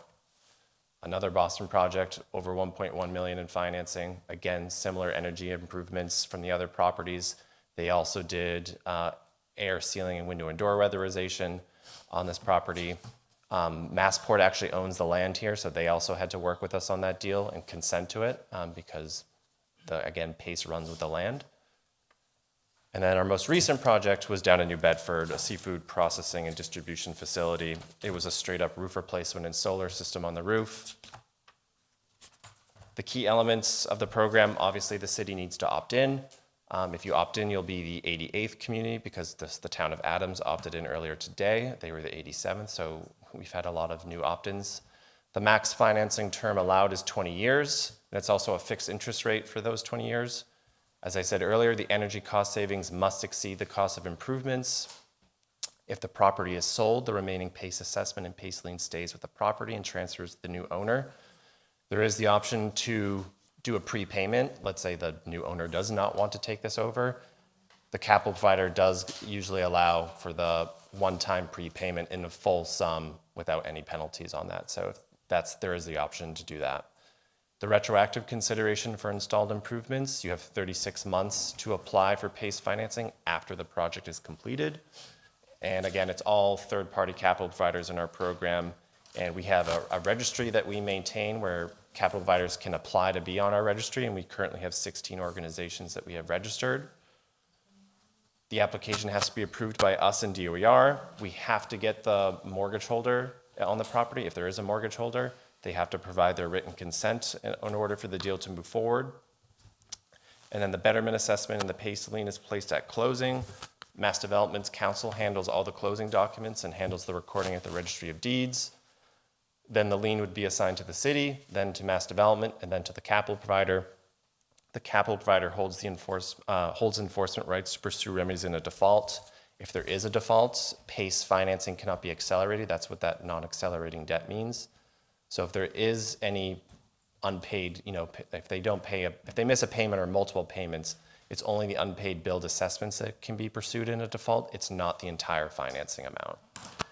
And then if they're not paying their PACE lien, that might mean also they're not paying their property taxes. And if that does happen, the city of Lawrence, the municipal property tax liens take precedence over all the other liens. So the city would get their money back first, then the PACE lien, and then the PACE lien is senior to the private mortgage lien, which is why the mortgage holder has to provide their written consent. And then we're wrapping up here, I swear. Like I said, this is already out of date because we had Town of Adams opt in already. So we have 87 communities that have adopted this program that represent now, I think, well over almost 60% of the commercial real estate available in the state of Massachusetts. And then there's just a map of all those communities highlighted in green. And then basically everything I've been talking about really fast tonight is put into this slide and into this image. It's the structure of any PACE transaction, all the different entities that are involved in the transaction, from the capital provider, the mortgage holder, the property owner, the town or city, and the Mass Development in the middle. And that's PACE, basically, essentially. This is our team. It's 3 members of our team on the Green Finance team. I represent the North region, the Central region, the West region, but we all work pretty closely together since we're such a small team. happy to take any questions or any comments. Councilors, any questions? You kind of like mentioned something very quick that you say the deed is going to be assigned to the city. And then to the capital provider. So the capital provider holds on to the like the lien in the event of a default. So is the city responsible for it? No, there's no financial liability to the city at all. So if we haven't had a default on a project yet, but if it does happen, the capital provider holds all the enforcement rights, and they would pursue the remedies. It would almost be like if they choose to go to the foreclosure process, it would follow the same process as a foreclosure. Councilors, any questions? But the city would never be expected to pay that like PACE amount. That's not how the city is not liable for any of those missed payments. Okay. So essentially, this is another way of financing. Exactly. It's another form of financing, specifically for energy efficiency upgrades or for the qualifying new construction projects. Any minimum? It depends on the capital provider. So they all have their own minimums. It's kind of like, goes at the whim of the markets. The lowest minimum I think we have is in the low hundreds of thousands. We're working on getting another local community bank that will do deals below 100,000. And then we're the state's development finance agency and land bank. So we're asking the legislature for more funds for mass development to provide funding for what we call small dollar PACE transactions. So fingers crossed that they pass that legislation before the end of the session. The little guys? What was that, sorry? The little guys? Exactly, yeah, because we maintain a pipeline of any person or company or property owner that comes to us interested in PACE financing. We put that into our project tracker, and there is a need for projects below the $100,000 mark that are, maybe they're just looking to do a new HVAC system and that costs $25,000. Those big capital providers aren't going to do those deals because it's the same amount of work for them for less return. So Yes. we're trying to address that need through mass development or some local community banks or other capital providers. Councilors, any questions? I hear none, so Madam Clerk, please call the roll. Councilor LaPlante? Yes. Councilor Del Rosario? No. Councilor Reyes? Yes. Councilor Infante? Yes. Councilor Mamo? Yes. Councilor Miguel? Yes. Councilor Gonzalez is noted as absent. Council Vice President Levy? Yes. Council President Rodriguez? Yes, motion carries.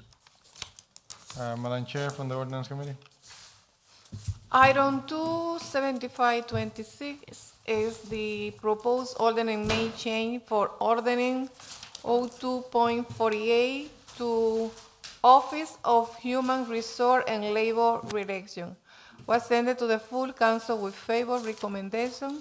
That was pending some comments from the city attorney, but it's already in the package, and I make as a formal motion. There's a motion in front of us. Can I hear a second? Properly second, discussion. In order, yes. Is this a committee report or public? That was sent, not as a committee report, that was sent with favor recommendation. So the favor recommendation to order a public To hearing. order a public hearing. So this is to order a public hearing. There's been properly second discussion. That's it. Madam Clerk? I just didn't catch who seconded that, I apologize. Who was the one seconding it? Second, Councilor Councilor Reyes. Reyes. Madam Clerk, please call the roll. Councilor Gonzalez is noted as absent. Councilor Miguel? Yes. Councilor Mamo? Yes. Councilor Infante? Yes. Councilor Reyes? Yes. Councilor Del Rosario? Yes. Councilor LaPlante? Yes. Council Vice President Levy? Yes. Council President Rodriguez? Yes, motion carries. Madam Chair from the Ordinance Committee. Item 27626 is a creation of proposed ordinance 02.48.050 as Deputy Director of Human Resources.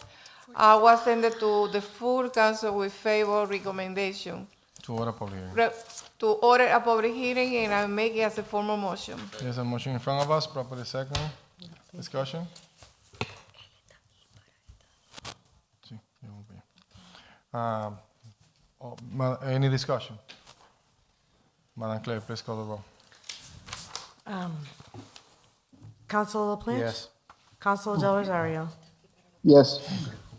Councilor Reyes? Yes. Councilor Infante? Yes. Councilor Mamo? Yes. Councilor Miguel? Yes. Councilor Gonzalez is noted as absent. Councilor Levy? Yes. Councilor Rodriguez? Yes. Let's go on top of the agenda. Madam Clerk, please read the notice for item 245, 26, 246, 26, and 260, 26.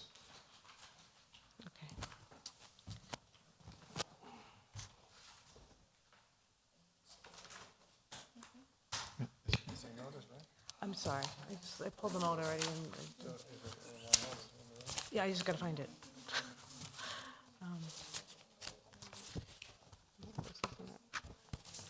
I'm sorry, can you say one of the, it's 240? 246 and 260.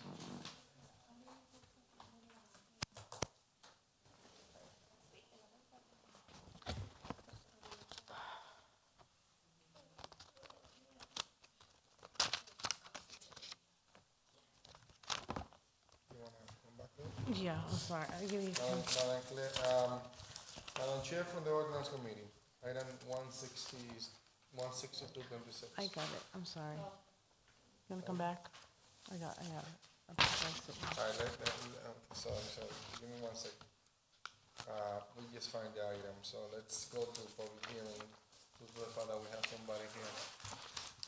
Item 246 and 260, 26. Madam Clerk, please read the notice.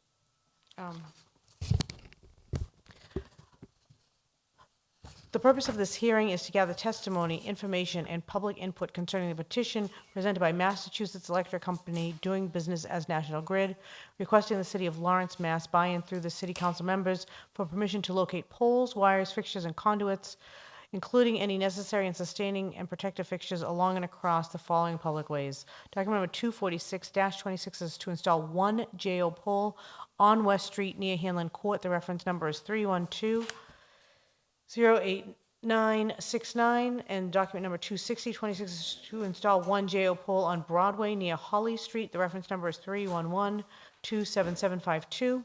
Copies of the relevant plans for the above referenced petitions are on file with the Office of the City Clerk and may be viewed upon request during normal City Hall business hours. Persons wishing to be heard shall be afforded the opportunity.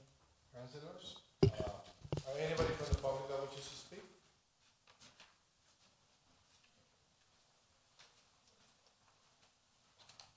Name and address for the record, please. Hello, City Council. My name is Brian Sathler. I'm here representing National Grid today. I'll be representing these two jobs. If you have any questions. Oh, sorry about that. 1101 Turnpike Street in North Andover. So, yep, just going over, I guess we'll start with the first one, work request number 312-08969. This is to install one JO pole on West Street. The pole will be between poles 13 and pole 12. It'll be labeled pole 12-50.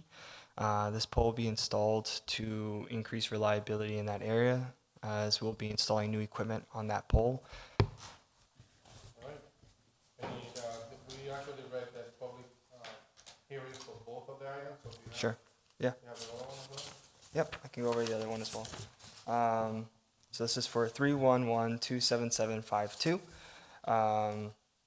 This is to install a new pole, a new JO pole between poles 2336 and pole 2338 on Broadway. We would also be installing about 60 feet of cable underneath the sidewalk there. This will be going to support a new transformer to support a new building in the area. Right. Thank you. Mhm. Anybody else from the public that wishes to speak? Public hearing is not closed.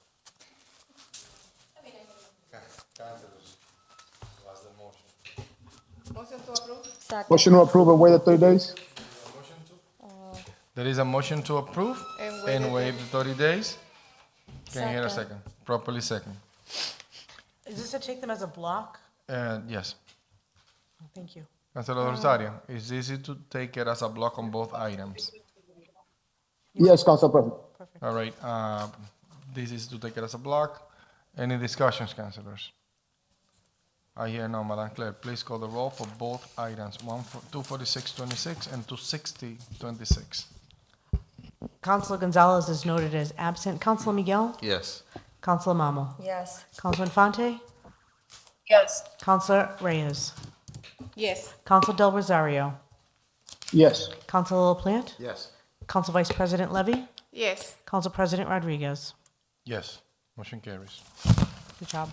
Madam Thank you. Chair, Have a great from the night, everyone. Ordinance Committee, item 16226. Item 16226.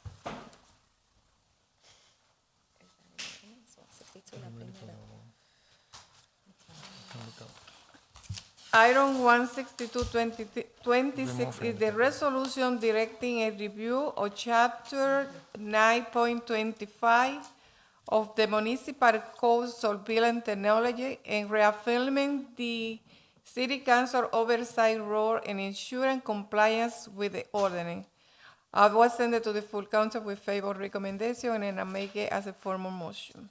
There's a motion in front of us, properly second, discussion. Councilors, any discussion?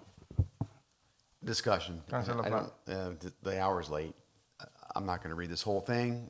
Let me give you a very quick synopsis. We have this ordinance. It deals with cameras. We're supposed to get a lot of information regarding the cameras. We're supposed to have a public hearing regarding the cameras. We're supposed to do a report afterwards. Whoever has the cameras give us a report afterwards about how efficient the cameras have worked. What this resolution does is that the most important part is at the very end of the resolution, where it talks about the action items. So I want us collectively to figure out how we want to roll this thing out. We haven't been doing what we're supposed to be doing since this ordinance was passed back, whatever, 6, 7 years ago, whatever it's been. And so now we got to put the genie back in the bottle, but we need to fix it. We need to figure out for our residents, they need to know where the cameras are. It's about accountability. It's about making sure we're transparent, right? I hate to use those words, but that's the key word here. So number one out of the 4 things is that we need to have a review. So we get a formal review to say what cameras are out there right now. Number 2, whether the city councils approve of the cameras. A little bit fuzzy. Some of the police department stuff has been, but we haven't reviewed that in quite some time. Number 3, there's supposed to be a surveillance impact report and surveillance use policy that hasn't been done. The police recently have given us some sort of impact. They talked a little bit about it, so we could say they've done it. And number 4 in this section is the adequacy and timeliness of all the required data reporting to the city council and the public. We already know it's inadequate. They haven't done it in a timely manner, so we already know the answer to that. But we need to get a report. We need to build the case as to what's going on. So that's number 1. Number 2, we need to ask the mayor, in coordination with the police department, the IT, and DPW, and any other municipal entity, I think ISD is another one, who has deployed or seeks to deploy cameras, shall prepare and submit a comprehensive written report to the council within 45 days. So if you've got something, let us know what those things are. 45 days of the adoption of the resolution. At some point, we're going to need to do a public hearing. That's what the law requires.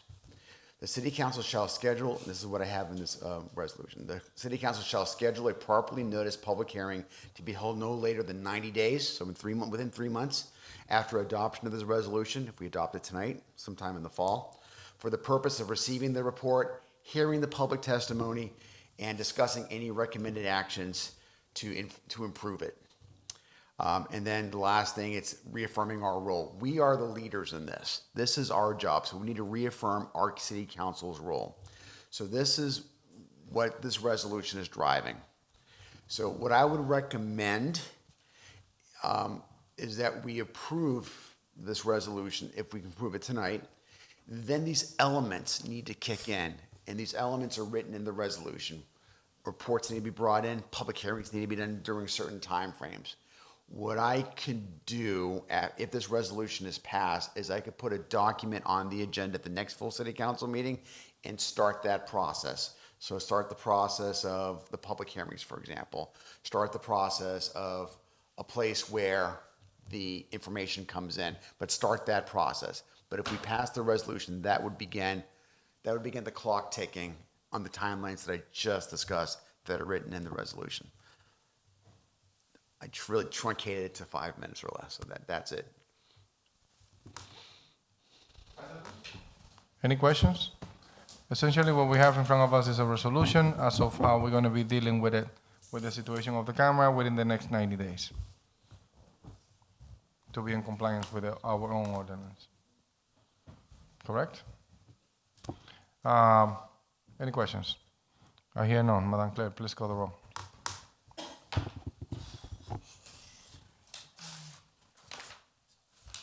Councilor LaPlante? Yes, Sorry, I'm going to do that again. Councilor LaPlante? it's a yes. I know, my mics were off. I know. Let me do the, What's wrong? my mic was off. Oh, I'll say yes the third, yes. Just so I can hear myself say your name, so I know what I'm doing. Councilor Del Rosario? Yes. Councilor Infante? Yes. Councilor Reyes, I'm so sorry. I'm looking at the two of them side by side on the screen. Yes. Thank you. Councilor Mammal? Yes. Councilor Miguel? Yes. Councilor Gonzalez is noted as absent. Council Vice President? Yes. Council President? Yes, motion carries. So the 90 days will be in about 3 months.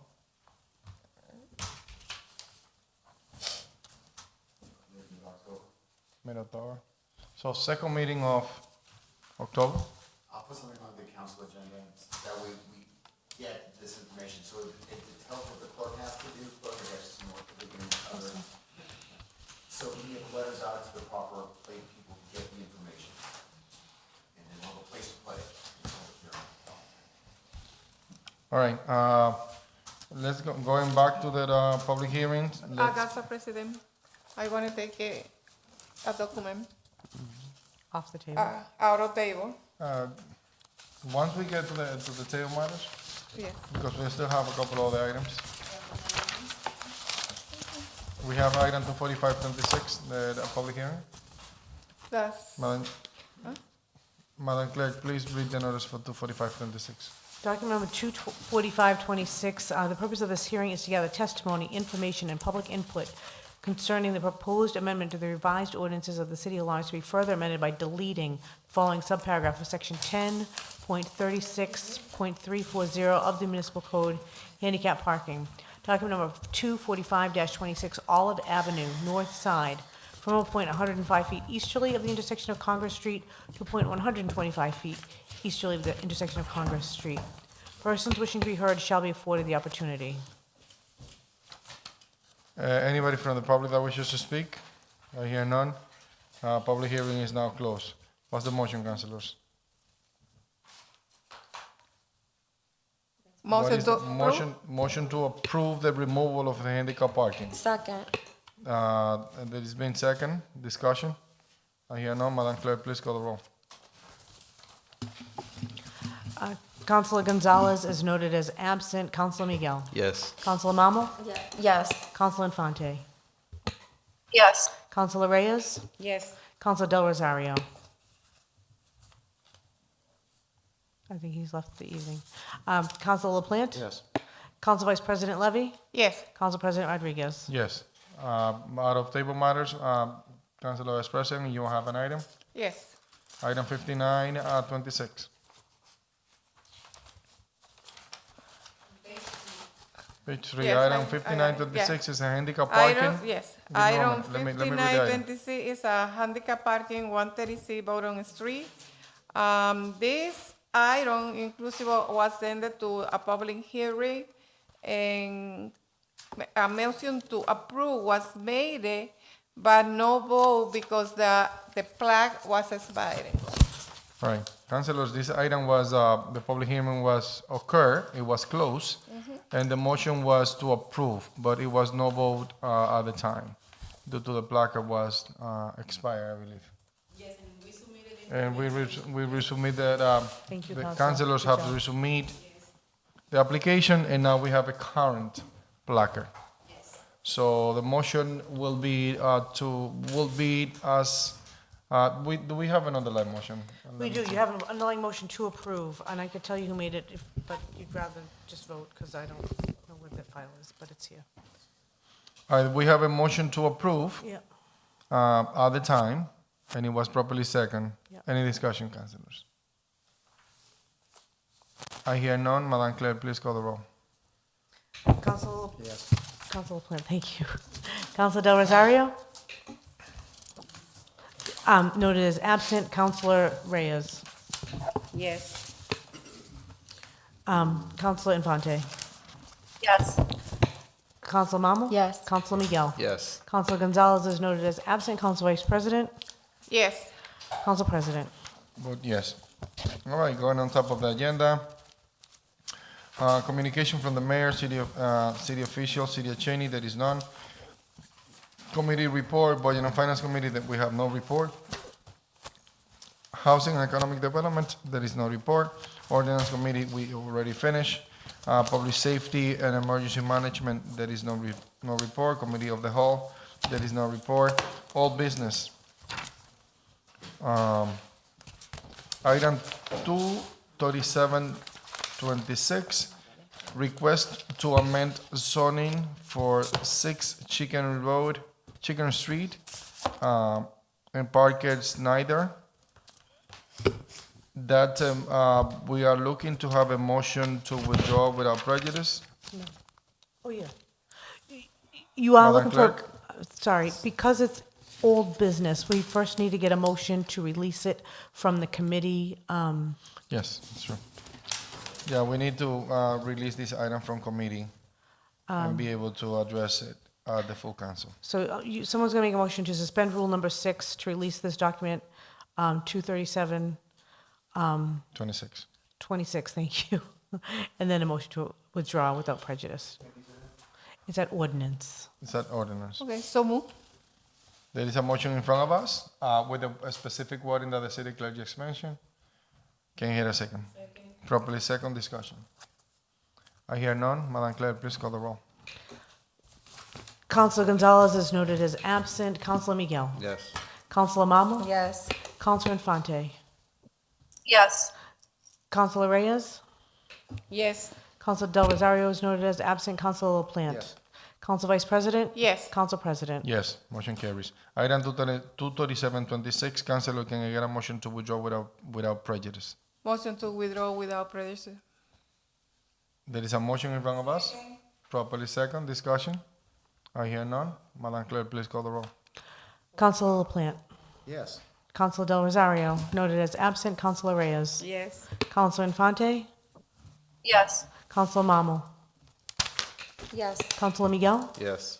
Councilor Gonzalez is noted as absent. Council Vice President? Yes. Council President? Yes. Out of new business. Yes.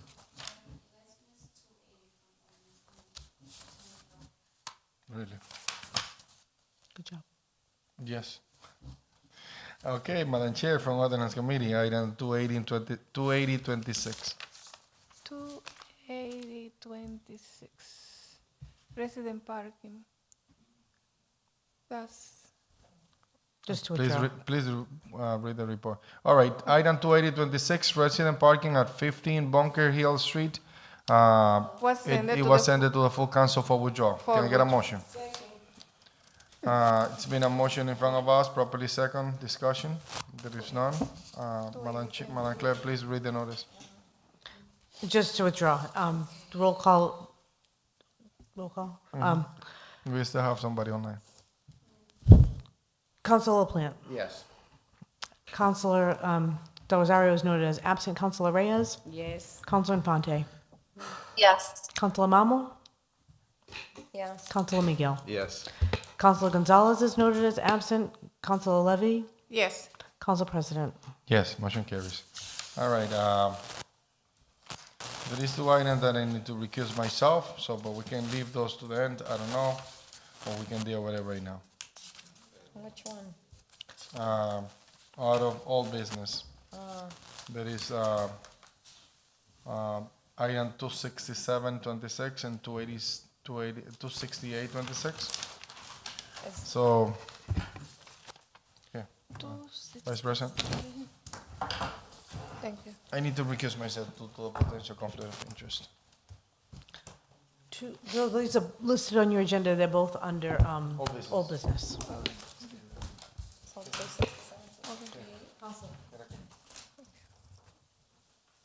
I'd like to make a motion. 267, item 26726 is the authorization to expend 5,409.36 from MassDOT aeronautic grant for runaway fire drain improvement. I'd like to make a motion that we take as a block 26726 and 26826, the discharge out of the Budget and Finance Committee. Second. Glenn? Yes, please. Council Gonzalez is noted as absent. Council Miguel. Yes. Council Marmal. Yes. Council Infante. Yes. Councilor Reyes. Yes. Council Del Rosario is noted as absent. Councilor LaPlante. Yes. Council Vice President. Yes. Okay. So as a block, also we have item 26826 is the authorization to expend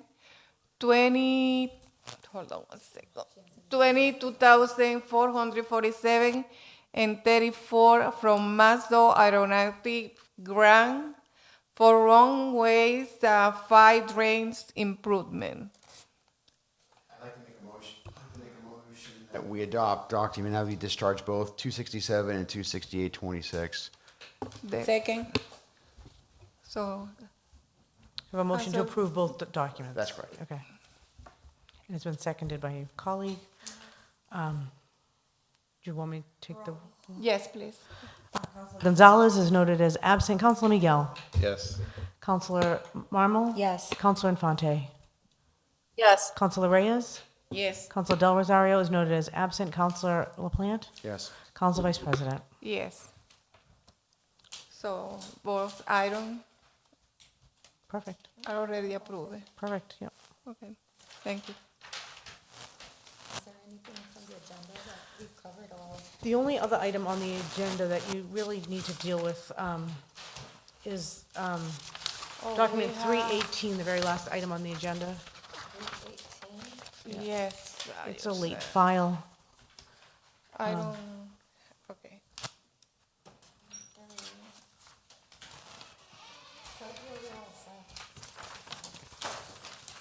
Sorry. Councilor, we have item 31826 from the new item. And also you have, We do have the yellow sheet from Recreation. They have already approved the usage of the park. So make sure you know that you have that on your tables. so Un Amor Tennis Social Sullivan Park Tennis Court. This will be on Saturday, August the 1st, from 4 p.m. to 8 p.m. That is for the item document 31826. This is our item that was late fire, and we need to suspend the rule We'll just start with the late file. Like, with the late fire. you need to have 7 votes to approve it as a late file. Let's fire first. Okay, Call for the roll. 7 to approve a late file. okay, so we need 7 votes. So that's to approve. everybody, yeah. So motion to approve the We're late gonna fire? Start with you, Council LaPlante. Yeah, to Motion approve the late file. Late Yeah, fire. who made the motion? I make the motion. Hmm? I make the motion to Second. set that at the late fire. Okay. I'm sorry, I Okay. thought somebody made that already. I apologize. Council, Ms. Glenn? Councilor LaPlante? Yes. Thank you. Councilor Del Rosario is noted as absent. Councilor Reyes? Yes. Councilor Infante? Yes. Councilor Marmal? Yes. Councilor Miguel? Yes. Councilor Gonzalez is noted as absent. Council Vice President Levy? Yes. Actually, going backwards. Council President? Yes. Council Vice President? Yes. Okay, so you have 7 votes to accept it as late file. So now we need 6 votes to suspend the rule and declare the item as an emergency to allow the council to vote and document tonight.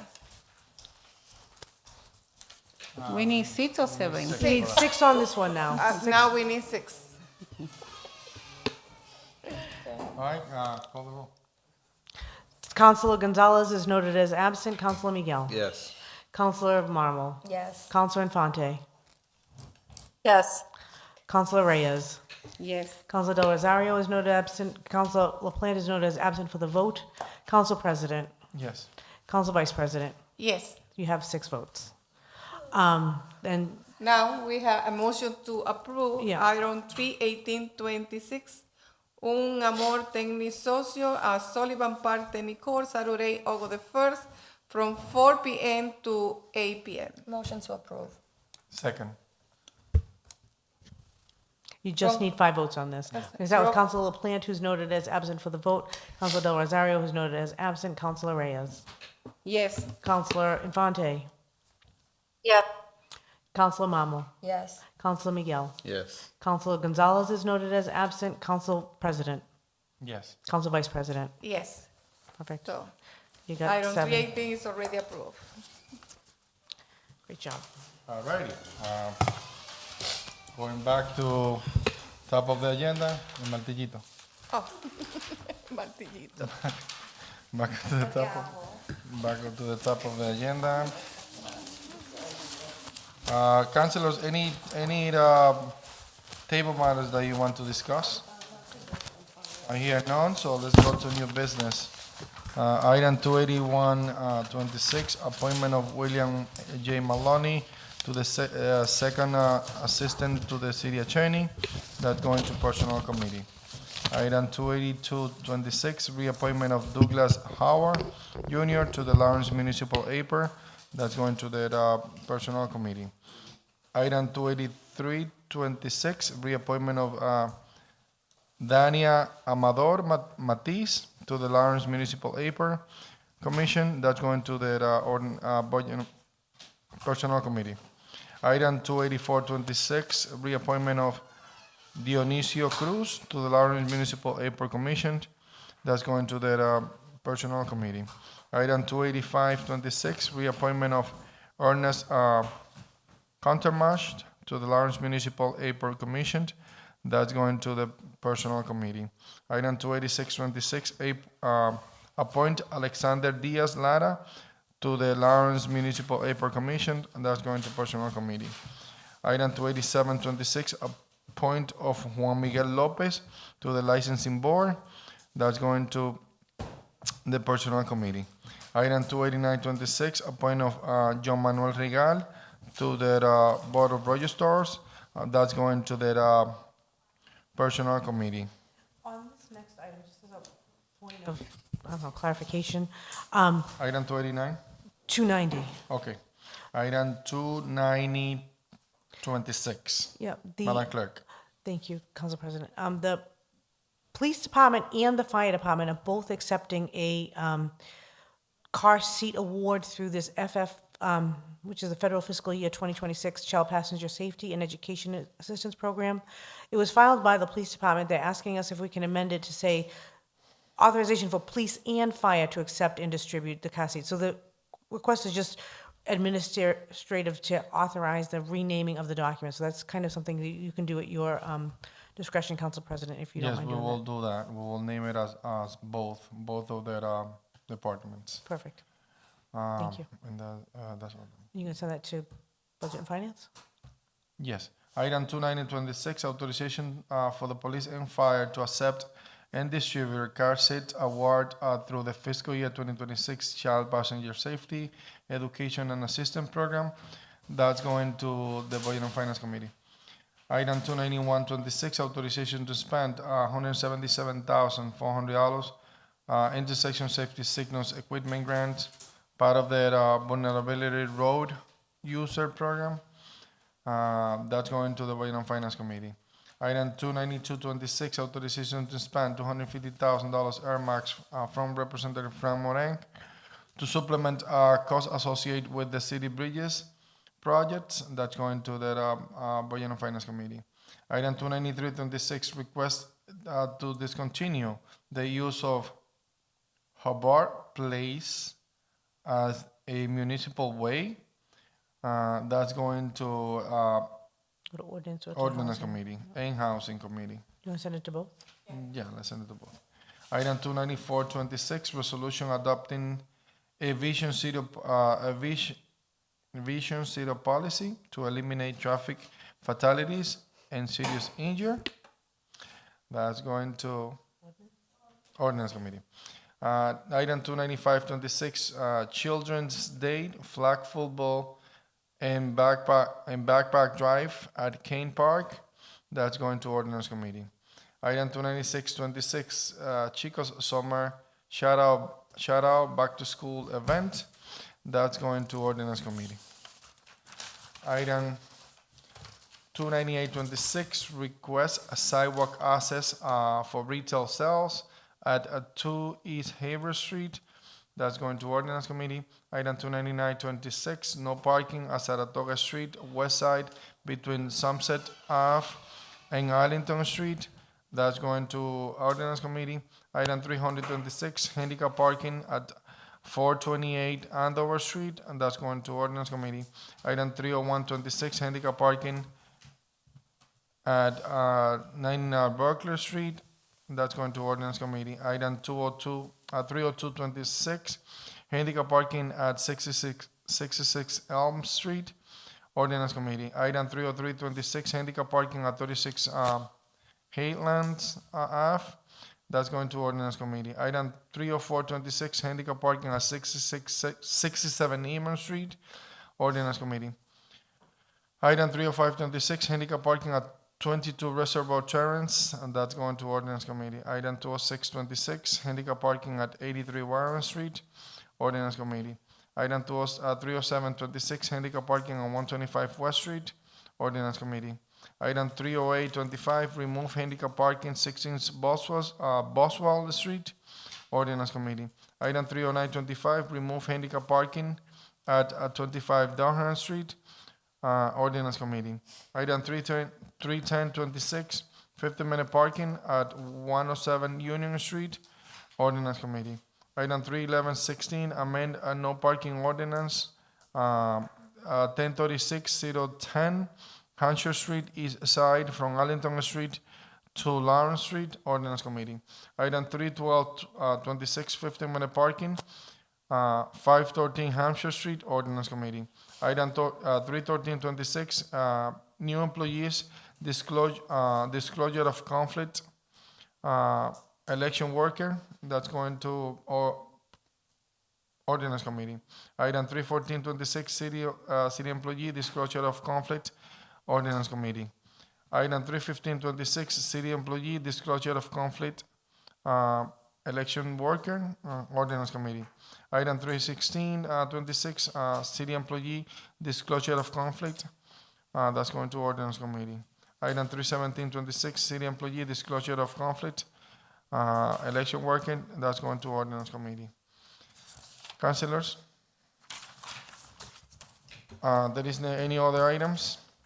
So our next meeting, which is a fall on June 26th, which is the third week of June, that meeting, July 21st, that meeting will be called off, and we will maintain the tradition of taking a break during the summer. That stopped for a while, but we need to bring it back due to the fact that councilors also have the right to take some break. So next meeting, I'm gonna call that off, and our next meeting is gonna take place on August? August 5th, I Because believe, the National Night Out is because of the National Night Out. So on August 5th is going to be our next meeting, City Council regular meeting. The subcommittee meetings will take place in between that time, and those are going to be posted accordingly. So National Night Out is on Tuesday, August 4th, and our meeting is going to be on Wednesday, August 5th. So if the chair would like to schedule the meeting, the subcommittee meetings now, that's all. That's actually, it will be great. If it's not, and then we can coordinate around. Chairs from the ordinance committee. Council President, most of my colleagues are here right now, and I hope that we can have the meeting next week, and then we can have the rest of the months. No problem. So on Tuesday next week. Next week. What time? If we can do it. Whatever you want. What time? I would like to do it like a little early, but I know that's due to the fact that I still, the employee are working, so we're gonna continue with the 7 o'clock meeting. 7 p.m. Okay, what other committee? Personnel, Councilor Infante.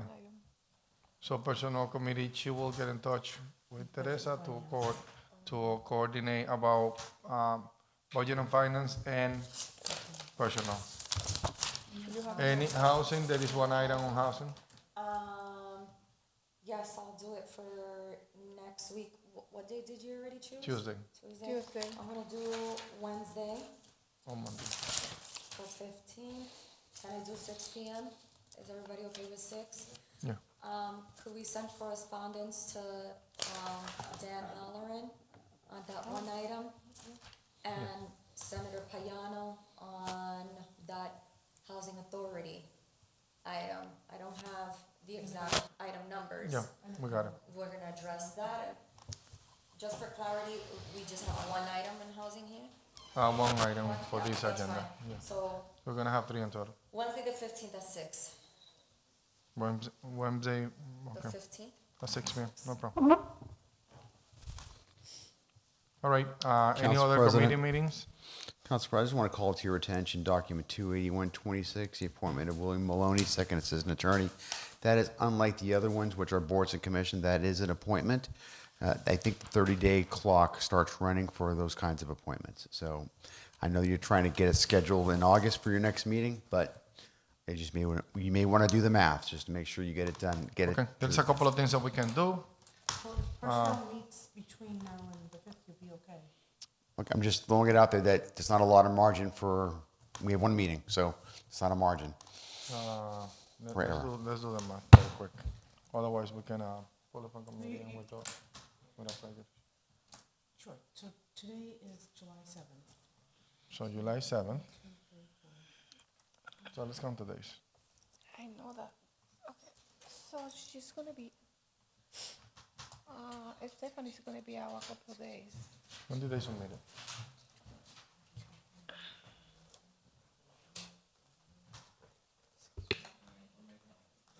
The 30th day is August 6th. You're gonna meet on August 5th, so you are within the 30 days. But yeah, there's no room for error, so. But I mean, are you counting since he was bring it up to you, or since today? Since today. No, because I mean they submitted to you before, so those count as well. Okay. So we can do a couple of things, councilors. We can bring it back from committee, and then it could be withdrawn without prejudice. Send it back to the mayor, and they can resubmit, and then we can go from there. But we need to take action. So right now, as of tonight, you sent it to committee, which you don't have to. No, it start counting since the day that they submitted, the 30 days. When was that day? On the That was 23rd? received June 23rd. Yeah, on the 23rd.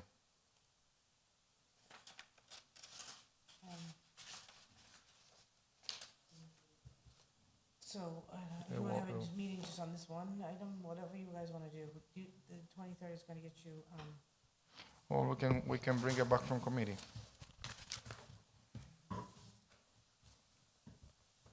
Councilors, I'll entertain a motion. We can do a couple of things here. We have an item that we need to take actions within 30 days.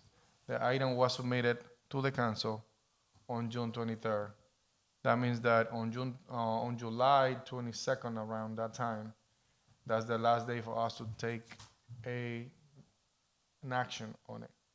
Or, since that item is on committee, we can suspend the rules and bring it back from committee, take an action today. It could be a withdraw without prejudice, and then they can resubmit and be able to actually take actions in the next month. Is that something that you agree with it? I'm just thinking this through, and I apologize because I'm like exhausted at this minute, but kind of the same issue that we had when we had the budget, where you have an obligation to vote on the item. I think withdrawing it without prejudice, you might get yourself into a headache. I just,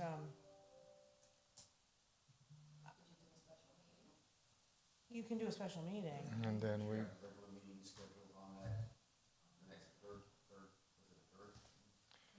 I mean, I did that withdrawn without prejudice. It won't be an issue. Okay. I mean, yeah. So they can resubmit and then resubmit later. So you want to make a motion right now to withdraw the item without prejudice? To allow them to resubmit it. Oh, we don't have the vote. Cinco. How We many need 5 votes to withdraw. to pull it from committee. Well, it's not, you didn't send it, like, it's still tonight's meeting. You didn't vote on that. You know what I mean? You, So as the we need to chairperson- declare it an emergency then. Oh, to deal with it the same night that it was Yeah. appointed. You're gonna, we have 6, 1, 2, 3, 4, No. 5, 6. No, it's not happening. Yeah. We'll go for a special meeting. We got 6 votes right now. She's back? She's not here. Huh? Okay, what is the councilors, what do you guys prefer? What is your preference? So what are the options? The options are the following. Bring it from committee, discuss it tonight, declare it an emergency, and be able to move from there. If we have enough vote. If we don't, and then we deal with it this month. Motion to pass 12. It's a motion to pass 12. Properly second, Madam Clerk, please call the roll.